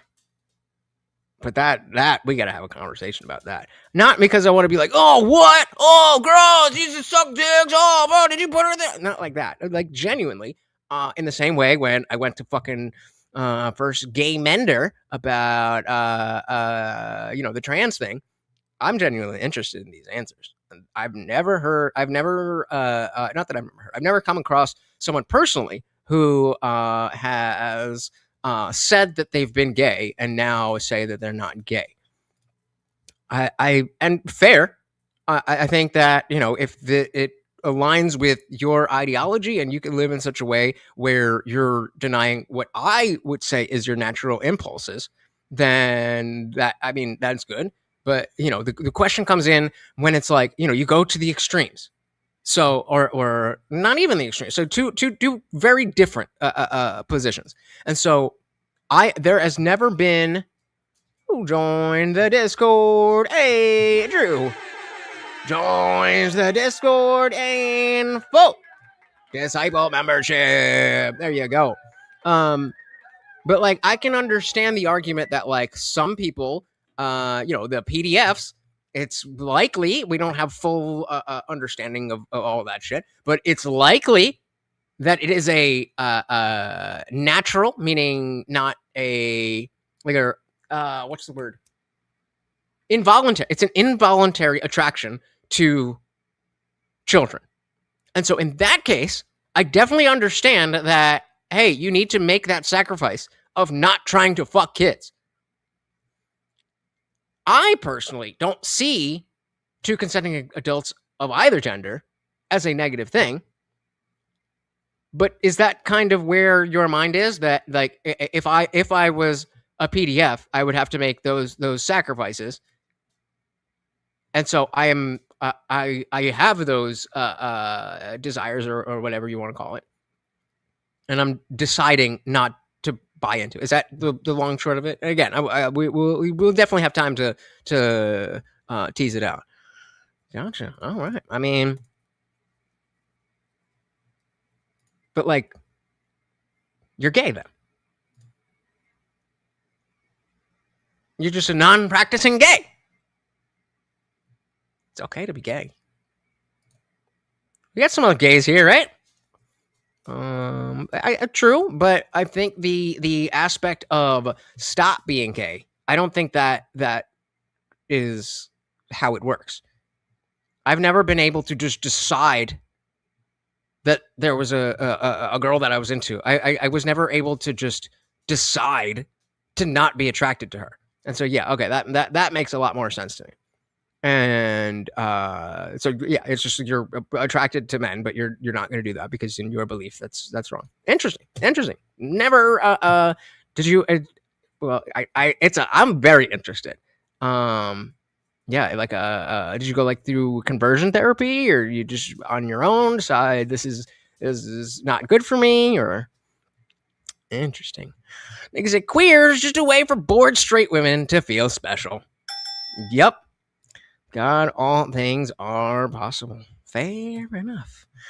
With socialists, hell is basically what you got. Spend them in. We must be willing to meet the challenge of building a member-driven mass organization that can harness the revolutionary potential of the working class.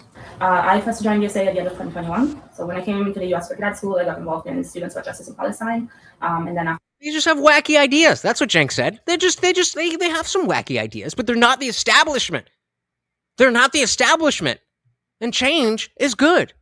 After I graduated, I organized in the New Haven community. And that internationalism is key to change for us as socialism here in the United States because it helps us see what's possible. DSA has remained one of the only coherent poles of resistance to both fascism and capital in the United States. We are only going to build ourselves into a fighting party by ensuring that our electoral work and our independent working class remember when remember when that was violence? When Trump said it? Organizing are working in concert and are strengthening each other. We are fighting to dismantle like these policing structures, but ultimately we have to be ready to take control of our neighborhoods. And again, they literally have the White House burning. To fight for our neighbors. If you're a cop or Zionist, stay the fuck out of DSA because those are the two criteria that we actually don't allow. So when we say we want a vanguard party of professional revolutionary cadre, we're talking about organizers who are on the front lines of labor struggles, tenant struggles, and so on. It's one of those things that I never really put together. It's like when women are like, oh my God, I have to pay for my nails and my makeup and my hair. And it's like, bitch, then don't. I don't give a shit about that. Like, if you look good, you look good. Especially if you're somebody who's been in long-term relationships before.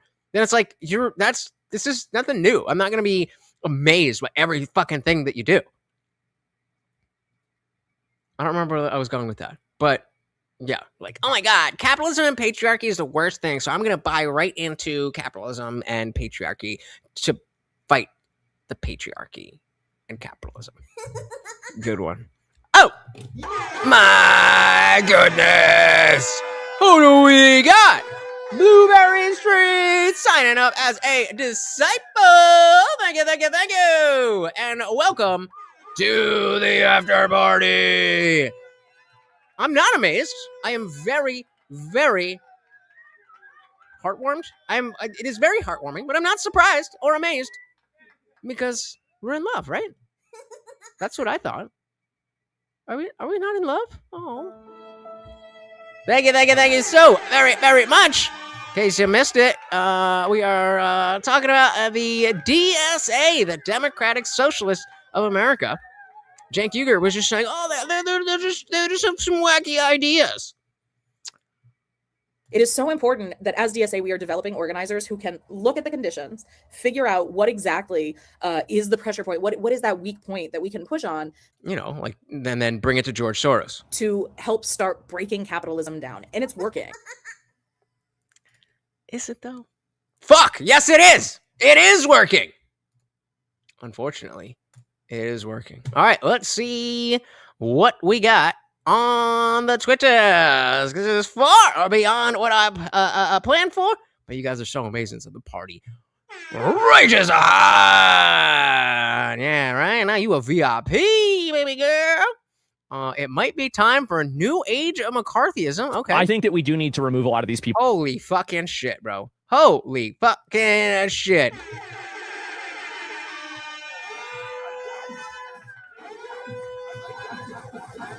He's like, bro, you know what that means? More peanut butter! He spit out the tree. He's like, I don't give a shit about that.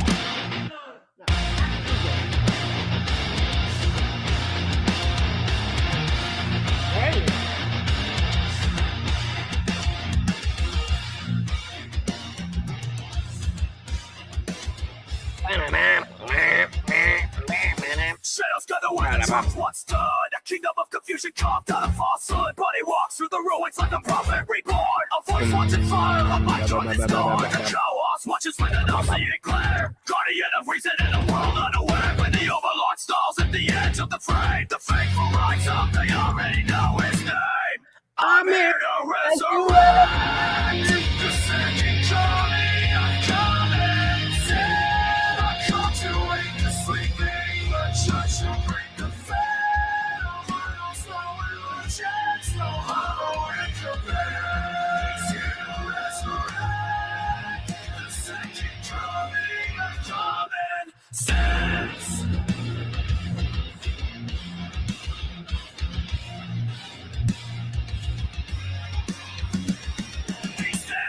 Oh my goodness! Oh my goodness! Champagne socialist. Hassan, is that you? Is that you? Thank you, thank you, thank you. So very, very much. And as you can see, guys, that means we have earned a movie night. I think, oh yeah, so I'll be live tomorrow. So make sure you come through and we will pick the movies. Drew, as the person who took us over the mark, remember the movie night is for me to catch up on movies that I missed from having immigrant parents. So we're looking at classic American movies from the late 70s to like 92. Ideally a franchise, but you get to pick one of the 4 options that will go on the poll to decide which movie are we watching on Sunday. And don't forget, guys, once we hit that goal, now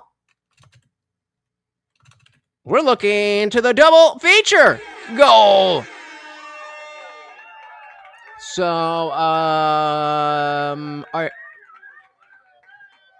that's a guy, right? Yeah. I've seen a lot of those. Are you gonna be around tomorrow, Drew? Here's what I'm gonna do. I'm gonna send you a DM on Discord. Yo, yo, yo. Boom. That's me. Friend added. Yeah, I've seen Breakfast Club a million times.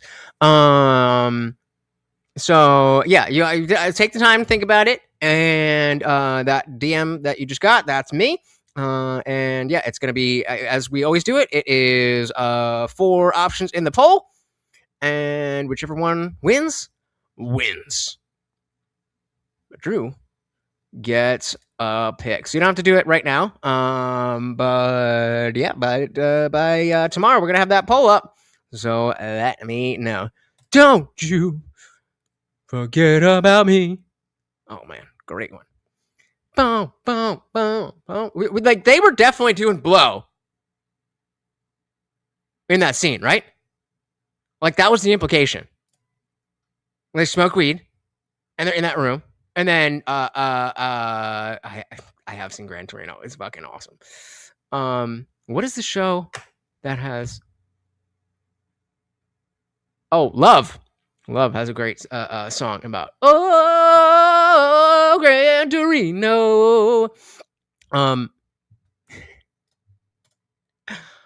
forgot what I was saying. I was saying a thing. Well, it's gone now. So yeah, take your time, think about it, Drew, and you get to pick one of the 4 options, and the people will decide. And again, guys, we, I have not seen Gladiator. That's a good one.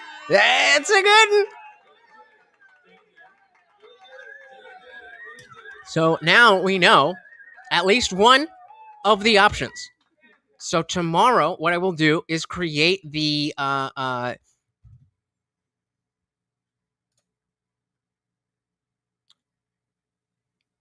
not even going there. I'm not even going there. I'm not doing this with you. Okay? This is xenophobic. And now you're just making fun. But I have heard some good shit. Let's fucking go. Haven't seen. I've definitely seen parts of. I've seen Jaws. I don't remember if I've seen Jaws in full or not. Fuck it, let's throw it up there. Yeah, David. So there'll be a on my community tab post where we have the other polls. We're gonna have 4 options. One is gonna be Gladiator. Looks like another one is gonna be Jaws. But we'll talk about the other 3 on stream tomorrow. We'll lock in the poll, and then whatever you guys pick, the movie night is going to be 8 p.m. Eastern, unless somebody hits me up and was like, "Hey, can we move it to this? Are you allowed? Are we? I mean, you can. I mean, I think it would be more fun if you didn't,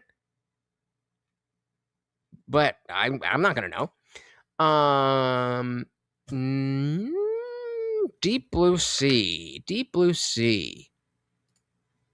I don't remember.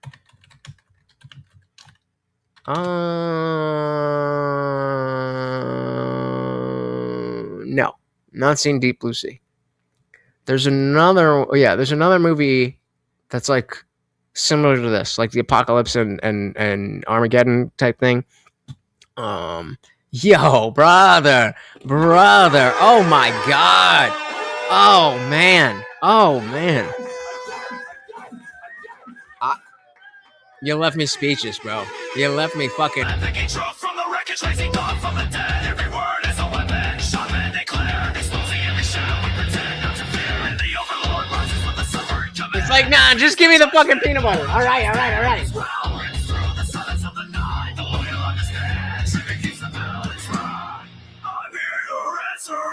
Real quick though, this is gonna either way. This is gonna be the last thing for peanut butter. So feel free to do what you're gonna do, but I don't want to give him any more peanut butter because then he's gonna fucking have diarrhea. But thank you so very, very much for our God, for our country, for Morty.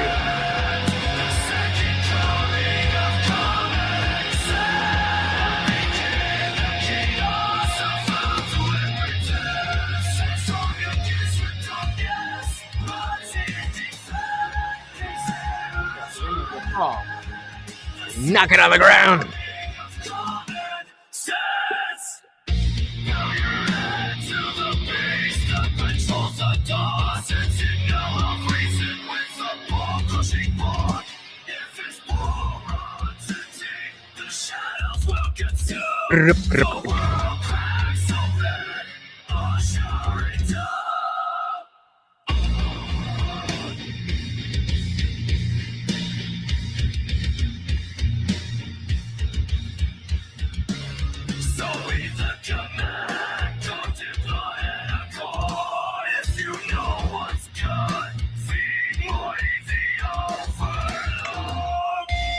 And feed him, you have my fucking goodness.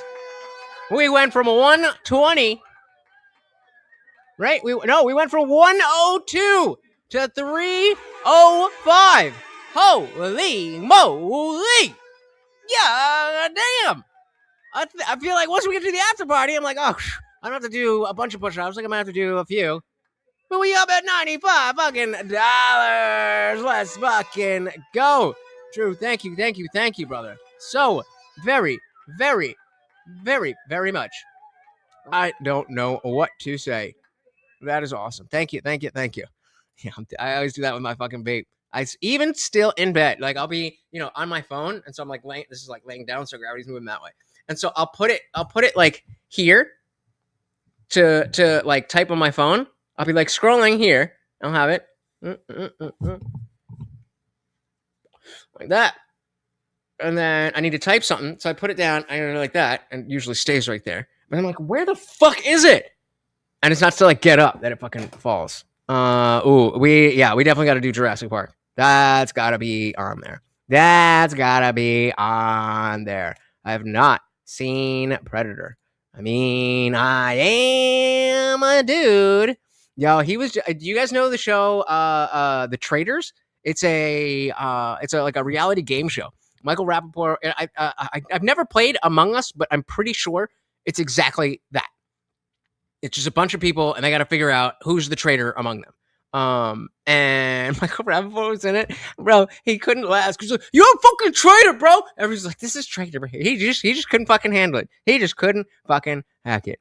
But oh my goodness, I mean, I don't know what to say, man. You're fucking awesome. Thank you.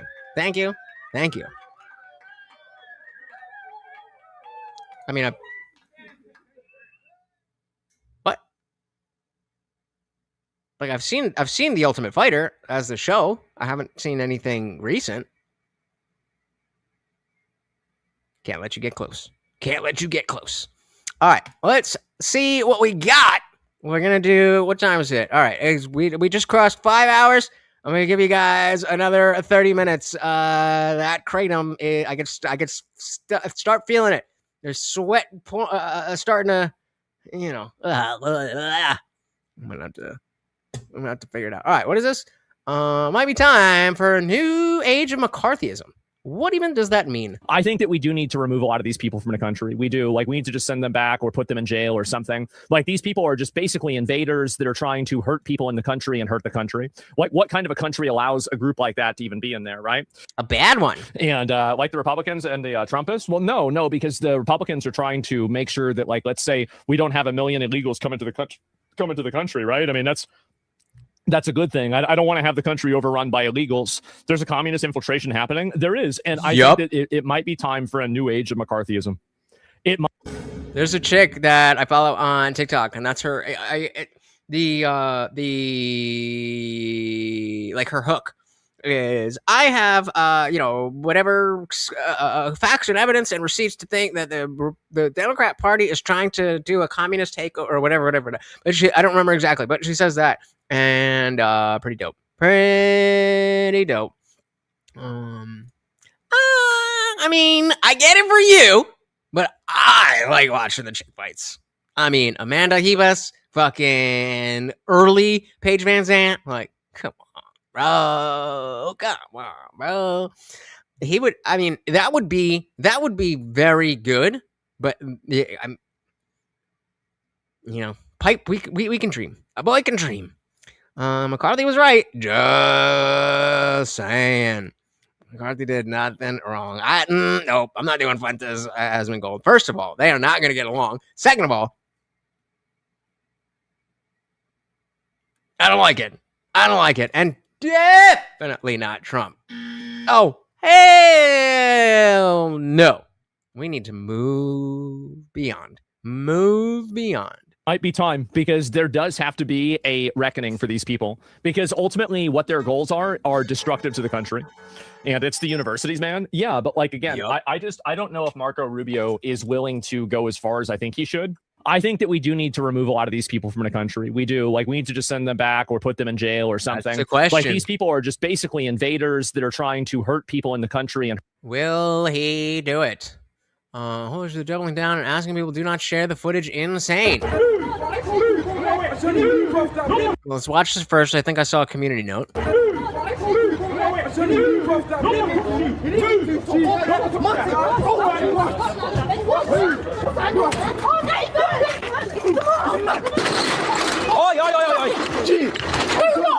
Did bro not just get snuck? Like, I mean, where are these cops right at this moment? But like, bro in the black shirt here, the fist balled up. And yeah, bro, just what? This guy? Is it this guy? He just comes out of nowhere. Oi!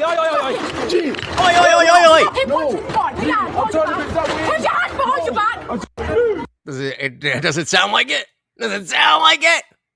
This is clearly they're doubling down and asking people not to share. So what do we got here? Birmingham police said the incident has been reviewed and we have no concerns over the officers' actions, and we are satisfied they were reasonable and proportionate to the circumstances.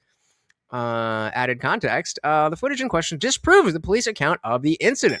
It is in the public interest for it to be shared far and wide. So yeah, we would ask that the footage is not further. So we're going to say, fuck the police.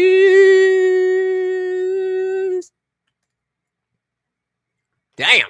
Oh, Jesus. The reason I got involved in this in the first place, because I saw how much cross chatter was going back and forth with Z at Unfuck America and various leftists.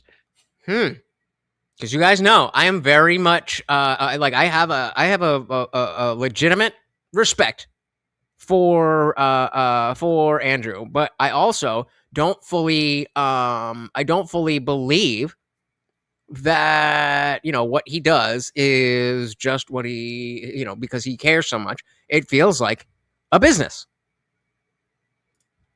Of cross chatter was going back and forth with Z at Unfuck America and various leftists, affirming this madness because of how terrified they have been of TPUSA. They want the college institutions back and away from the right's hands as quickly as possible, and they don't have the ground game to do it. They Bro, turn a light on. What are we doing? Are co-opting with these other fucking people to push their message through. Our stated mission is to stop the left everywhere they are. And that's exactly what we're going to do. The reason I got involved in this in the first place, because I saw. I mean, I mean, what are the comments say? Like, I don't not believe it, but it's just, you know, I would love a little bit more evidence. I'm just watching the best on YouTube, blah, blah, blah, blah. You got involved because you got a paycheck. Like, nobody likes Charlie Kirk, not even Charlie Kirk. He has nothing to do with Erica Kirk. She's a terrible leader, and a femcon, like the rest of TPSA, and a moron. The principle here is what I'm speaking to. Feminists always claim misogyny doesn't protect women, but here I am claiming Erica Kirk is too retarded to have participated in Charlie's assassination. Proving the claim entirely wrong is my real position. What?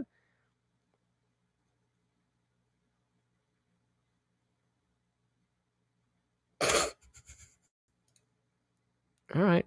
I mean, and I like, you know, I get it why people are like, oh my God, but I'm just a little, you know, guys, skeptical. Oh, Jesus. We got the hair. We've got the lashes, and then this can't be a good sign. Guys, the reason why I'm playing all of these videos is that I want to destroy the fantasy of democracy. I want to destroy it. I want to get rid of the idea of universal suffrage. I want you to see and fully understand how big of a problem this is. People have too many rights. The wrong people have too many rights, and the right people have too few rights. Like, you guys don't feel like he is speaking really, really slowly? It has to be just because I watch everything at 2x. But I feel like, because we're already at 1.2 speed. I felt like if I was speaking at that rate, everybody would just leave. I mean, in normal speed. I mean, you guys can watch everything normal speed, but. The reason why I'm playing all of these videos. And this is the whole clip. Like, the clip doesn't include anything. Is that I want to destroy the fantasy of democracy. Do I need to slow down? I want to destroy it. I want to get rid of the idea of universal suffrage. I want you to see and fully understand how big of a problem this is. People have too many rights. The wrong people have too many rights. I mean, it could definitely be me, but I'm so anal about like dead air and all that shit. Crazy. Yeah, I was slow rolling it. I've seen a bunch of clips from that. Yeah, boy. Fuentes reacts to Sneeko crying about children being killed in Gaza. Oh, Jesus. We got the whole crew here. We got the whole crew. I don't know who the fuck this is up in the corner. But we got Sneeko reacting to Sneeko. Sneeko's the original. Then this seems to be reacting to the original. Then Sneeko's reacting to this guy, reacting to this guy. Then Asman's reacting to this guy. And then Nick is reacting to all of it. Holy shit. Yes, I have definitely seen Inception. And so remember, if you you want to play this game, bro? You want to play this game, bro? We came up, so the other the replacement for the F slur that I was using got me caught up. And so we're trying to figure out what can we use, because that word is so it packs so much punch. And just like back in the day, it does not mean that, like, it has nothing to do with homosexuality. I don't care. Like, if you're acting gay, then it's because you're acting gay. It has nothing to do with who you're attracted to. And we all knew that in 2010. And then people just forgot. But we're bringing it back. We're bringing it back. And so, yes, sir, we are. And so I tried Fitbit. Not bad, but it doesn't hit the same. So we're working with Frogurt. This fucking Frogurt. Nobody speaks about that. Nobody. That's Aiden Ross. I hate that I recognize his voice, but NBA players that will do 20-year deals with all these big corporations in China, where it's just children making merch and shoes all day. I don't know what's going on. So my point is this moral high ground thing. There's so much fucked up shit happening. Moral high ground. Okay, moral high ground because there's sweatshops in China. Okay, so these two are in the video already. So he's pausing this, and Nick is watching Sneeko. So Sneeko did that, then Asman, then Aiden Ross, then Sneeko responding to himself, and then Nick coming in. Jesus Christ. Moral high ground. Okay, moral high ground because there's sweatshops in China. Seeing things that are upsetting from a genocide, like seeing a father cry because his children have been killed by missiles. You're on a moral high ground. Dude, let's just stop pretending about it's the kids. It's the kids. Look at what they do in these Muslim countries. You think they care about the kids? In Afghanistan, they're grooming the kids to be like gay dancers for the adult men. You ever hear of Bakabazi? It's the kids. It's the... I have. A lot of people... Who was it? There was one of the trolls that would say that to me all the time. I don't know what... I never got around to looking it up because I didn't care enough. But he used to say that like every video would just comment, what is it? Gay dancers. In Afghanistan, they're grooming the kids to be like gay dancers for the adult men. You ever hear of Bakabazi? It's the kids. It's the kids. Don't even get me started. They come to Europe and they rape kids. Muslims come to Europe and then they rape kids. You want to talk about the children? The women and the children. Muslims come to Europe and they rape women and children. Let's just stop with that. Isn't it so ironic that Muslims use liberalism against our country and they don't... Yup. Isn't it more funny that so many people fucking fall for it? Don't even believe in liberalism. Suddenly Muslims that believe in Sharia law, that believe in warfare, they hate all infidels, they want infidels to be killed. Suddenly Muslims want to say, what about the UN Convention on Human Rights? Human rights? You don't even believe in human rights. They believe in taking over. That is what dogma does. It scrambles your brain and it fucks with your intellectual ability. Women and girls, you rape women and girls all day in Europe. So I'm totally on Team Aiden Ross on this one. If I have to pick, I'm with Aiden Ross. I'm with Asmongold. I'm with Asmongold in the bottom left. I'm with Aiden Ross in the top left. Look at this guy. Look at this. Look at him. Just look at it. Whoops. Let me get my mouse on the screen. Look at him. Oh, come Look on. at what a vulgar and wicked person. You could just see it. He's as ugly on the inside as he is on the outside. Oh, come on, man. Anybody can get a bad freeze frame. Come on. Come on. I'm on Team Aiden Ross. I'm on Team Asmongold. We don't care anymore. Based. Moving on. Oh, my God. Sneeko declares New York an Islamic state. Oh, and that's a good thing to him. Okay. Takbir! Allahu Akbar! Oh no! Fuck you! This is the Islamic Republic of New Yorkistan. Islam will be in every household. Inshallah, the whole world is... I remember being 20 years old and thinking that being edgy was the coolest thing in the world. Ooh, never seen Tucker squirm so much. Put a 1 in the chat if you like Tucker. Put a 2 in the chat if you do not like Tucker. 2s for no. Do you like Tucker? 1 for yes, 2 for no. Emptying the prisons. Russia has 100 million, 140 million people, but 100 million more people. But have you ever heard of us emptying out the prisons? I mean, why does he have to do that? He's in a desperate because place. He doesn't want his citizens to have to fight an unpopular war because he's worried about his popularity because he wants to stay in power. So it's easier to send convicts to the front. They have done this for centuries. I'm against it. What? Hold on. Sorry, I was emptying the prisons. Russia has 100 million, 140 million people, but 100 million more people. But have you ever heard of us emptying out the prisons? I mean, why does he have to do that? He's in a desperate place. Because he doesn't want his citizens to have to fight an unpopular war because he's worried about his popularity because he wants to stay in power. So it's easier to send convicts to the front. They have done this for centuries. I'm against it, but I'm just saying that's the fact. The point is, you think Putin is concerned about his popularity in a place where he kills all of his opponents on a regular basis? He's very concerned about his popularity. Really? When he completely engineers the outcome of everything that happens? Russia is a very complicated place with a lot of different competing power centers, including the FSB, which... Yeah, I went to a supermarket there. How has he stayed in power so long? Because he's really good at politics and he pays very close attention to what the public thinks. Very close. He's got the military, just like any country. First of all, You know how lousy life. I'm down. I'm absolutely down to see what this Tucker party is about. Like, even if it's just on principle that it's not the Republicans and it's not the Democrats, but it's not a fucking socialist, that I understand. It's just the socialism part of it.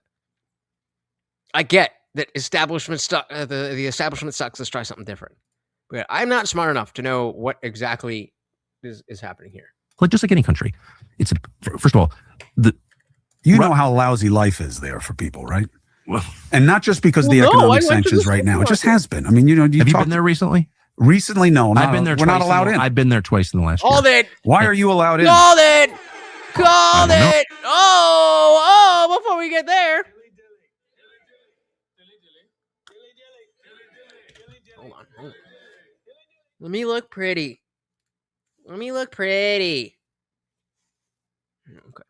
David said Tucker is a leftist Nepo baby Muslim lover. Well, god damn. Just if we weren't so pro-Vance, I'd like him more, but I do think he brings up a lot of important issues. Go read. I mean, he was nicer to Nick than Piers Morgan was. He said, he should hear what I think should be done with the death row inmates. I would like to know that. I'm an American. Friend of Putin. Why are you allowed in? I don't know. I'm an American. Friend of Putin. Whatever. Friend of Putin. Because I believe in seeing things and reaching my own conclusions. Oh, me too. I'm not allowed in there as a journalist. I'm sure you could call right now and they will let you in, and you should go. You just wouldn't let me out. Wind up like Paul Whalen. I think and you wouldn't be arguing my case. But look, here's the point. No, Russia, Putin does not have absolute control of his country, and there are all kinds of potential rivals. He's been there for. You sound more sympathetic towards him than towards Zelensky. I'm definitely more sympathetic to Putin than Zelensky for the following reason. I'm not sympathetic to Putin in the sense that I don't want to move to Russia. I don't see Russia as like a close friend of mine at all, or a free country or anything like that. I'm just saying, I think it's fair to judge leaders on how they do for their country. They have one job: do a good job for your country, make it better. And you think Russia's doing well? Oh, a lot better than Ukraine. I mean, a lot of Ukrainians have fled Ukraine to Russia. A lot. Well, yeah, let's just pause there. How does he know? How does he know?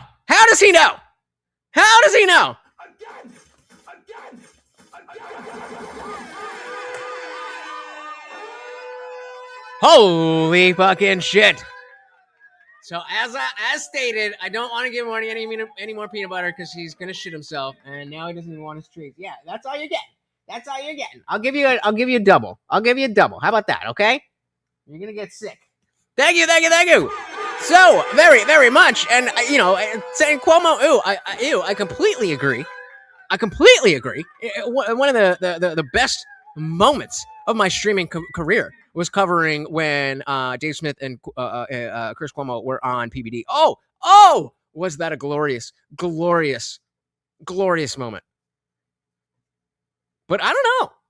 This is a little shifty. I don't know, man. This is a little shifty. You want me to eat the peanut butter? I'll eat peanut butter. There you go. Oh, good to have something in my stomach other than alcohol. But he's like, hey, yo, what the fuck? All right, fine. You get the spoon. That's it. We're done. You're going to poop yourself. Hey, Cuomo. I'm more like hobo. Shout out again. Bruh.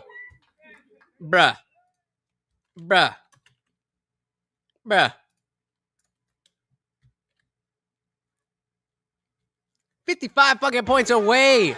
Everybody put Drew is the fucking king. In the chat right now. Thank you. So very much. Let's see where else this goes. And you think Russia's doing well? Oh, a lot better than Ukraine. I mean, a lot of... Yeah, that's stupid. That doing better than Ukraine doesn't mean doing well. Ukrainians have fled Ukraine to Russia. A lot. That's a deflection. Well, yeah, they're under siege right now. No, but I'm just saying, like, Russia actually, for a country at war, is. I don't hate that. I don't hate that at all.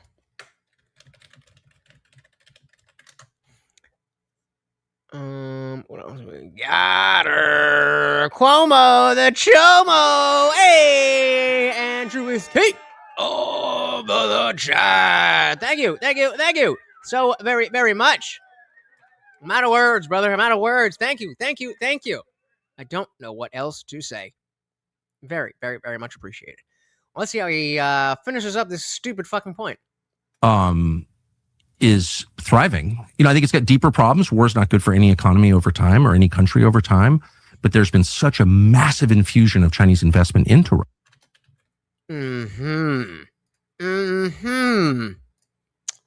I don't know. That was a little shifty. Emptying the prisons. Russia is on both accounts. I don't know if I trust either of those motherfuckers. Oh Jesus. We've got Destiny talking about Hassan. We got Destiny talking about Hassan. Now that Hassan says this while currently enjoying immunity from bans on Twitch and full monetization, oh Jesus, across every platform he's on. Nick was literally no-fly listed for some time. Hassan's initial explosion of growth on Twitch after getting platformed by me was just spamming 90-day fiancé videos in violation of copyright for months on end until he had the audience to begin his more extremist left-wing grift. Hassan claims he was banned for... Oh, did we watch this already? Yeah, we watched this already. Fairly valid prosecution, in my opinion. But, like, nowadays, I'm more prosecuted than he is. Fuck you mean? Bitch, you never got banned from an entire country? Like, what are we talking about? It's so funny. This is always the cope. Even back in the day when I first got on Twitch and I was growing, right? I would get banned all the time because I have a lot of these, like, fucking weirdo Nazi... weirdo neo-Nazi. This is the second time. Prosecuted. I mean, he was literally prosecuted. I'm being persecuted. Anyway, it doesn't matter. This is the second time I tried to watch this clip, and I do not care. What a Frogert. Fucking Frogert. I cannot care what you're saying.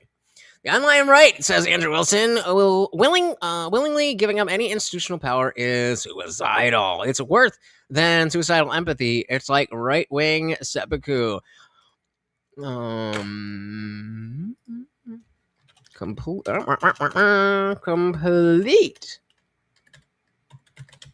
Agree, but probably for different reasons. All right, we're gonna do. We're gonna get two more good ones. We'll skip the. We'll skip the bullshit. Two more good ones, and we'll see. Destiny is definitely. You're crazy when Destiny is the reasonable one. Yeah. Well, I'm an avid viewer of the Legendary series. Shout out to More Pegasus, who covers the drama of Hassan and his orbiters. They're so retarded. They're so insane that every single day, Homeboy is able to make a 40-minute video of, look at Asman making fun of Hassan. Look at Denim saying this stupid shit. Look at Bad Manana doing this. Look at H3, whatever it is. Whatever's going on through there. There's so much drama and bullshit. And I love that they try to act like serious people with all that drama. It's amazing. It's amazing. So if you do not, let's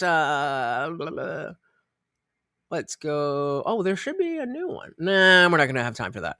But I do have one shared in this week's Substack. So if you want to know what's good with what's really good, hit up the Substack. It's Crazy Fuentes and Dusty made a sex tape. How seriously do you think that was Fuentes? Yep. Drew said, no, principles, only positions has a corollary. Same positions, different perspectives. Same positions, different perspectives. Oh, you're talking about me and Andrew there. Yeah, I like that. That's good. What the fuck? Why is... Oh, okay. It's like my fucking Twitch thing is not working. It's like, because we're not on Twitch anymore. Really? Based on what? Based on what? Because I would fucking love for that to have been Nick. Just for the story of it. But like, do you really know? There's gonna be someone who has the same position as you for different reasons. Yep. I like it. It's a good one. Are we? Are we? Nikki said, "It's raining men and let the bodies hit the floor." Are two songs about the same event from wildly different perspectives. That's getting a screenshot. First, we get a dilly dilly. Then, and I want to make a face.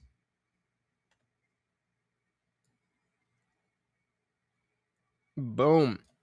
So you're going to want to make sure you're here on New Year's Eve, Nikki, because I have a whole list of screenshots of the craziest shit people have been saying.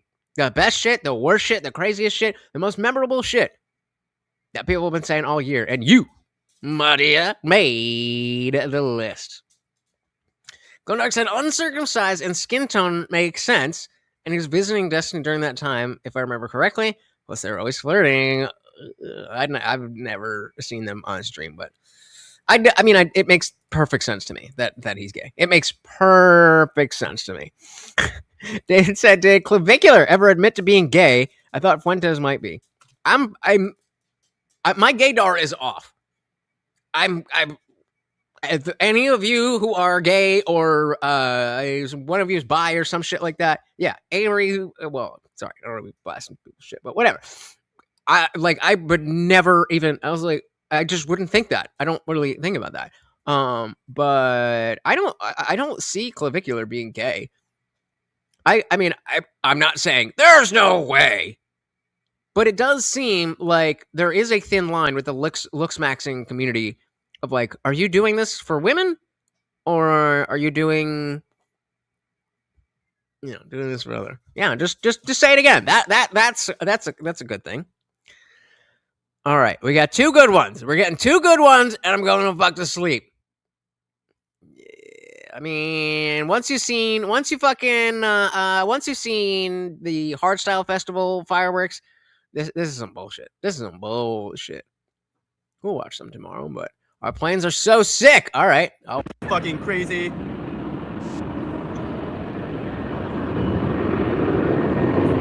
F-35.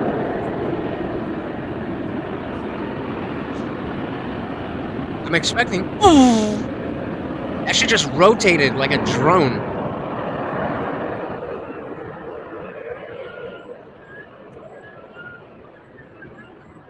Fucking crazy. I mean, that was cool. That was definitely cool. But I was expecting some like wild shit. And wokeness. Some things haven't changed. Liberals in 1976 explain why an event for the 200th birthday of America is wrong. Really? I feel like I have to have seen this before. I feel like there's no way I haven't seen this before. Really? I don't know. I mean, like, it was cool. I was like, oh, shit. Drew said, Nick's not gay. Clav's not gay. Their alliance is gay, though. I don't know. Clav is gay for pay for Peter Thiel. Very possible. Nick said, ever since metrosexual became a thing, it's way harder to tell if dudes are gay. I'm going to disagree with you only in the sense that there was a significant, relevant period of time when metrosexual was a thing, and then that went out of vogue before the non-binary shit came and had like the after effects of like your fucking what's his name, Timothy Chalamet being fucking Frogerty. I think that like one led to the other, but they're different things. But I see where you're coming from. We're all gay on stolen land. I mean, if loving women's gay, then I don't want to be straight. All right, what is this? I think maybe the best thing for this country is 1975 being. Oh Jesus! Let's slow that down. International Women. I think maybe the best thing for this country is 1975 being International Women's Year, even more than Women's Year. Bitch, Women's Year. Why in the fuck would you get a year?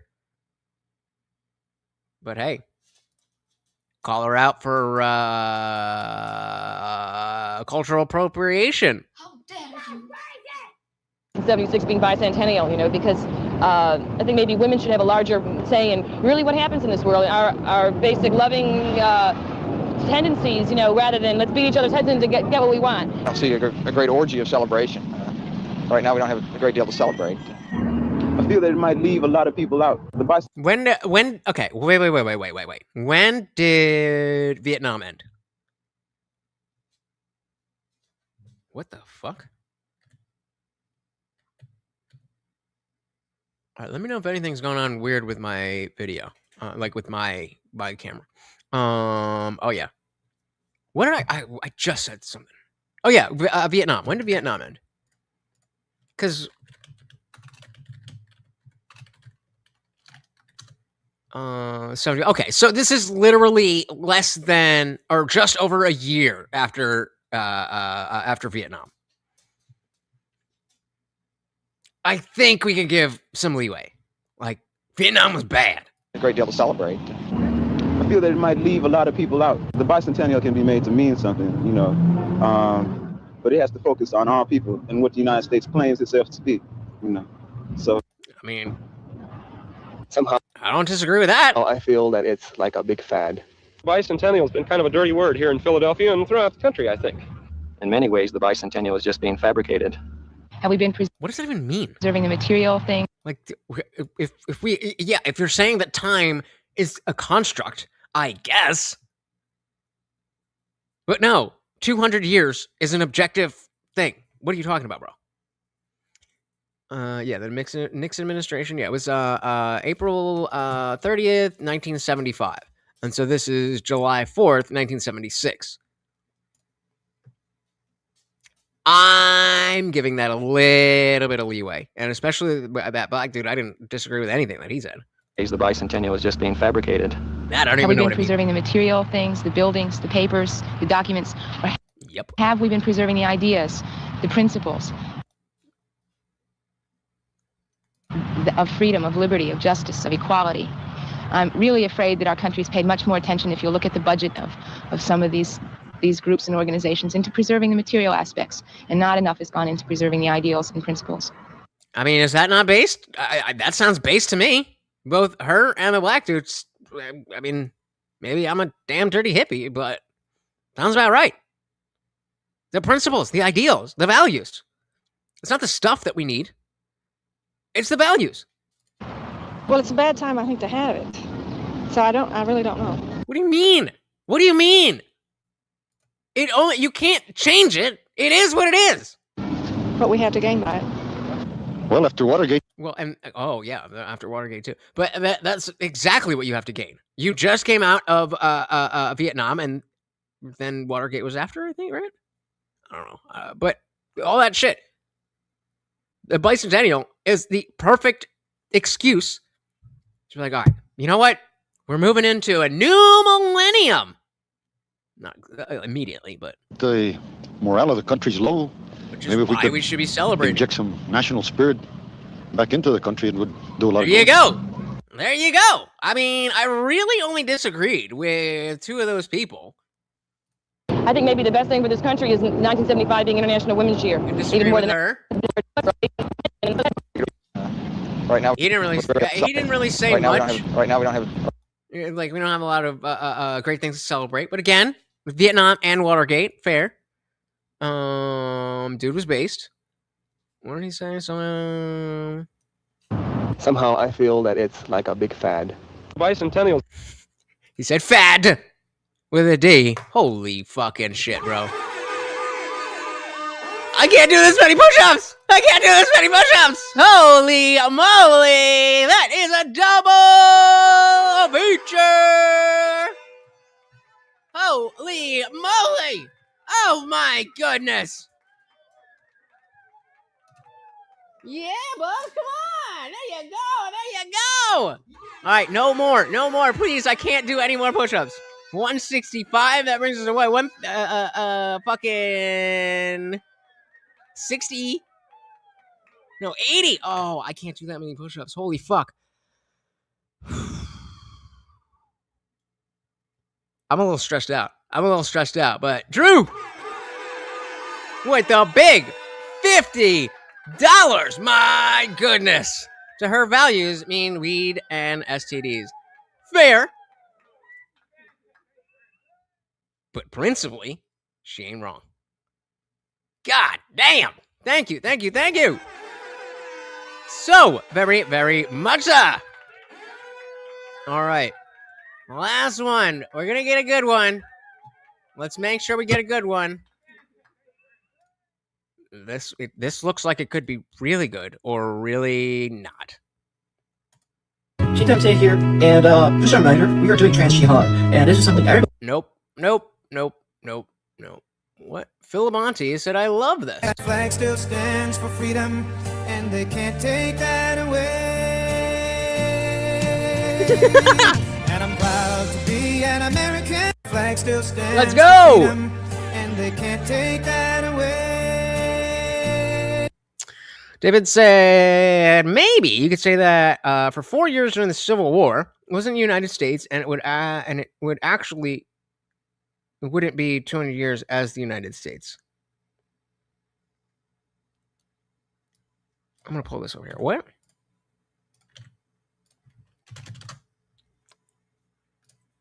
Maybe you could say that for 4 years during the Civil War, it wasn't the United States. And it wouldn't be too... I keep on trying that one again, brother. I don't know. I have no idea what that says.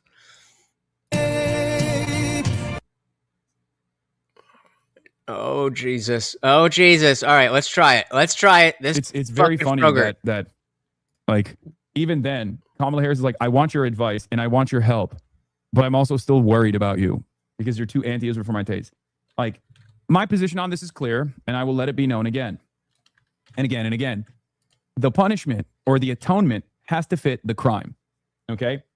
Obviously, the more powerful a figure you were in American politics during the genocide, the more bandwidth you have to give, the more social and political capital you have to burn to atone for it.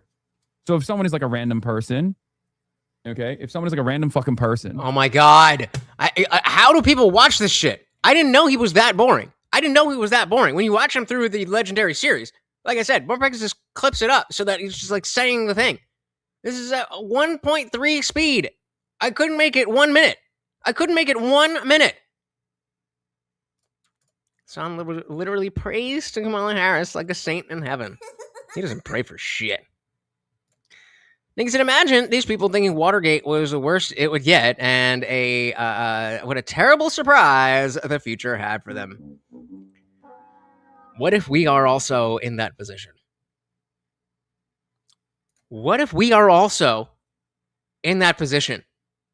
And in 50 years, then you're like, remember when they thought woke and trans was the worst it could get? It could happen. Oh, yeah, the guy said the centennial was fabricated. I think he meant like it was just like a corporate push type deal. But like, that's stupid. That's a stupid point.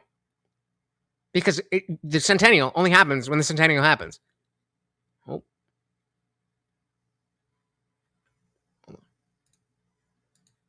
Yeah, it's showing my whatever. Okay.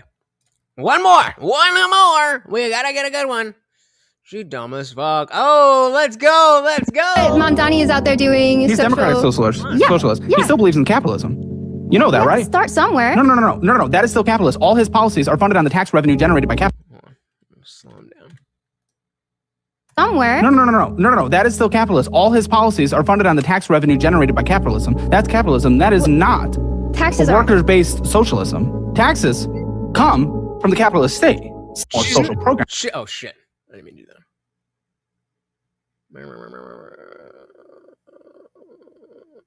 Yeah. Okay. Tax. No. But she's not wrong. She's like, well, you got to start somewhere. She's absolutely spot the fuck on. That is what they are doing. She said that's what bothers me. Look, Trump's Supreme Court banned some culture war issue. We do that. We are responsible for culture war issues. They need to do things we can't do ourselves. Very fair. Very, very fair. Very, very fair. Yeah. Oh, yeah. It can get worse. David said, I don't think it will take 50 years to look back fondly on 2020 and 2026. I don't know. I don't know, man. I really have no fucking clue. No fucking clue. I hope it's not that bad, but we finna find out. That's capitalism. That is not taxes workers-based socialism. Taxes come from the capitalist state still. So no, that is not socialist. But if that's what you'd like to see, then don't call yourself a socialist, because that's not socialist. That's still capitalism. That's more Scandinavian. That's European. Yeah, but I want to just abolish the police. And by abolish the police, I just mean have police be a little bit different. Which is still funded on capitalist systems. I was hoping you were going to say something like Sweden or the UK. I was hoping you were going to say something like that, which are still objectively capitalist countries. Mm-hmm. Not socialist by any means of the imagination. They have some more social programs, all funded by the success of capitalism, all funded by the marketplace and the wages created by capitalism. More social programs. How many social programs do you have to do before it's socialist? You're talking about social programs. Socialist is a completely different economic structure, though. Right, where the worker has their relationship to the means of production. State-run, but yes. State-run. That wouldn't really create much. You know what happened in the USSR? With all the land, most arable land almost in the world besides the United States and I think Ukraine. Well, they had to import all their wheat. Every time I said weed, I feel smart every time, because usually the sounds on TikTok are only 1 minute, unless you have like a 3+ minute video where it'll show you, just like, a 9-minute track to back it. And so I feel smart when you get to the point that the music stops. It's like, I made it. I have an attention span. Economic structure, though. Right, where the worker has their relationship to the means of production. State-run, but yes. State-run. That wouldn't really create much. You know what happened in the USSR? With all the land, most arable land almost in the world besides the United States and I think Ukraine. Well, they had to import all their wheat. The vast majority of their wheat. It doesn't work. It doesn't create the outcome. People need to eat. And it doesn't work. You know what's actually more important? Are we feeding people under capitalism? Yes. Have you seen more than bitch. Our poor people, they're fat. Oh, our poor people are fat. Drew, I'm not gonna lie. You stress me out here, brother. You stress me out here. I love it. I fucking love it. So before, can we do this on loop? All right. So before we go to watch me fail. Oh man, we're at 165, right? 82 push-ups. I need you guys really hype me up in the chat. I don't know if I can do this. I'm gonna try, but I don't know if I can do this. I'm legitimately scared. Only one thing to do.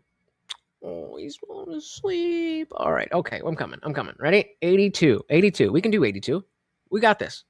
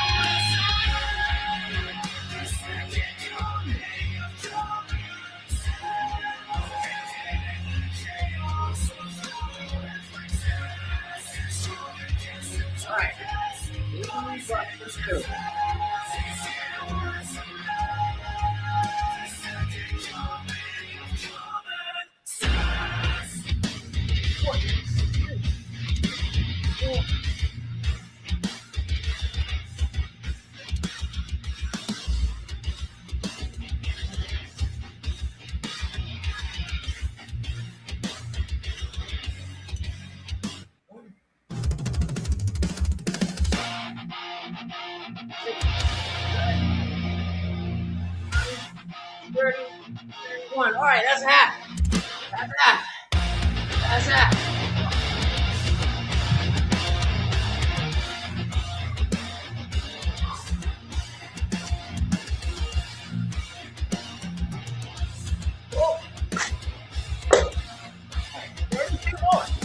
Shadows to the word the truth once stood. A kingdom of confusion carved out of falsehood. But he walks through the ruins like a prophet reborn. A voice once in fire, a mind on this door. The chaos watches with an all-seeing glare. Guardian of reason in a world unaware. When the overlord stalls at the edge of the frame. The faithful rise up, they already know his name.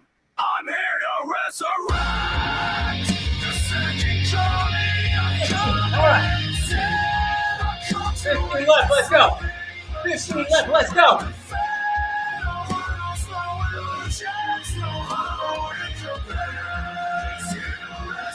Milk it.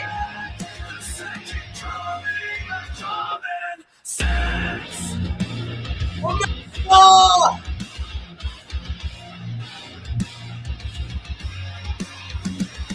He stands in the fallout of a world misled. Picking truth from the wreckage, raising dawn from the dead. Every word is a weapon, shot and declare. Exposing every shadow we pretend not to fear. And the overlord rises with a suffering command. A beast of judgment, the mortal judgment. On his growl, rings through the silence of the night. He'll understand, trigger keeps the power. Holy shit. I'm here to resurrect the second coming. Oh, the freedom sweat.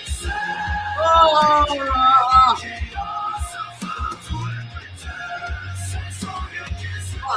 We got 5. 1, 2, 3, 4,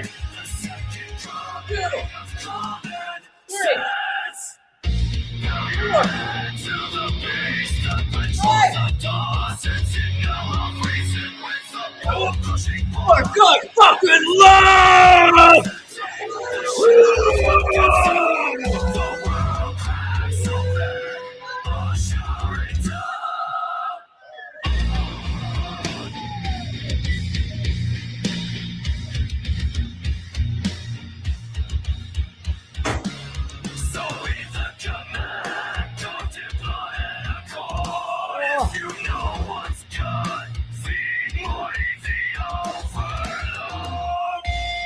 Oh, my bones are cold now.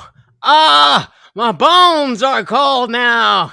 We really need to go. Holy fucking shit. Hey, look who comes in at the last moment. Shout out to Dick Johnson. What is good? Make sure you guys are here for tomorrow, because indeed, thanks to Drew, we've got a double feature. I think we got Gladiator and Jurassic Park so far, but we'll talk about it tomorrow.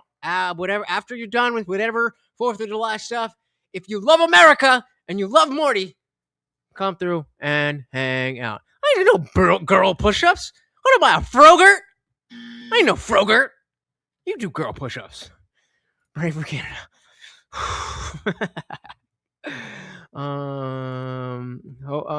Hope you get everything that you want. I tried, Dick. I tried, but the early ones, I was like, let's bang out a bunch, and then if I feel all right, then jeez, I'll ways. Yeah, happy birthday, America. Let's go. Yes, get your very own at theindianjesus.com. I don't get any money for it, but it doesn't matter as long as you repping the community. So we can't really do much about our executives once they're elected. We need Congress to do it. Who thinks that an impeachment is coming in the next 2 years? Me. Not a removal, but that impeachment. Drew is the undisputed GOAT. Hey, I'm just saying.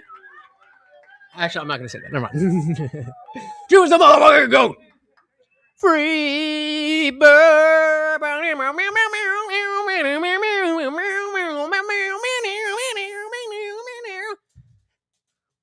Shout out to Guitar Hero.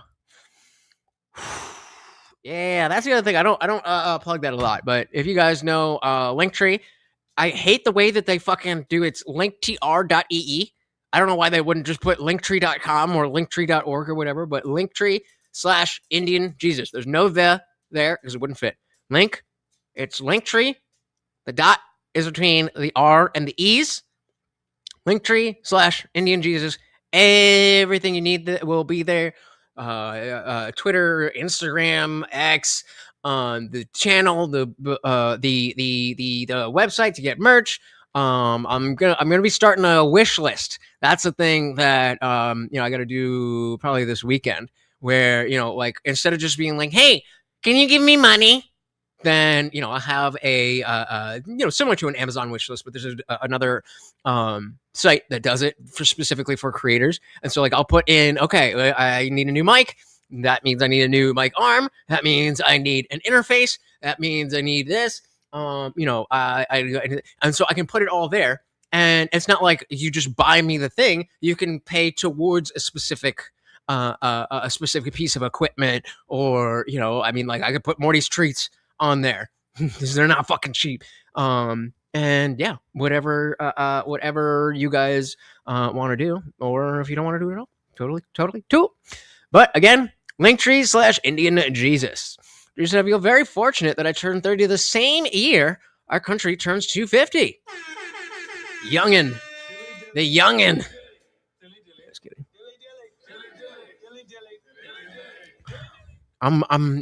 Well, actually, I do. You know what? I'm gonna stand on that.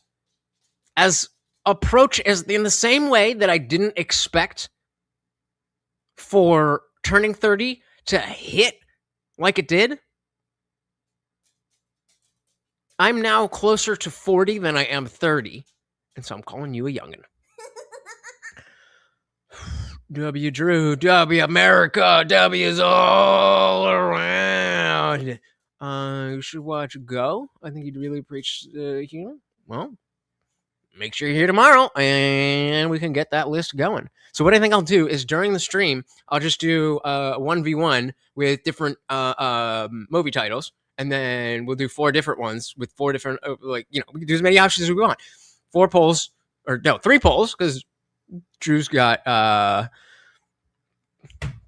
don't remember, whatever moves, I'm drunk, sorry. You get what I mean. So make sure you're here tomorrow. All right. Holy fucking shit. Nick said, unlike many in my country, I greatly appreciate the position of protection that being next to America gives me. Fuck yes. So I'm going. People said that they have stuff to do in the afternoon, and not so much later. So I'm just going to go live around my normal time, 8 p.m. Eastern. And then we'll see where the night takes us. So go to your barbecue, spend time with family, spend time with your girls, spend time with whatever you're doing. And then before you go to bed, I'll be drunk and celebrating 250. W Morty, W Lutch, W all of us. Hey. Before we go though, we of course have to give a big shout out to all of the donations through the whole fucking night. We had Bucks early on. We had Glow with the $2. Testy Johnson Bucks again. We had a Real Black Betty. And we had Big Daddy Pa doing the damn thing. And then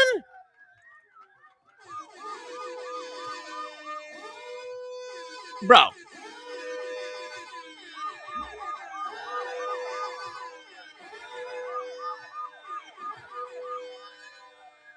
That's a little insane. And of course, we had Blueberry Street signing up as a member. Let me actually count that.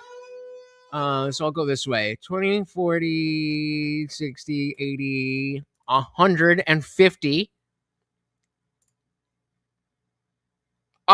$153, bro. Thank you so much. It's a weird thing because you have to be in a particular mindset. Like I almost was I stopped myself. I stopped myself because I was live for about 3 hours yesterday and I got $5. And like I ended the stream more so because I was just a little bit bored with, you know, the panels and stuff that was going on. But I was about to be salty. And I was like, what? First of all, do you remember, Lutch, when you would dream of having more than 2 people in the chat?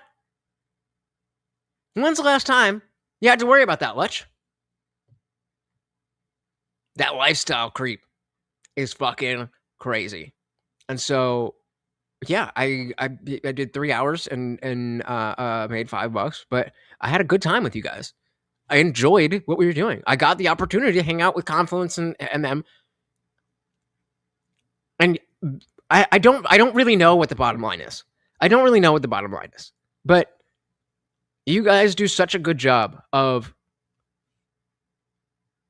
helping me stay focused on what we're doing here. And I mean, obviously, you're giving me money, but when I started this, I had no idea if it was going to be anything. And now, not only did Drew drop $150, but other people also dropping 10s, 20s, even just, you know, a couple bucks. It all matters. And I am grateful to you guys. Let's put it this way. I'm grateful to you guys that despite almost being salty that I made money for sitting in my bed and talking to my friends, I almost let, you know, the money blind me to the experience. But it was you guys. It was you guys who showed me, like, all right, yeah, you know, sometimes you're gonna have an off day. That's not what we're here for. That's not what we're doing. Yes, we need the money to keep everything going, but that's not what we're here for. We're here for you guys. So thank you. I can't say it enough. I never had poutine. Is that a movie? Joke. Drew wins. Fair enough. I ain't gonna argue with that. W, the second coming. Indeed. We'll end here with Glowing Dark saying you have great perspectives. Thank you. I spent a lot of time thinking about them. And again, if you do enjoy what is going on here, then definitely check out the Substack. I posted that I had like 4,800 something words in the word count.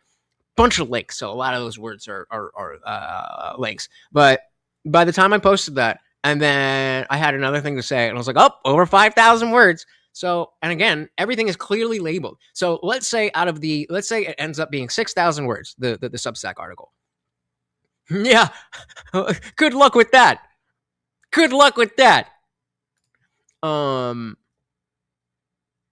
way that it's labeled is like, let's say there's 6,000 words. It's labeled such that if you're only interested in 900 of those words, you'll be able to quickly be able to get out of it what you want to get out of it. And that's my goal. It's not something where it's like, guys, I need you to read this whole thing. Like, no, Sunday morning, the first thing, you go to church or whatever, and then you come home and you read the whole 6,000 words. That's not what this is. This is supplemental throughout the week. Spread it out. You don't want to get tired of me, huh? But yeah, I mean, it is that exact feeling of knowing that I'm doing what I should be doing because you guys are the right people. If I was doing something different that brought different people, then I would have to think about things a little bit differently. But I'm so confident in what we're doing here, and not necessarily how it gets done and where it ends up. That's all that shit. We'll cross that bridge when we come to it.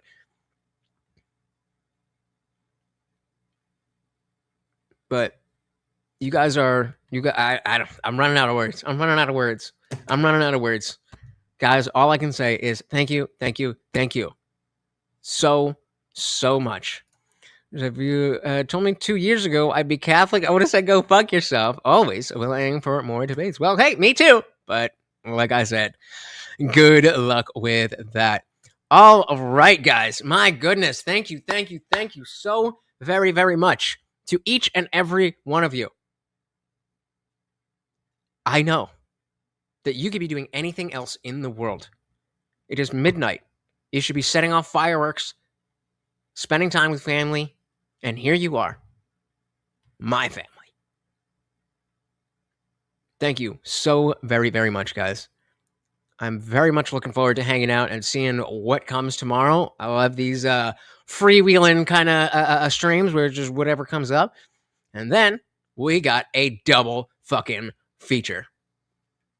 Thank you so very, very much. Once again, guys, we have got the Overlord Morty, who is passed the fuck out. And he's like, bro, I got a shit. Let's go.